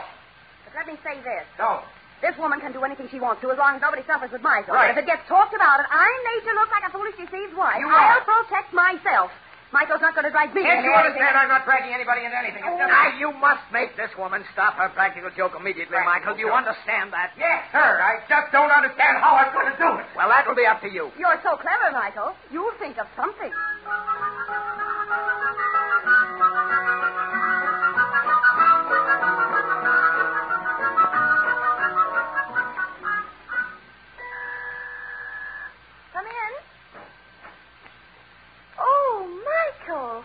Well, Michael, make yourself at home.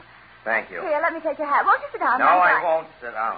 Just come to tell you something, Theodora. Oh, but you mustn't think you have to have a reason for coming, Michael. After all, this is your home as much as mine. You're always welcome. You know that. Stop it, Theodora. Don't you know you're getting yourself the worst possible kind of reputation? Am I really, Michael?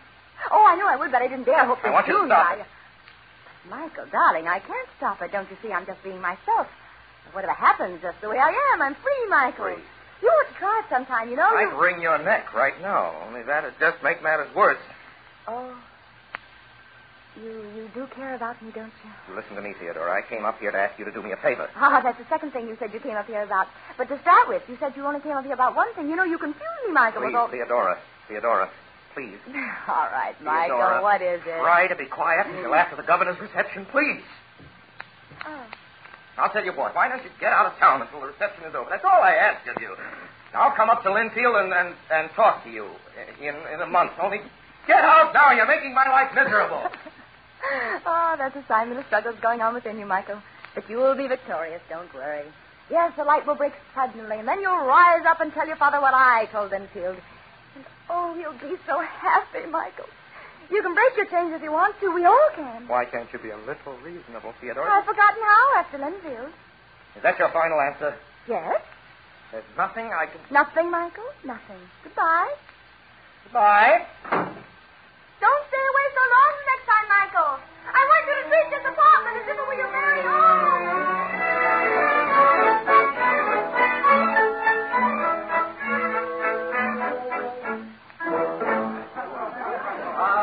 Governor Cameron, look this way. Governor Cameron, Mrs. Cameron, can we have a picture of all of you? Why, of course, boys.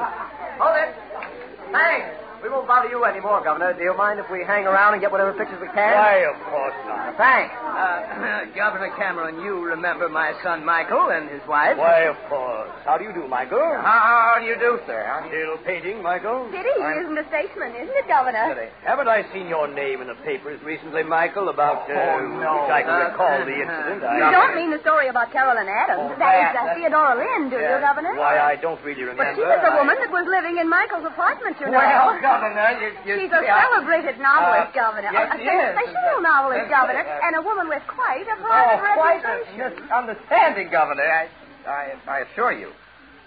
You see, I never met the lady myself. It was, as a matter of fact, my publisher, as it happened, gave her the use of my apartment. You know how the newspapers are, Governor. Indeed, I do. Yes, you do. I yes, hope sir. steps are taken to clear this matter up. They will be, You sir. know your father and Well, I... Michael is clearing the whole thing up. Yeah, I'm clearing the whole matter up, Your sir. father and I have been very careful to keep this administration clean, my boy. Oh, I know that, sir.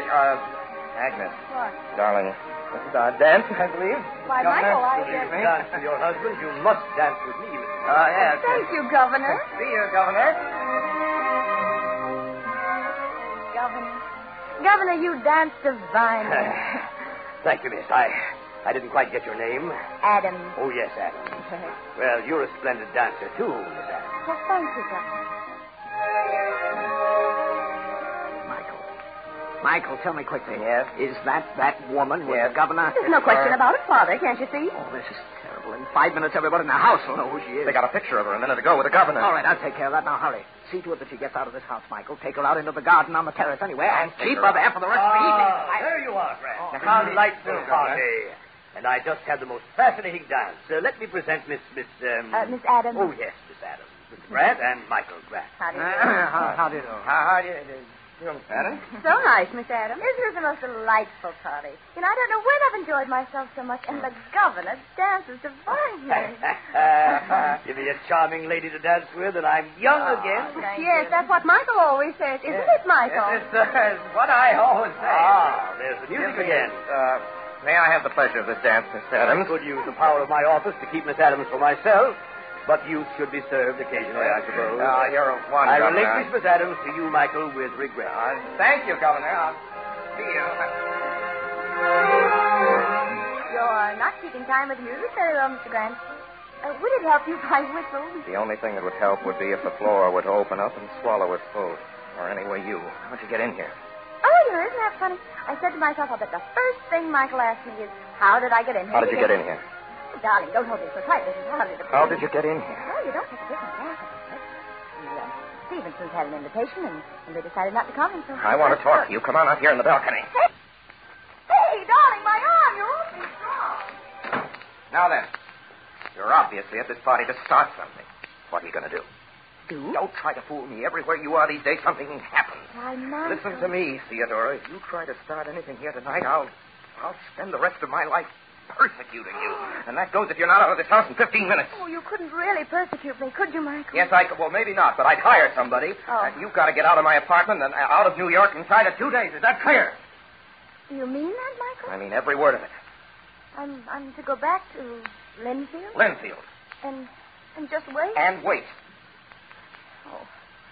Is this really goodbye? Only for now. You do as I ask you to do, Theodora. You're bribing me, Michael. I'm not bribing you. I'm just trying to make something... All right, Michael. I'll go. I'll go back home. But I would like something to remember you by. Have anything? Sure, anything. Well, could I have a kiss, Michael? Not here. When I see you off, on the train, I'll kiss you but down supposing you don't come to the train, supposing you're afraid. I'll come to the train and but kiss you on the I can't train. take that chance. Theodora. Michael. Hold it. What's obliged, Mr. Grant? Ain't What? no Miss Adams on the road. No fool. Hey. I told you, boys, you just wait long enough. Theodora. You mean you arranged all this? Well, aren't you flattered, Michael? Beautiful. Take it easy. Double-crosser. And as for those photographers, I'll break their necks. If they print that picture, I'll skin them alive. Why, I'll crack Michael, you know you can't catch someone in a As for hurry. you, if I ever said I loved you, Theodora. If you ever said you loved me, what? What? I beg your pardon. Oh, Governor. Hello, Governor. Why, what's going on here? Can't you see, Governor? It's my husband and Miss Adams with their arms around each other. Michael, you really distinguished yourself this time. Mr. Waterbury! Mr. Waterbury! Yes, what is it, Henry? Say, look at this on the wire. Here. Here, Mr. Waterbury. What? Where? This is Michael Grant, sued for divorce. Grant's Carolyn Adams is love thief. Yep. Henry, my boy, the moment has come. I want nothing but ready on the front page this afternoon. Nothing but ready. You understand? Oh, I wish we hadn't used that big type last time. Waterbury. It's Miss Wayne, Miss Waterbury. Yeah, what is it now, Miss Rebecca? It's this headline in your paper. Well, we got to print headlines in the paper. The paper looks silly without them. That's right, Miss Wayne. Very funny, Mr. Waterbury. Very funny. Yeah, Theodora arriving Saturday. Well, she is arriving Saturday, isn't she? Yeah, she certainly is, Mr. Waterbury. Most illustrious citizen of Linfield to honor hometown. She is our most illustrious citizen, isn't she? She sure is. All of Linfield to welcome its celebrity. Theodora tells everything in a few words, don't it? That's what a headline ought to be. Let me tell you, Miss Rebecca, very few editors... Let me tell you, Mr. Waterbury, I won't have it. Won't have what? This civic reception you're planning for my niece. I'll see to it that nobody in this town participates in your disgraceful plan. And if you think, Mr. Miss Rebecca, let me tell you something. You may be able to ruin me in my paper, but it's all right with me if you do. If there's nobody else down at the station Saturday, there'll be Henry and me. And if I have to get my paper out on Monday for the last time, Miss Rebecca, I give you fair warning, you'll be in the headlines. You'll be the headlines.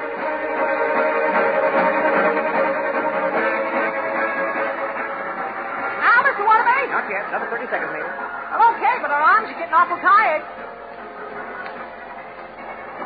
Yes, sir. Now? I'll tell you when. Now?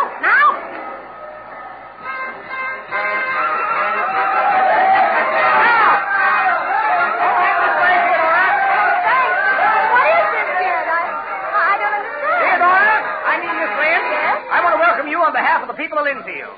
You've shown that by being yourself, by not concealing anything that you do, because you know that what you're doing is right, there's no reason why anybody... That's enough out of you, Jed Waterbury.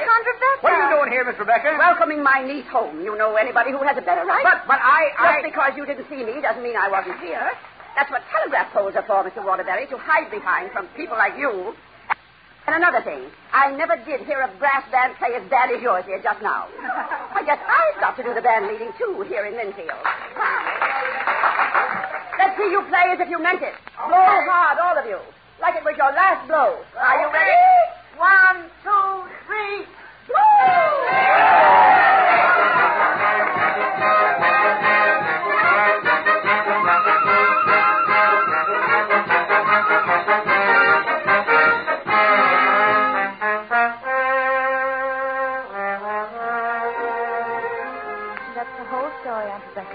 I haven't left out a single thing, and the only reason I didn't tell you was my fault. You got a notion I was trying to make you do what I wanted you to do. Well, I guess I was. Only if I'd known you was as capable of handling things by yourself as you are. You know, Theodora, I got a confession to make to you.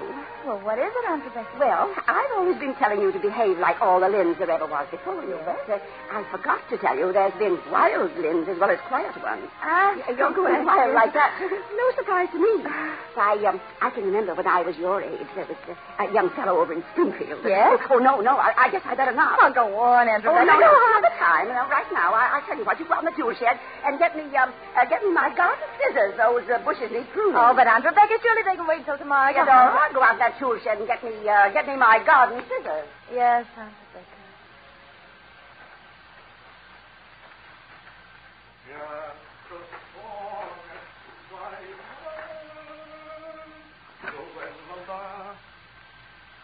Hello, Theodora.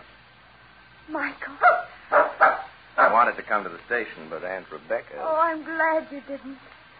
Oh, it's so much nicer here, just the two of us, Michael. Oh, I beg your pardon, Herman. I meant just the three of us.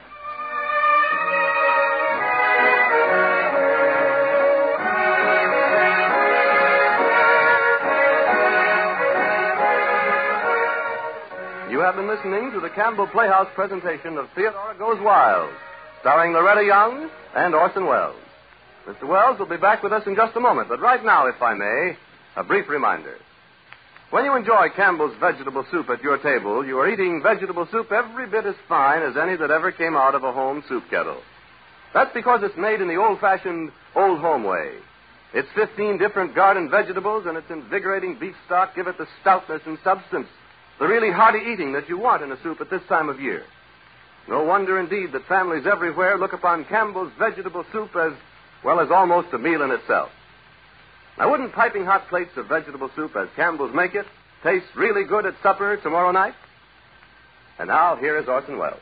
Ladies and gentlemen, it gives me great pleasure to present tonight's guest star. Not only is she one of Hollywood's best-known actresses, but she is, by common consent, one of the best-liked members of the movie colony. Ladies and gentlemen, Miss Loretta Young. Good evening, ladies and gentlemen. And thank you, Mr. Wells. I'm particularly happy to be here tonight because I really think I'm what could be called a Campbell's Playhouse veteran. I was on the very second Campbell Playhouse broadcast in Clive of India with Ronald Colman back in, October 1934. I was going to bring that up. Our records show that you've only appeared with us 5 times, including tonight, since then, and that's not nearly enough. Thank you. I want you to promise you'll be back with us again very soon. I'll be glad to appear again here, Orson. While we're about it, I feel I must warn you, Loretta, about tonight's broadcast. Warn me about what? Well, you know what you're going to be suspect from now on, don't you? Let an anonymous novel appear anywhere. Let any author use a nom de plume, and we'll all be convinced you're the author. Well, that's a marvelous idea. And it'll make a good plot for a picture or a broadcast. Oh, why don't we do it and call it Theodora Goes Wild? Great. And I could play a young artist called Michael and go to Linfield and pick up a dog called Herman. Yes, you got the idea. I'm ready any time you are. Well, it's a deal. As soon as I finish with my next picture. That wouldn't be a Columbia Pictures Corporation picture, would it? Yes. It would be, Orson, and thank you very much. Don't mention it. Thank you. Loretta Young. And good night. Good night. Miss Young, of course, ladies and gentlemen, was Theodora. Jed Waterbury was Ray Collins. Mr. Grant Sr. was Everett Sloan. Mrs. Michael Grant was Georgia Backus. Mary Taylor was Mrs. Stevenson. Aunt Rebecca was Clara Blandick. Frank Reddick was Arthur Stevenson. And Michael Grant was your obedient servant. Now it's for next week. Next Sunday night, ladies and gentlemen, our offering will be The Citadel by A.J. Cronin. A human story of the struggle of a young doctor and his wife to see and hold their way clear against the complexities of modern life and its profession. And as Christine, the clear-eyed wife, who manages to remain true at all times, not only to her own self, but to her husband's true self as well, we regard ourselves as extremely fortunate in being able to present an actress who has been universally acclaimed as the outstanding motion picture discovery of last year, with unanimous critical acclaim for a performance in Wuthering Heights and Dark Victory. One of the brightest of the new stars in the Hollywood firmament, Miss Geraldine Fitzgerald. And so until next Sunday night in the Citadel, my sponsors, the makers of Campbell Soups, and all of us here in the Campbell Playhouse remain, as always, obediently yours.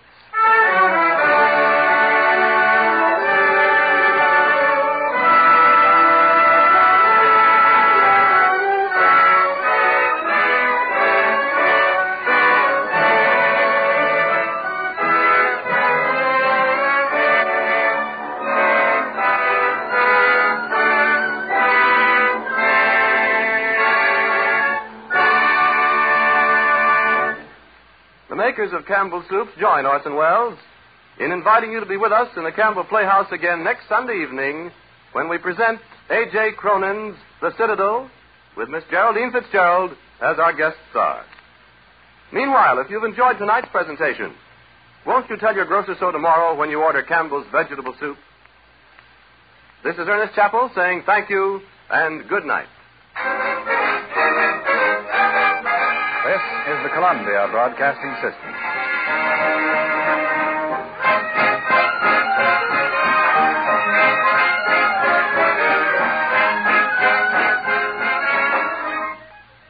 From Hollywood, Loretta Young and John Lund in the great screen classic, Rebecca. Yes, from Hollywood, the Screen Guild Players, brought to you each Thursday night by Camel Cigarettes.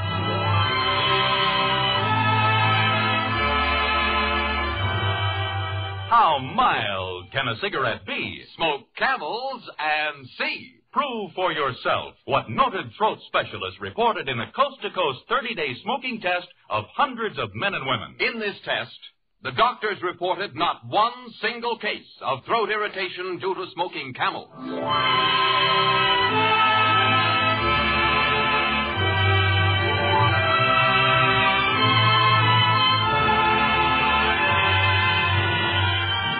Thursday night, Screen Guild night, when Camel Cigarettes bring you your favorite stars in their greatest motion picture roles. Tonight, it's a famous best-selling novel so magnificently transferred to the screen by David O. Selznick that it was undisputed winner of an Academy Award.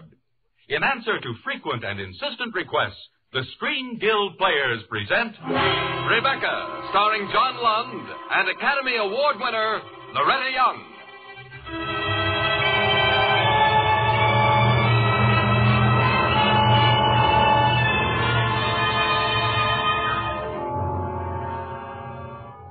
Last night I went to Mandalay again. But even as I saw the iron gate, the winding drive, and the great old house itself, I knew, as dreamers always do, that it was just a dream. Mandalay is no more. We can never go back, that much is certain. Yet somehow in my secret thoughts, I do go back to the strange days of my life which began for me in the south of France. I was very young and very poor. And because I had no family of my own, I had taken employment as the paid companion of a rich old woman. That's how I happened to be in Monte Carlo, and that's how I happened to meet Maxime de Winter. I was walking along the cliffs one day above the sea. I saw a man step toward the edge. To jump, I thought, and almost without knowing it, I cried out, "No! No, stop!" What the devil are you shouting about? Who are you? Oh. What are you staring at? Oh, I'm sorry, sir. I didn't mean to stare. I thought you were going to... Oh, you did you? Yes. What are you doing here?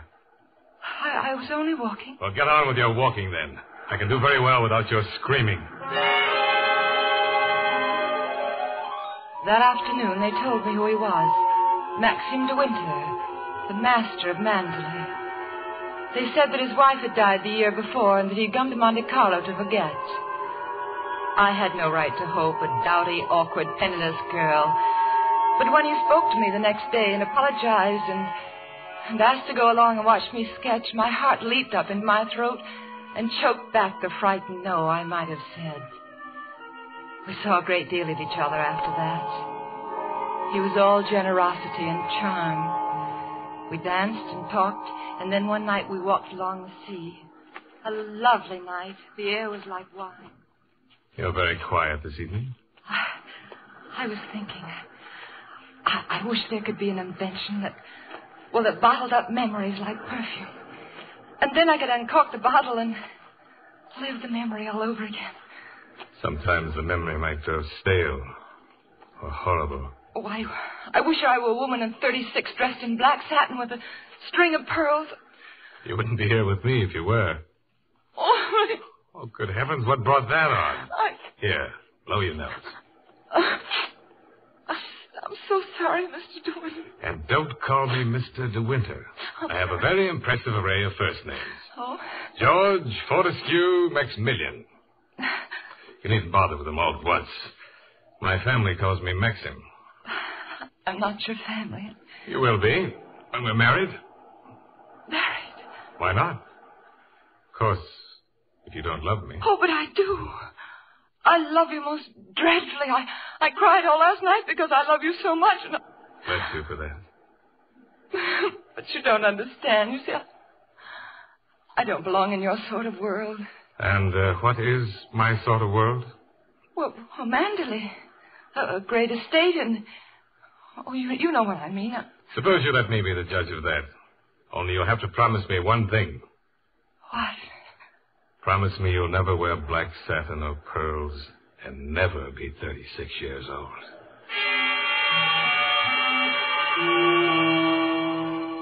Mrs. Maxim de Winter, mistress of Mandalay.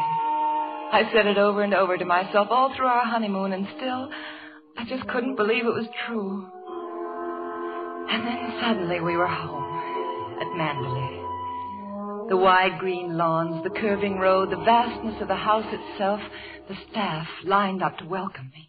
This is Frank Crawley, who manages the estate. I'm glad to meet you, Mrs. De Winter. I'm terribly happy for Maxim's sake. This is Frith, the butler. We are glad to welcome you, madam. Robert, the second man. We hope madam will like it here. The cooks, the maids, the gardeners, they all seemed glad to have me there. All but the housekeeper, Mrs. Danvers. Alice will come up and help you dress, madam. Oh, thank you, Mrs. Danvers. Alice is the parlor maid. She'll look after you till your own maid arrives. Oh, well, I haven't any maid. Oh, I'm sure that Alice will do nicely. I'm afraid not, madam. It's usual for ladies in your position to have a personal maid. Oh, well, if you think so. Mrs. Danvers, I hope we'll be friends. This sort of life is new to me, and, well, I'll rely on you. You've been here at Mandalay for a long while, haven't you? I came when the first Mrs. De Winter was a bride. Oh. Mrs. De Winter. The first Mrs. De Winter. Sometimes through the days that followed, it seemed that she was Maxim's wife, not I. In every room there was some little sign of her. A glove, and a dress book, some correspondence paper with her name engraved on it. Rebecca. That was her name. I learned to know it very well. And if I once forgot and tried to make myself the mistress of my home, Mrs. Danvers was always at my side. If I wanted a fire in the drawing room. Mrs. De Winter never lit the fire in here till afternoon. Or if I spoke of going for a stroll. Mrs. De Winter always instructed the gardeners after lunch. Or if I left a salad to the cook. Mrs. De Winter was most particular about salads, madam. No matter where I turned, Rebecca had been there before. Was still there, in a sense, to mock my helplessness, not only in the house itself, but outside, too. The day I walked along the beach and came upon a lovely cottage in a cove. Her cottage, as I soon found out. Her books, her robes, her monogram on everything. I closed the door, raced back blindly toward the house, and suddenly Maxim was standing in my way. Where have you been? Walking along the beach. Cottage? Why, yes. Did you go inside? Well, Maxim, the door was open, and Don't ever go there again. You hear? But Maxim, I hate the place.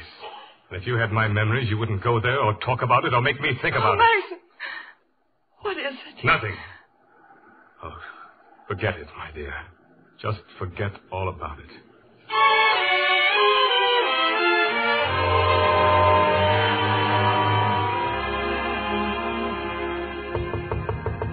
Yes? Oh, good morning, Mrs. De Winter. Come in. I know you're very busy, Mr. Crowley. Well, the estate does take a bit of managing, especially now that Maxim's back. Am I interfering? Oh, not at all. Won't you sit down? Oh, thank you. I was down at the cottage on the beach the other day. Oh, were you? Yes. It seems to be going to rack and ruin. Well, I think if Maxim wanted anything done about it, he'd tell me. Oh. Those are all Rebecca's things down there. Why, yes, they are. What did she use the cottage for? The boat used to be moored near there. What boat? What happened to it? Well, you see, it capsized and sank the night Rebecca was drowned. Oh, she was drowned. She was on the boat alone. There was a storm. She was washed overboard. Well, where did they find her? Near Edgecombe, about 2 months later. Mm. Maxim went up to identify her. It was horrible for him. Mr. Crowley, please don't think me morbidly curious. I promise I won't bring this up again, but would you answer just one more question? If I can. What was Rebecca really like? Well, I suppose she was the most beautiful creature I ever saw. She'd been beautiful, very beautiful. Maxim still loved her. That's all I could think about for days. And then, woman-like, I thought, I'll force him to forget. I'll make him think of me. I'll be beautiful, too. First of all, a new coiffure. Darling, what on earth have you done to your hair? Makeup, which I've never used. My dear, aren't you wearing too much rouge? A whole new wardrobe of expensive clothes. Really, do you think that dress is quite your type? I tried so hard and saw only annoyance on his face. Or worse, amusement. And the bored indulgence that one saves habitually for a child. And still I would not yield. I was so pitifully eager as the summer costume ball approached. I thought if I can find a costume that'll make him proud of me, something different, so that it'll be the envy of all of his friends. And strangely enough, it was Mrs. Danvers who gave me the idea. If I may suggest it, madam, I think you might find a costume to suit you among the family portraits. Oh, you mean in the gallery at the top of the stairs? There's one in particular that might have been designed for you.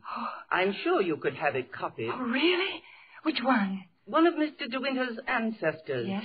Lady Caroline. Oh, yes, it's very lovely.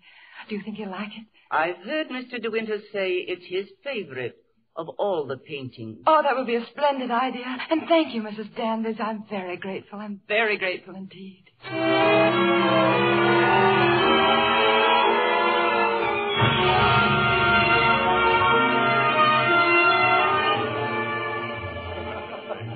Well, Maxim, where's that young wife of yours? Oh, she'll be down presently.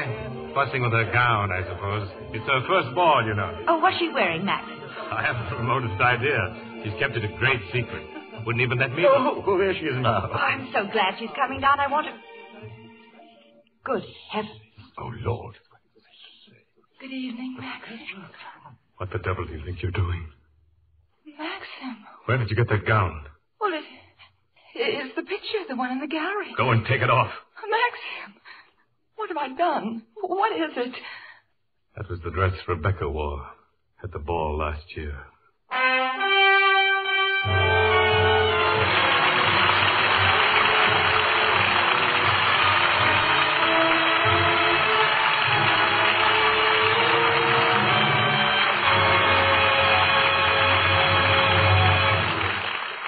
The curtain descends on Act One, and in our brief intermission, there's just time to consider a matter of utmost importance to every cigarette smoker. How mild can a cigarette be? Smoke Camels and see. Prove for yourself what noted throat specialists reported about Camel mildness in a coast-to-coast smoking test. In this test, hundreds of men and women smoked Camels and only Camels for 30 days. An average of 1 to 2 packs a day. After making weekly examinations of the throats of the hundreds of men and women who took part in this Camel test, 2,470 careful examinations in all, the doctors reported not one single case of throat irritation due to smoking Camels. Yes, the doctors reported not one single case of throat irritation due to smoking Camels. Make the Camel mildness test yourself. Test Camels in your T-zone. T for taste and T for throat. If at any time you're not convinced that Camels are the mildest cigarette you've ever smoked, return the package with the unused cigarettes to the makers of Camels, and you will receive its full purchase price plus postage. Camel Cigarettes now present Act Two of Rebecca, starring Loretta Young and John Lund.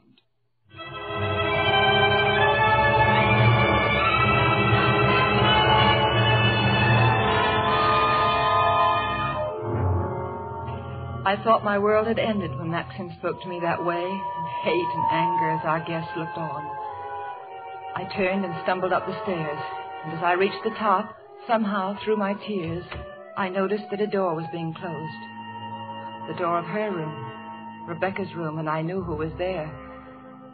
And I was wild and hurt and almost hysterical, Straight to that door I walked and opened it. You've come upstairs. You didn't enjoy the ball very much, did you? You knew she wore this gown last year. You deliberately suggested it for me. Why? Tried to take her place. You let him marry you. I've seen his face, his eyes. They haven't changed since those weeks after she died. No. I used to hear him walking up and down all night long, night after night. No. Thinking of her, suffering torture because he'd lost her. I don't want it. No, I don't want You thought you could live in her house, walk in her steps, take the things that were hers. But you can't. She's too strong for you. No one ever got the better of her. Never. She was beaten in the end. It wasn't a man. It wasn't a woman. It was the sea. Please stop it. You're overwhelmed, madam. I'll open the window for you. Oh, please don't. A little air will do you good. Oh, please. And you can hear the sea. No. Why don't you go? Why don't you leave Mandarin? No. He doesn't need you. He has his memories. He wants to be alone with her. You've nothing to stay for. No. Nothing to live for, really. Look down there. Off the cliff. It would be easy, wouldn't it? No. Why don't you go? No. Go on. Don't be afraid. Don't be... Shipwreck! It's another rocket! Ship around! Nestor! Down the bay! Come on, everybody, down to the bay!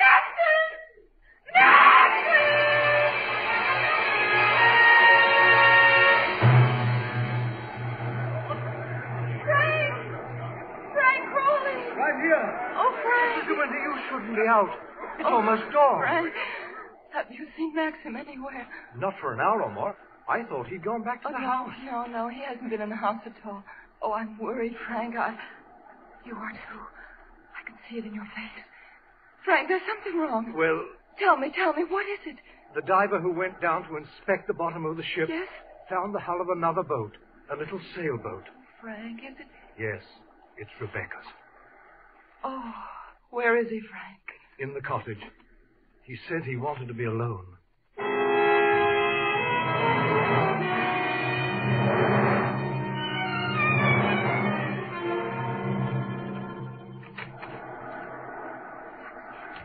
Hello. Max, you haven't had any sleep. I've been worried about you. You love me, don't you? Oh, yes. Yes, I love you very much. Thank you. I wanted to hear you say it just once more. Oh, darling, I'll say it many times again all my life. No, it's all over now. Rebecca has won. Maxim, what are you saying? They sent a diver down. He found another boat. Yes, I know. Rebecca's boat. It's terrible for you now, but maybe soon, darling. It's going to be worse. The diver broke one of the ports and looked into the cabin. There's a body in there. Then she wasn't alone.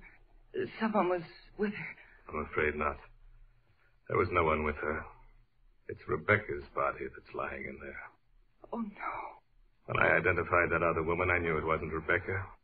I knew where Rebecca's body was. Lying in that cabin on the bottom of the sea. How? How did you know? Because I put it there. Now, will you look into my eyes and tell me that you love me very much? Oh, Max. You see, I was right. It's all over now. Oh, no, you're not to say that. I love you more than anything else in the world, my darling. I've always loved you. Always. Even when I knew you were thinking of her. You don't understand. Whenever you touched me, I knew you were comparing me to her. Whenever you looked at me or spoke to me or walked in the garden with me, I knew what you were thinking. This is what I did with Rebecca. This and this, but You thought I loved Rebecca? You thought that? I hated her. You hated her? I never had a moment's happiness with her. She was incapable of love, of tenderness, or even simple decency. You didn't love her. You didn't love her. She used to taunt me with her faithlessness, with how we'd fooled the world, with what a rotten fraud our marriage was. She knew what the family name meant to me, that I'd suffer anything rather than drag it through the muck of a divorce. Can you understand how I felt? Of course, darling. Of course I can. She was very clever about her affairs at first. After a while, she began to grow careless. Yes. She even had one of her friends visit her here, in this very cottage. I warned her about that. I told her if I found him on the grounds, I'd shoot them both. One night, when she thought I'd gone to London, I came here, hoping to surprise them. But he hadn't arrived as yet. She laughed at me and said, Maxim, you know, if ever I have a child, no one could prove that it isn't yours. She must have read what was in my mind, because she laughed again and asked, What is it, Maxim? Are you going to kill me? I suppose I went mad for a moment. I must have struck her. She stood staring at me. She looked almost triumphant. And then she fell. Her head hit against a heavy piece of ship's tackle. When I bent down to help her, she was dead. But you didn't kill her. It was an accident. I didn't think anyone would believe me. I lost my head. Oh. I carried her out to the boat. I put her in the cabin. When we seemed a safe distance from shore, I opened the sea cocks and the water poured in. Yes. Then I pulled away in the dinghy and watched her sink. Maxim, no one knows. Only you and I. And darling, you're safe. Rebecca's dead. That's what we've got to remember. She's dead. She can't speak. She can't harm you anymore. I identified that other woman. I identified her as Rebecca. But you could have made a mistake. Oh, darling, I'm not going to let you go now. I can't. It's too late. No, it isn't too late. I've loved you very much. I shall always love you. Oh, darling. But her shadow was between us all along. Yes, but it isn't anymore. Not now. No. I knew that Rebecca would win in the end. No, she hasn't won. No matter what happens now, she hasn't won. Hello? Oh, yes, Frank. Who? Colonel Julian. Yes, of course. I'll be right up. Who is it, Max? Who's Colonel Julian? The chief constable of the county. He wants to talk to me.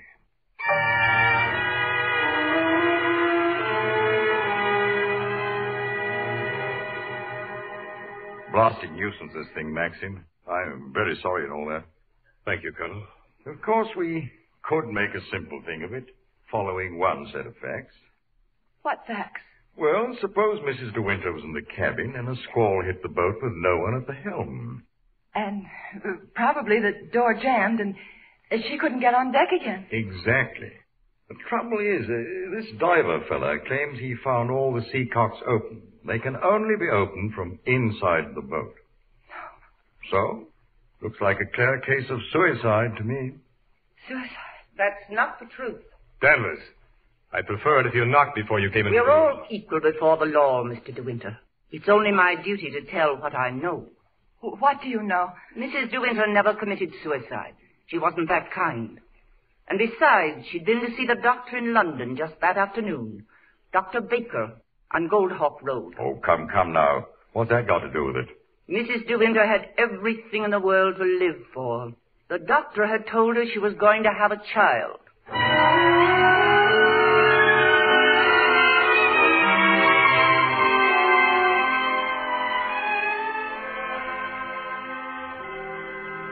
Oh, what good will it do, Colonel, bringing us all the way to London? We know what the doctor will say. Never can tell, Maxim. Danvers wouldn't have lied. She must have known we could check her story. Well, Maxim, that's all we're doing. Frank, if the doctor bears her out, I haven't a chance. Well, first let's hear what the doctor says. If he says it. Gentlemen, I've been doing a good deal of thinking in there. We doctors have certain ethics, of course, but under the circumstances... You mean you'll answer our questions, Doctor? If they pertain to medicine. That's fair enough. Doctor, the last time you saw Mrs. De Winter, what did you tell her? I told her she was carrying a child. You did? And that she'd never bear it. Why not? Cancer. Deep-rooted and malignant. She couldn't possibly have had more than 2 months to live. I was right, gentlemen. It was suicide.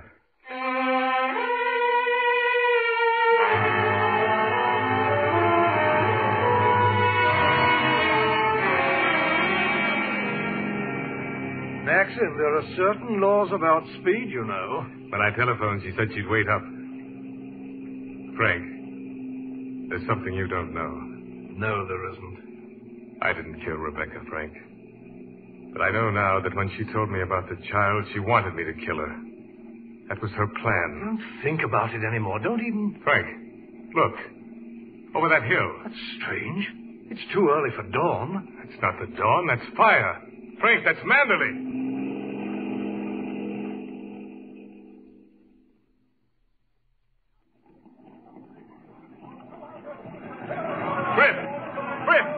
Where's Mrs. De Winter? I thought I saw her, sir. Oh, where? If anything's happened to her... Oh, Maxim, thank heaven you come back to me. Darling, are you all right?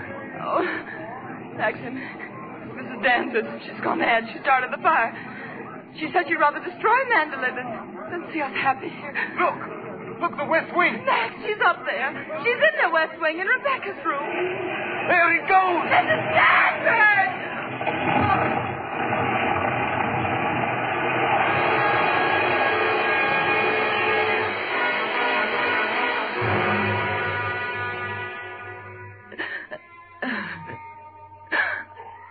Max. Don't cry anymore, darling. No. It's over. It's all over now. Is it, Max? Is it really over? Fire burns clean, they say. Even shadows. Even shadows. No more shadows between us, my beloved.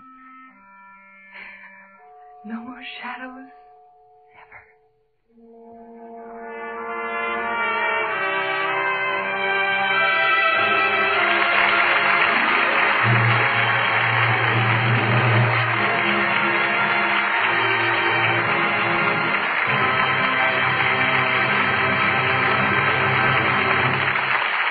Our stars, Loretta Young and John Lund, will return to the microphone in just a moment. There's a simple, enjoyable way to discover just how mild a cigarette can be. Try Camels. Yes, prove to yourself what noted throat specialists reported when hundreds of men and women smoked Camels, and only Camels, for 30 days, an average of 1 to 2 packs a day. After weekly examinations of these smokers' throats, the doctors reported not one single case of throat irritation due to smoking Camels. That's how mild Camels are. But when you try Camels, you'll discover more than mildness. You'll discover rich, full flavor, too. The rich, full, supremely enjoyable flavor of Camel's choice tobaccos, properly aged and expertly blended. Try Camels. See how mild a cigarette can be. And remember, Camels by the carton are the best buy.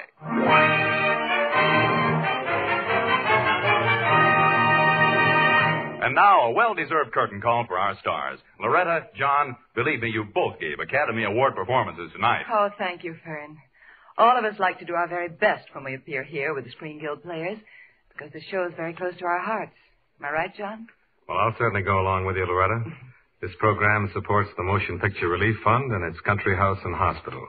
And where could you find a finer work than that? Well, John, I know one other good work that deserves a mention. For several years now, the makers of Camel cigarettes have been sending free smokes to servicemen's hospitals all over the country. Yes, and this week, among other hospitals, free Camels are being sent to the Veterans Hospital, Marion, Indiana, the U.S. Naval Hospital, Chelsea, Massachusetts, and the U.S. Marine Hospital in Galveston, Texas. That makes a total of more than 180 million cigarettes that the Camel people have sent to servicemen and veterans. Well, happy smoking, fellas. Your cigarettes are on the way to you now.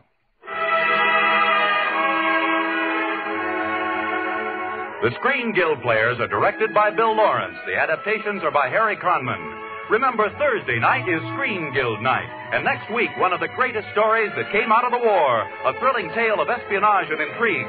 20th Century Fox Studios' great dramatic story of the OSS, 13 Rue Madeleine, starring Humphrey Bogart, Leon Ames, William Lundigan, and John Beale. Be sure to listen. Rebecca was presented through the courtesy of David O. Selznick, whose forthcoming production is Portrait of Jenny. Loretta Young will soon be seen in the Hal Wallace production, The Accused. John Lund is currently appearing in Miss Tatlock's Millions, both Paramount Pictures. For fun and hilarity, don't miss Camel Cigarette's other great show over these same stations. Tomorrow night, The Jimmy Durante Show with Alan Young. And remember, Thursday night is Screen Guild night. The greatest stars and the greatest stories brought to you by Camel Cigarettes. This is Vern Smith speaking. This is NBC, the national broadcasting company.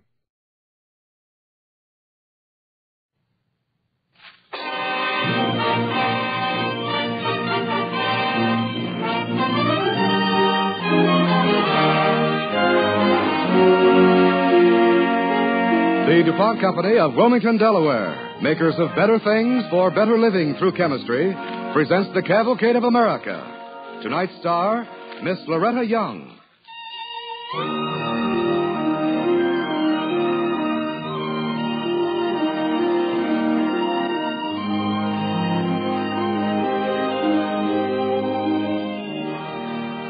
Tonight's DuPont Cavalcade, starring Miss Loretta Young, is called Whither Thou Goest, and begins in the mountains of Tennessee on a Saturday afternoon in September in the year 1826, and with a girl named Eliza McCardle.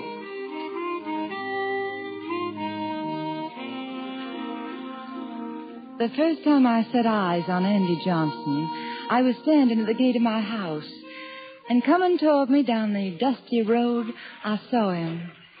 He was leading a blind horse which was pulling the most ramshackle, creaky cart in the whole world. Oh. Excuse me, miss, but could you tell me what town this is? Why, you're in Greenville.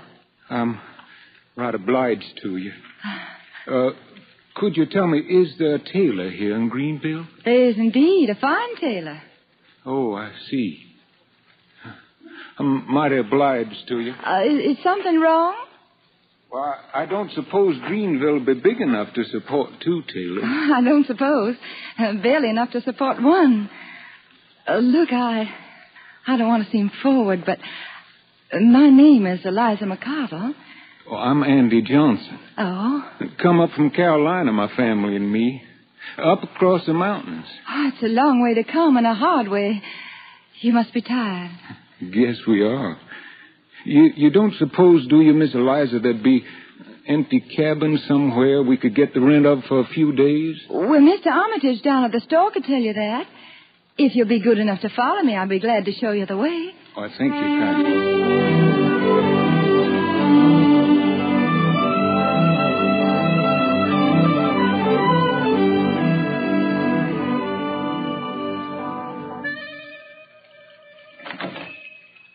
Morning, Mr. Armitage. Good morning. This is Mr. Andy Johnson. He's come to Tennessee all the way from Carolina. Looks it, doesn't he? On his hands and knees? Oh, don't mind him, Mr. Johnson. Mr. Armitage, I've come to inquire about renting an empty house. Oh, you and John Pringle fixing to get hitched? I beg your pardon, Mr. Armitage. You can't stop a man from guessing. No, the house is not for me. It's for Mr. Johnson. Hasn't Mr. Johnson here a tongue? I have, Mr. Armitage, a civil tongue. Well, he's got spunk. Question is, has he got any rent money? The answer to that question is no. That's what I thought. But I have got needle, thread, thimble, and shears. I can pay rent by making your coat out of that there bolt of cloth on your shelf. You can? Yes, sir. A coat with tails on it? Yes, sir. You have rented yourself a house, Mr. Johnson. Now let's see what kind of coat I get.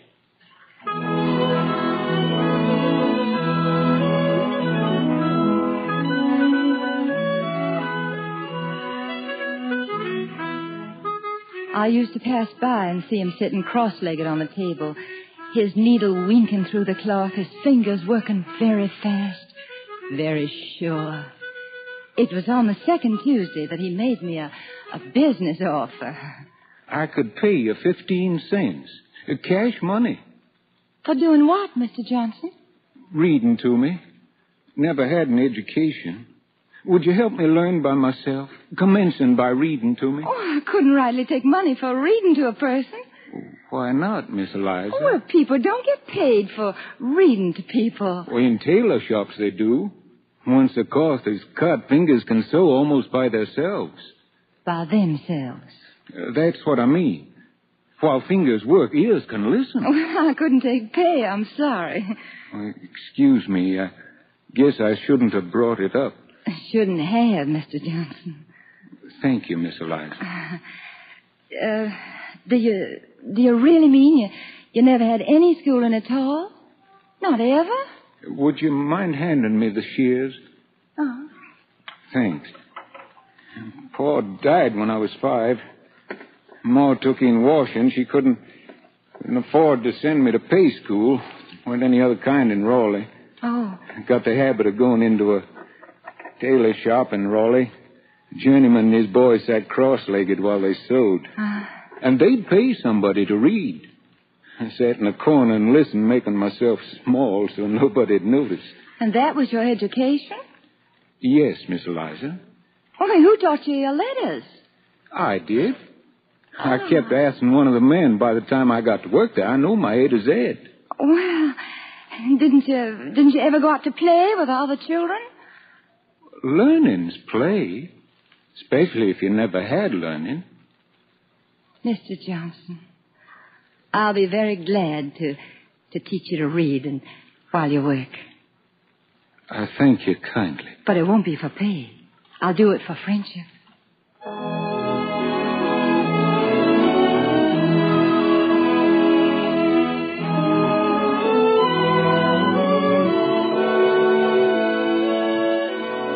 Now, listen to this, Mr. Johnson. It's from the Bible. All right. And she said, "Behold, our sister-in-law is gone back unto her people, unto her gods. Return thou after thy sister-in-law." And Ruth said, "Entreat me not to leave thee, or to return from following after thee. For whither thou goest, I will go, and whither thou lodgest, I will lodge. Thy people shall be my people, and thy God, my God."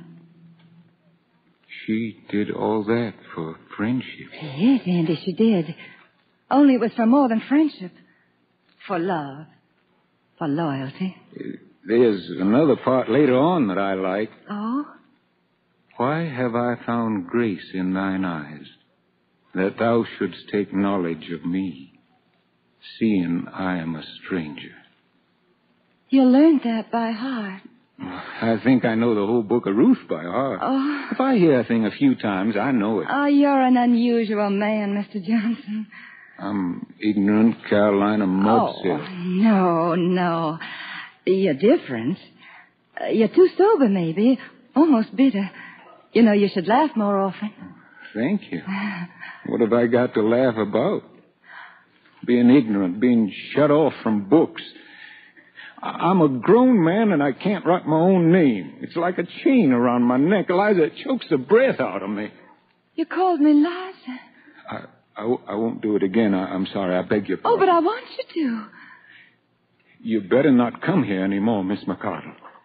I'll teach you to write. Andrew Johnson, do you hear me? I will teach you to write. Your name, letters, everything. Why? I believe in you. You're not going to be just a tailor. Miss McCardle, I ain't going to be nothing else. Don't say ain't. And I ain't going to be taking your time when there's Greenville gentry who might be a courting. Well, I have no interest in the gentry of Greenville, and stop saying ain't. I'm ignorant. I talk ignorant. Not like John Pringle. I seen you with him on the street. You're being deliberately ungrammatical in order to provoke me. You... Why, Andy Johnson, I do believe you're jealous. I'm being sensible. Greenville hasn't got room for two tailors. The work I got from Mr. Armitage will be done in a week. I'll be leaving Greenville, Miss McCardle. Leaving for good.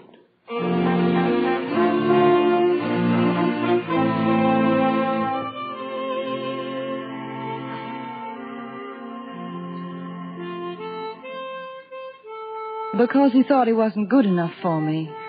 Because he couldn't write his own name. Because he was poor.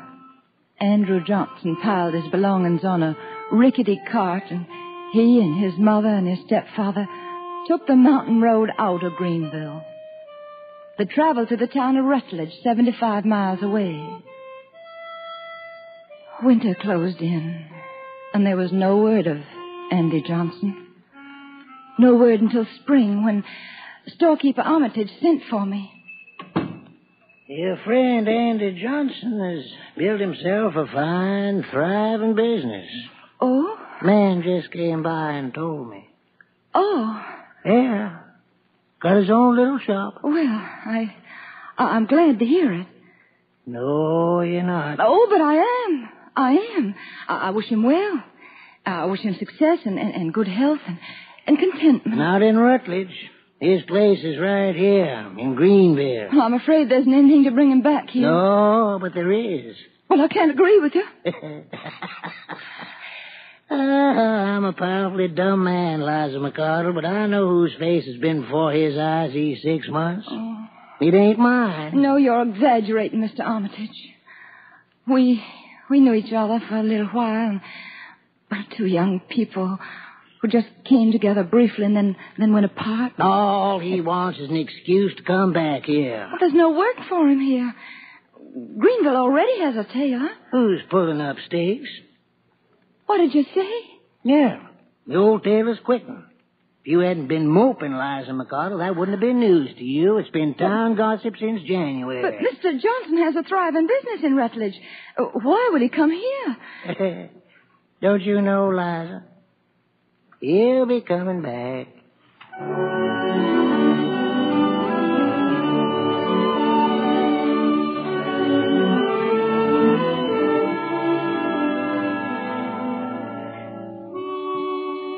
Such things just didn't happen in true life. Then why was it happening to me? Why did I go to the South Road each day and listen for the sound of a creaking cart? And finally, when I heard the sound and saw the sound and proved what was causing the sound, why did I run away and hide in my own room?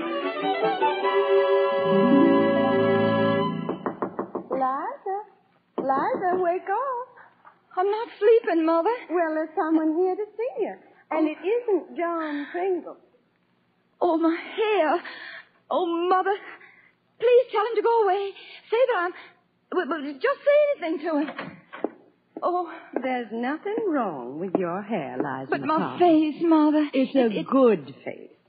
You know, I shouldn't be arguing with you. I should be more calculating and want a rich man's son for you, someone like John Pringle. But, my dear, there's something about this young man that makes me wish I was 20 years younger. Oh, Mother, what are you saying? I'm saying I'm a brazen woman. Now, bite your lips a little and pinch your cheeks. Put a little color in your face. Yeah. There, that's better. He's in the garden waiting. Run, my dear. I know I'd run.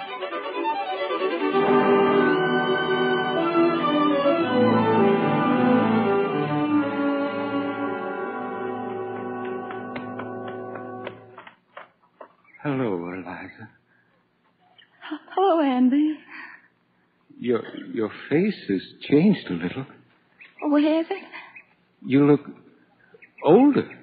Oh, well, I am older. You look paler. Oh. I'm glad to see you. Oh. I've come back to be the tailor of Greenville. Yeah. So Mother tells me. That isn't the only reason I've come back. No? I love you, Eliza. But at this moment, I'm not asking you to marry me. You're not asking? I've got too much respect for Eliza McCardle to ask her to marry a man who can't even write down his own name proper. Properly? Yes, ma'am, who can't even write his own name properly. That's more proper. Is that all? Don't make fun of me, Eliza. It's a terrible thing for a grown man not to be able to write. I'm serious. I'm serious, Andy. And I ask you again, is that all? That's all, Eliza. Oh. Well, then, sit right down on that rock. What for? Just sit right down on that rock there and wait for me. Where are you going? I'm going to bring a copybook. Andy Johnson, I'm teaching you how to write. Now, don't go away.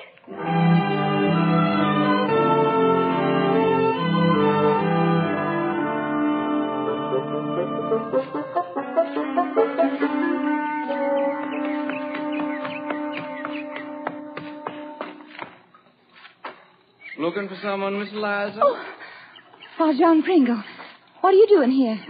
You expect someone else? Well, when I went inside, Mr. Johnson asked me to pay his regrets. Mr. Johnson did? He did, ma'am. An urgent matter of business took him off. John, you didn't quarrel with him. Oh, I never quarrel with tradespeople, Miss Eliza. Well, that's mighty condescending of you. Where did he go? Well, I gave the fella my measurements, and he agreed to make a new suit of clothes for me. I explained that I wanted it in 2 days because on Friday I'll have a new horse and rig. And you wouldn't want to go driving with a gentleman in a new rig, but an old suit, would you, Miss Eliza? John Pringle, I'm going to marry Andrew Johnson. Well, there's no quality in the man, Eliza. We won't discuss him. You're throwing yourself away. And they won't discuss me. Then we'll discuss me. You know what I have to offer? Yes, John. And thank you very much. Is that all you have to say? Yes, and I happen to be very busy. I'm engaged in teaching my future husband how to write his name. And now, if you'll excuse me, John, I'll just see where he's gone.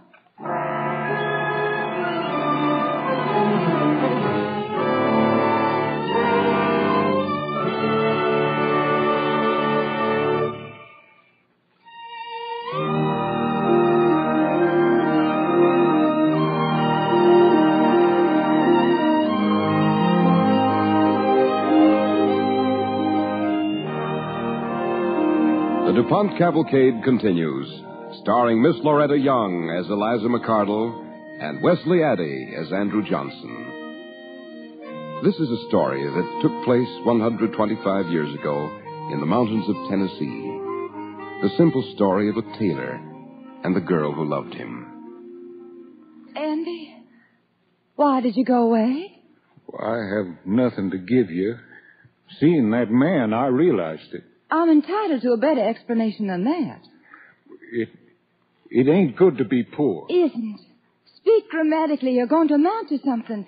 Speak grammatically. Oh, you're wasting your time with I'll me. be the judge of that. You'll be poor. Well, it's no disgrace. Well, it ain't no honor either. Isn't. If you say ain't once more, I'll slap your face. You'll be poor. Have you ever been real poor?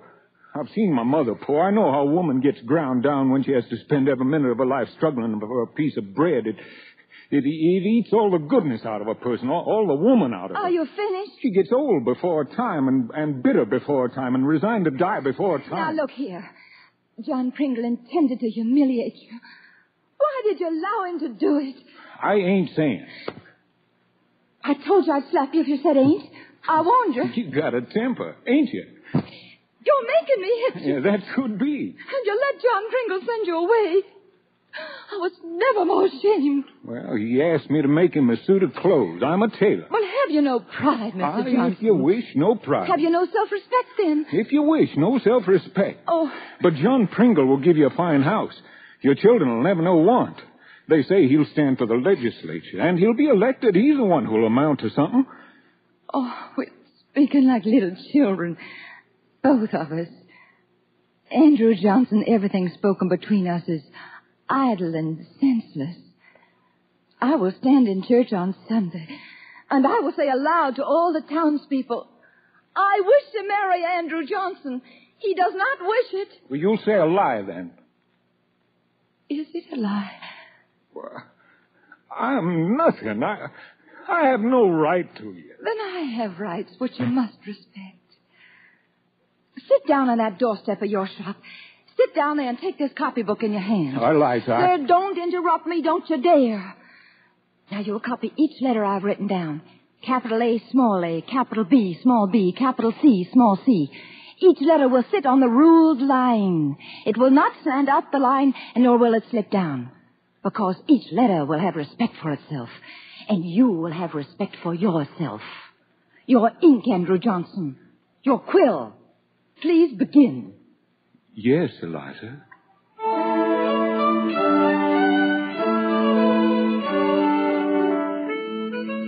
Stop digging. You're writing, not plowing. Hold your quill so, and keep the tip of your tongue inside your mouth. Now remember that and do it better. Yes, Eliza.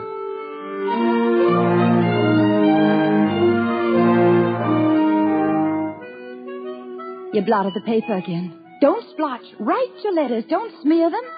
Once again. Yes, Eliza.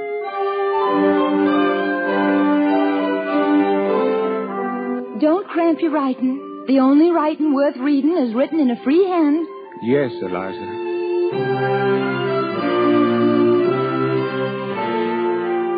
There. That's better. Andy Johnson, you exasperate me. Aren't you ever going to kiss me? Yes, Eliza.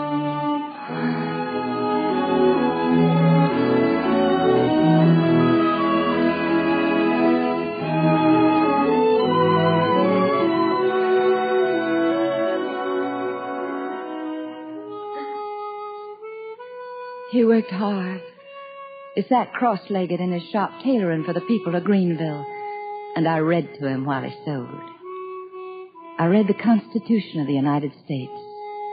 I read the Declaration of Independence. I read the speeches of Thomas Jefferson and James Madison. I read the laws of the state of Tennessee. I read hard facts to him, and his mind was like a sponge. Whatever I read, his mind took up and held. He learned to put on paper the things in his mind. He learned well, very well.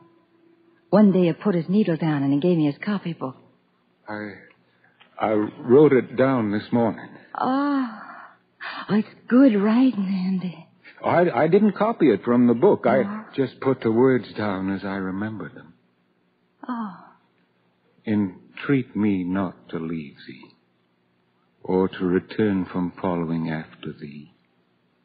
For whither thou goest, I will go, and where thou lodgest, I will lodge. Thy people shall be my people, and thy God, my God. Where thou diest, will I die, and there will I be buried. The Lord do so to me, and more also, if aught but death do part thee and me. Oh, Andy. I've spoken to Squire Mordecai Lincoln, Eliza. He will marry us.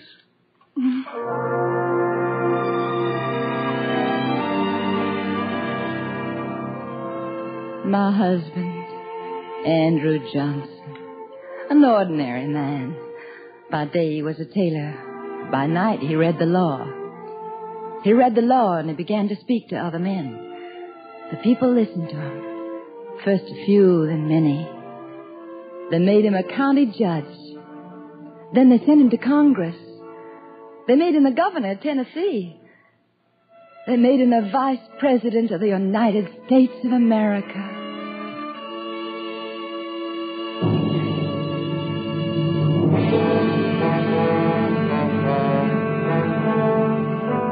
There was a shot fired on April the 14th, 1865. A shot that was fired in Ford's Theater in Washington. A shot fired at a man named Abraham Lincoln.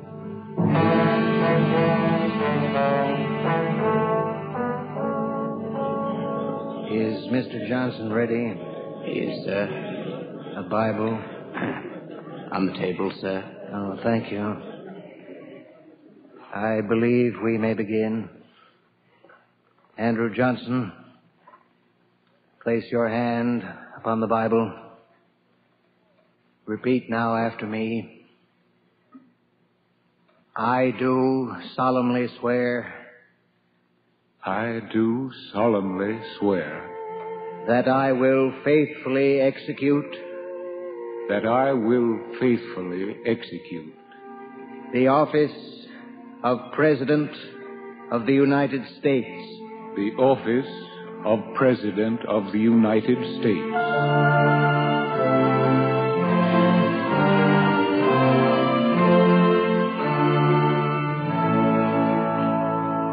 A tailor boy, born in Carolina, succeeded in a rail splitter, born in Kentucky. Two men who lived and died so that the Federal Union of the American States might be preserved forever. One of them, Andrew Johnson, my beloved husband.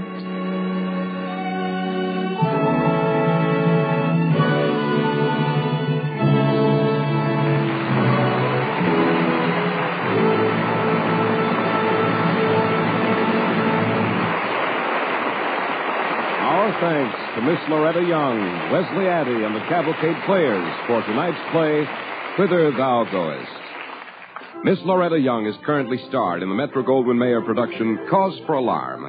On tonight's Cavalcade, the part of Andrew Johnson was played by Wesley Addy, and the script was written by Morton Wishengrad. Original music was composed by Arden Cornwell and conducted by Donald Voorhees. The program was directed by John Zoller. This is Cy Harris speaking, and reminding our listeners that the young men of our nation have excellent advantages, both to themselves and in helping build America's strength by joining the National Guard, a military organization of great traditions and service.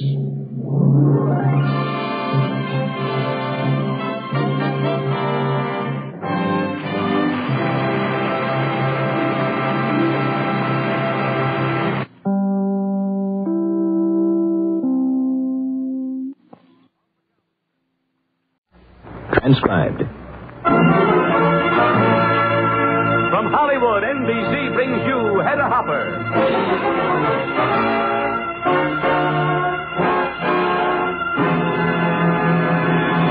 Hedda Hopper, who daily reports to 30 million readers in America and 8 foreign countries, now reports to you on the air. Here is Hedda Hopper's Hollywood, from a desk by the window looking right down on Hollywood and Vine.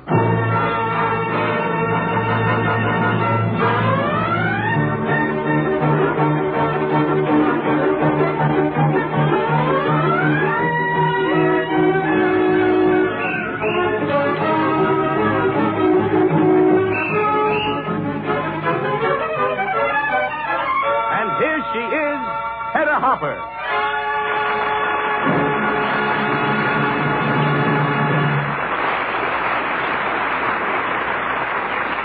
Hello, everybody. Look over my shoulder while I write my column. We'll have news about famous people here in Hollywood and elsewhere. And we'll have personal visits with Fernando Lamas, Sterling Holloway, Paula Negri, and Loretta Young. Okay, let's go. Lionel Barrymore's illness is more serious than at first supposed. He suffered a heart attack. Ingrid Bergman and Roberto Rossellini will make a picture together in Paris this summer titled Europe 1951 with Ingrid starred. Countess Dorothy DiFrasso had to give up her title of Princess. The Italian government wanted it back. Helen Kagan Douglas and husband Melvin Douglas have been separated geographically. She in Washington, or here electioneering, and he's been with the show. Helen now lives in New York. She's leased her home here, and Melvin has rented a house in Beverly Hills. Is this the confirmation of the rumor that they'll make their separation permanent? Anyway, Helen doesn't live here anymore. The first ticket Irene Dunn sold for the benefit premiere of The Mudlark went to Mabel Fortescue Harrison, whose aunt wrote In the Gloaming. It became Queen Victoria's favorite song, and the composer played it for her every night for 25 years. Monotonous, wasn't it? Voted Argentina's most popular actor in 1949, Fernando Lamas has been here in Hollywood for a whole year. You haven't met Fernando yet. He's signed for top starring parts at MGM, but his first picture hasn't yet been released. He's never been on the air before, that is, until I caught up with him rehearsing some songs in the soundstage. Solamente una vez amé la vida, solamente una vez y nada más. Una vez nada más en mi huerto brilló la esperanza que alumbra el camino de mi soledad.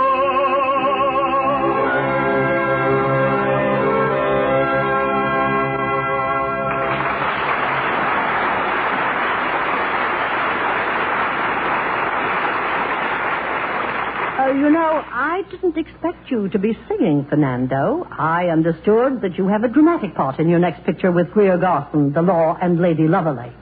Well, Hedda, you know, I was an actor in Argentina for 6 years before I sang a note on the screen. Then what happened? Well, I heard of a fine role in a musical comedy opening in Buenos Aires, and, well, I thought I'd take a crack at it. I took some singing lessons, and I was lucky enough to get the part. You mean just like that? Mm-hmm. Well, I know that Leland Hayward wanted you in the Pinza role in South Pacific. Yes, Hedda, it seems that I have 2 loves, 2 careers. And because I would like to keep both, here I am rehearsing songs. Well, tell me, how come you speak such good English? Here I am rehearsing songs. Huh? Yes, that's how I do it, you know. I practice my English singing. Listen, Hedda.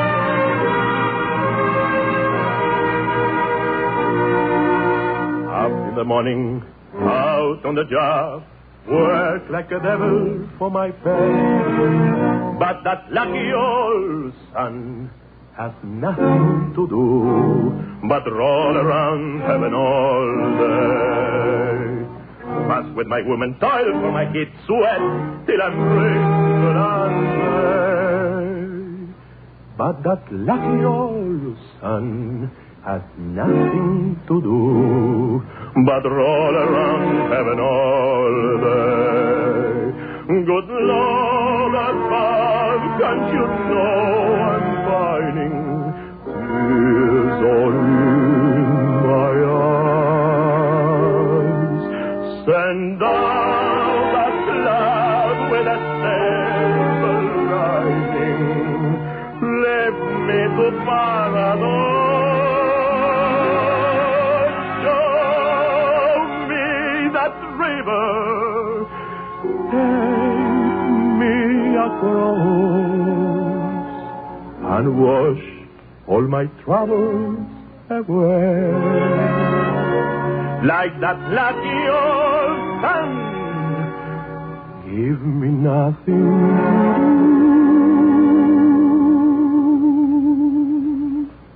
but roll around heaven all day.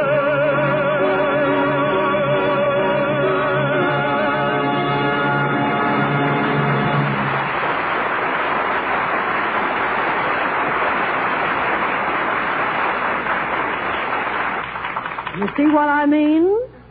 Well, you'll be hearing and seeing this new star a lot in the future. But remember, you heard him for the very first time tonight, Mr. Fernando Lamas.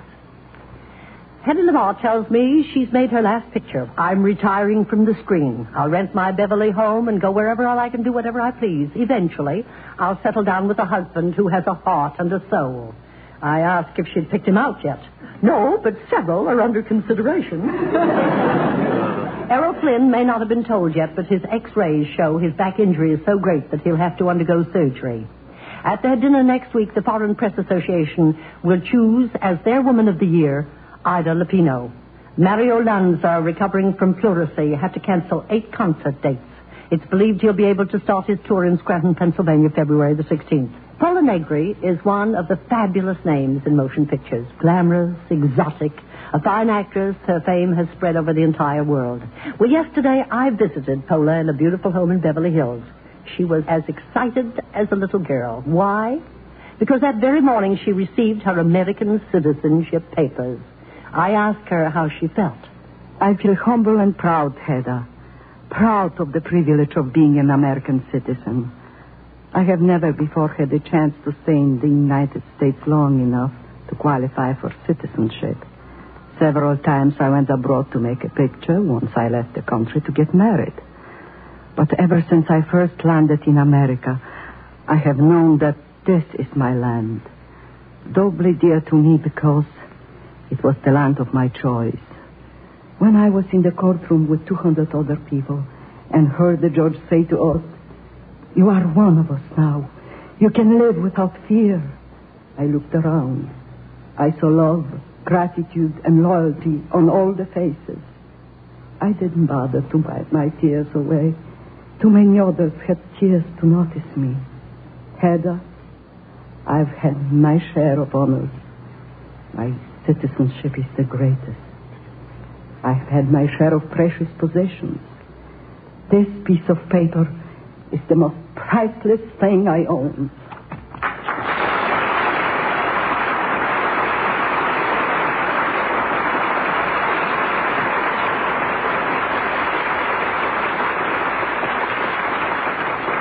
Bless you, Paula Negri.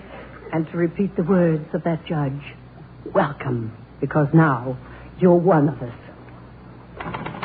I didn't realize my cold showed in my voice in my last 2 broadcasts until I received the following note from a listener. I'm just about as old as you, Tallulah Bankhead, and Marlena Dietrich. Last night I listened to Tallulah growl. Then Marlena came on with the voice a tone deeper, and by the time I tuned in on you, I felt I was in the men's lounge. Sir Cedric Hardwick's son, Edward, has joined the RAF. He's only 18. Marlo Brandau has refused Hollywood pictures at $100,000 apiece. But he'll go to Palestine to make one on a very small budget for a friend. Judy Garland having cocktails with Michael Wilding. Could it be that the sophisticated Englishman will replace Sid Luft? Bud Schulberg's fine novel, The Disenchanted, was bought by John Huston for $75,000. Metro has another box office hit in Kim. It's doing as well as King Solomon's Mines. Under a picture of Errol Flynn clutching a harem beauty was this caption: "Let the Sultan beware, Flynn is loose in the harem." Linda Donnell has finally... What in heaven's name is... Well, it's not funny. Patsy, what's the matter with you out there? I'm talking to a lion. You're what? Did you say a lion? Just me, Hedda. Sterling Holloway.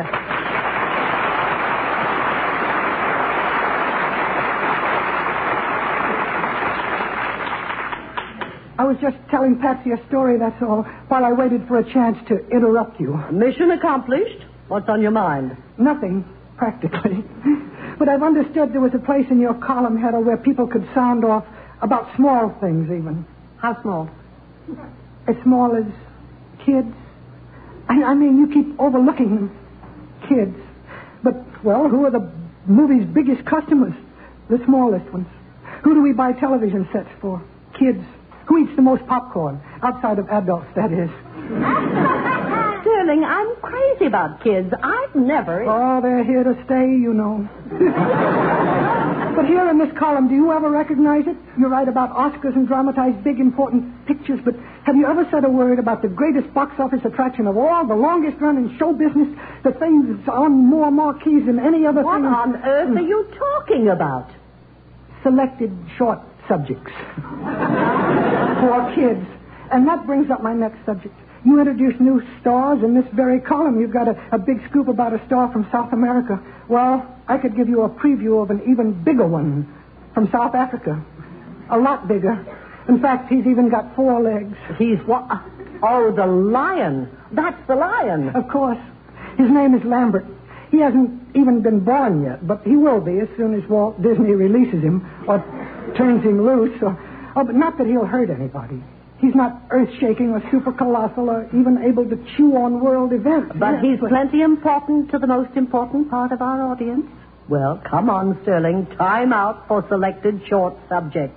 Give us the small-size scoop on Lambert.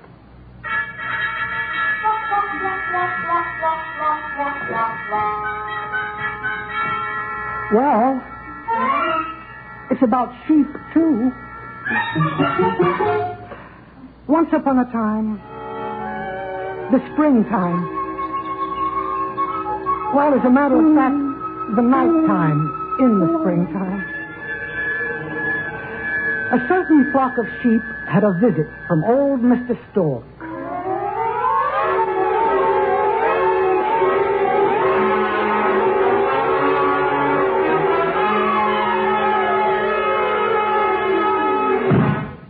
Rough trip. Well, a stork is only a delivery service, that's all. And mistakes will happen. I mean, working in the dark and all. Instead of leaving a little lamb for Mrs. Sheep, he left Lambert, a tiny baby lion. Well, the next morning, Lambert looked pretty silly, and all the real, genuine lambs laughed at him and teased him. Lambert, you can't even bite and you can't even bleat. Your ears are too big and so are your feet. Lambert, your tail is too short and so is your wool. There isn't enough for one bagful. Lambert, the cheapest lion. Lambert is always trying to be all one and woolly sheep. Lambert, the cheapest lion. Yeah, yeah, yeah, yeah, yeah, yeah. The little lambs got Lambert's goat. He was a nervous wreck. He had to hide behind his maw to save his little neck. He couldn't bar and he couldn't butt.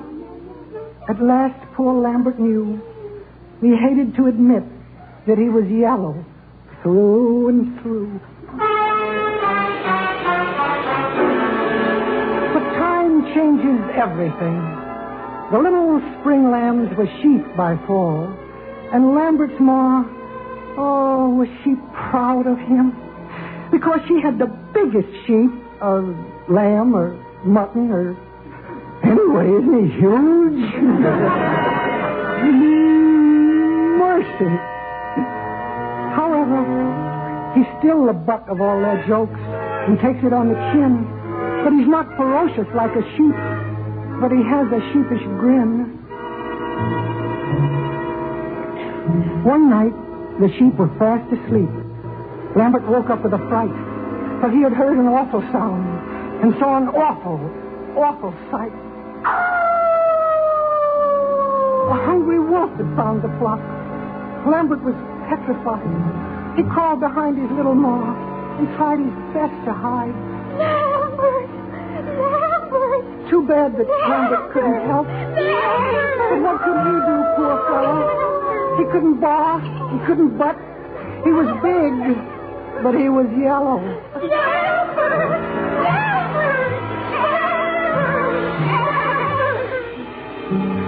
But when he saw this gruesome sight and heard his mother crying, something snapped inside of him.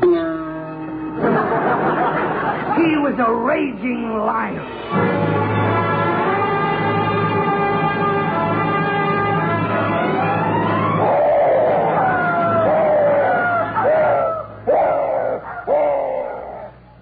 Incidentally, I don't want you to worry about that hungry wolf.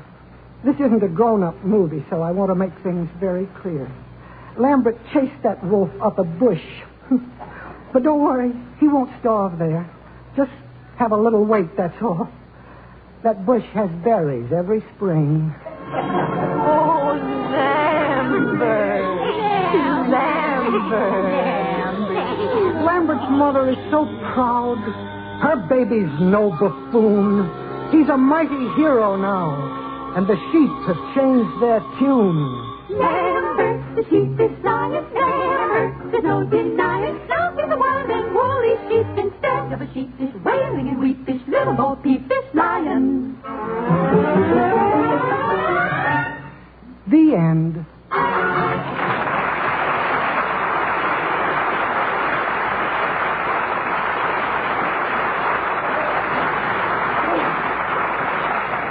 And thank you, Sterling Holloway. And you too, Walt Disney, for a very selected short subject. Now, as I was saying, Linda Darnell finally divorced her best friend, her husband, Peg Marley. He married her only after she lost her first contract at 20th Century Fox. Danny Kaye and Gene Crane were the first stars to donate their services to the Metropolitan Opera Supper Dance to be held aboard the new luxury liner SS Independence, February the 6th. There's a lovely star in Hollywood who has had plenty of chances to be excited about her career. The parts she's played, the awards, the honors she's received. But she's a girl who practices her religion proudly and faithfully. And so I wasn't the least bit surprised when Loretta Young told me that her biggest thrill in movies was when she played a Catholic nun in Come to the Stable. Well, Hedda, there were actually two nuns. Celeste Holm played Sister Scholastica, remember? I certainly do, Loretta. Seeing that picture was a heartwarming experience. I'll never forget the sight of the two of you in your black habit, driving down Fifth Avenue in the Jeep. Or Sister Scholastica banging away at a tennis ball. Oh, yes, wasn't she a delight? But that picture was full of wonderfully human touches, I thought. What do you mean? The part I liked best had to do with another kind of touch. What do you mean? Well, now, do you remember the scene where we went to see Mr. Angelo Rossi? Oh, yes, I do indeed. Faith and innocence will try anything, won't they? Come on. How about reliving that part? The big touch.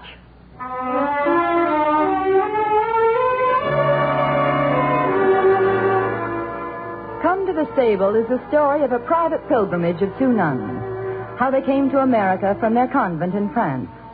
Sister Margaret, originally from Chicago, and Sister Scholastica, a Frenchwoman. It's also the story of a dream so big and ambitious that according to all laws of reason and logic, it didn't have a prayer. But just because of a prayer, it did come true. Angelo Rossi was to us just the name of a man we had to see shortly after we landed in New York. But why did that name make people look at us so strangely, even policemen?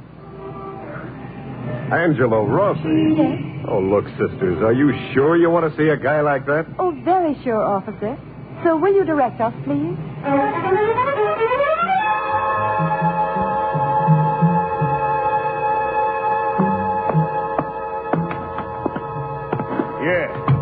Yeah, Joe. That's right. Spread 200,000 in Chicago, New Orleans, Kansas City, and L.A. What? Hold on, I'll see. Sam, have you heard anything from Santa Anita? Not yet, Mr. Rossi. Not yet, Joe. I'll call you back. Hey, what's the matter with you? Well, there's a couple of nuns out there, Chief. Lefty and Rosie let them upstairs, the lugs. Nuns? They touch? Okay. Here. Give him this.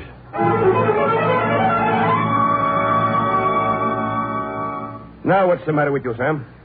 Well, it's them two nuns, boss. I can't get rid of them. What do you mean you can't? Did you give them the 100? They don't want money, boss. Then where's the 100? They took it, boss. Oh, they did, eh? Go on, beat it. Okay, boss. I'll get rid of them myself. Now, listen, sisters. Are you Mr. Rossi? Yes. May we come in?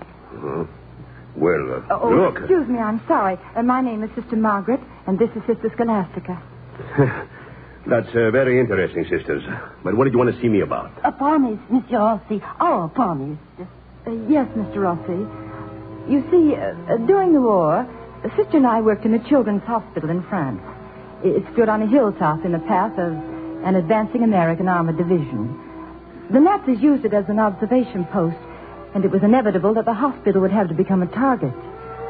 Well, we moved most of the children out, but over 100 could not be taken from their beds. They were all critical cases.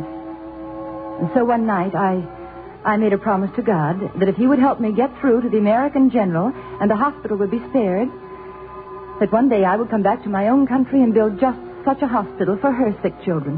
What happened? Did you get through? Oh, yes. We got through. 3 days later, when the attack was over, everything in the village was leveled to the ground, but the hospital still stood. And so, you see, God kept his end of the bargain, and now I'm trying to keep mine, and Sister Scholastica here has promised to help me. It was presumptuous of us, perhaps, as the debt is great and our payment is small by comparison. But I don't get it. What does all this have to do with me? Well, a young American officer gave us a postcard. It was a reproduction of the painting called Come to the Stable, and in the background was a beautiful hill. Well, that painting was made near a place called Bethlehem, Pennsylvania. It was to us like the Star of Bethlehem pointing the way. Yes. We came to Bethlehem and found that hill, the very place for the hospital. And then, Mr. Rossi, we found that the property belongs to you. Yeah, that's right. And it's not for sale. Oh, we couldn't buy it, Mr. Rossi. We haven't any money. But we are sincere in our belief that you might want to donate the land to us. What? Donate the land to us. Sisters. Yes? You got a very worthy cause, sisters. But you know how it is. I can't do it. I got it in my mind to build the best place money can buy. A place anybody would be proud to own. Something that'll last. A man like me has got to think of a place to go when he wants to retire. You know, when the things get too hot. A hideout. Strictly early American. The old Rossi estate. But, Mr. Rossi, don't you... No, sisters, I'm sorry, but I can't do it. Oh. Well, we understand, Mr. Rossi, and thank you for giving us so much of your time, and your generous contribution, too. Oh, that's okay, sister. Well, good luck anyway. Oh, God has been very good to us. Our boat docked only yesterday morning, and already we've made such good friends. Wait a minute. Yes? Your convent over in France. Was it anywhere near Rouen? Oh, quite near. Why? I suppose it's a long shot. But when the GIs were there, you didn't by any chance happen to run across a corporal named Rossi? Angelo Rossi Jr., my kid? That's where he was. Sister? No. Oh, I wish we could say we had. You see, there were so many. Oh, but I'm sure you must be very proud of him. Yeah. Well, so long, sisters. Goodbye. Mr. Rossi, your son, he did come back, didn't he? No. Oh, I'm so sorry. How sad for you and your wife. My wife, she died before the kid did. Oh. She died happy. It was different with her. The priest was with her.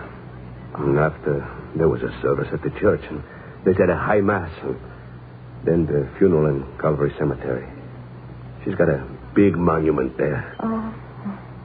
But I don't know where he was. He was one of the unidentified ones. I see. Well, we'll say a prayer for him, Mr. Rossi. Thank you. Oh, you're welcome. And goodbye. Good day, Monsieur Rossi. Oh, goodbye. Goodbye. Hey, sisters! Wait! Sisters. Yes? This hospital, is it going to have windows in it? Oh, of course, Mr. Rossi. We want it to be as cheerful as possible. Oh, I'm not talking about those kind of windows. I'm talking about the real ones. The colored ones. With the writing on them. Oh, stained a memorial window. Well, I don't know. We hadn't thought about that yet. Put one in. A big one. With Angelo Rossi Jr. on it. And the land is yours. Did you hear that? Sister Margaret?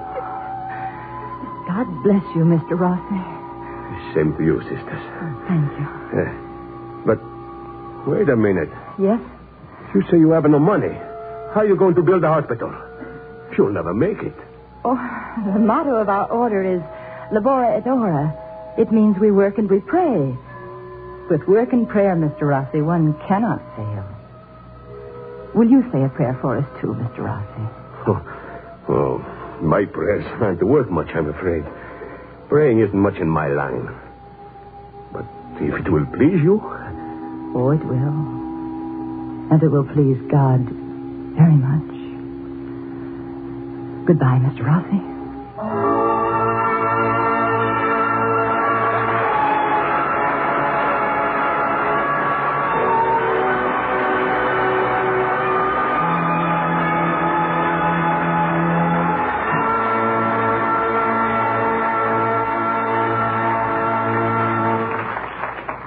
Yes, they came to the stable. And why shouldn't we turn to the teachings of the man born in a stable for guidance and light in these troubled times? Lenin, first dictator of Russia under communism, called religion the opiate of the people. So he ordered the abolition of Christianity in its churches. He had a reason. You cannot adopt the tenets of communism and still believe in Christ. The man of Bethlehem taught love of fellow man. The men of Moscow teach hatred of all men who do not believe as they do. The man of Bethlehem cried for peace on earth. The men of Moscow have decreed there shall be no peace until their beliefs are imposed on the rest of mankind. And today, as we find ourselves arrayed against this ideology of ungodliness in a dispute which may break out into a third world war, we're turning more and more to the teachings of the man who showed the way nearly 2,000 years ago. This doesn't mean appeasement. It doesn't mean surrender. It means we must rededicate ourselves to the teachings of that man if we are to bring order out of chaos in this troubled world.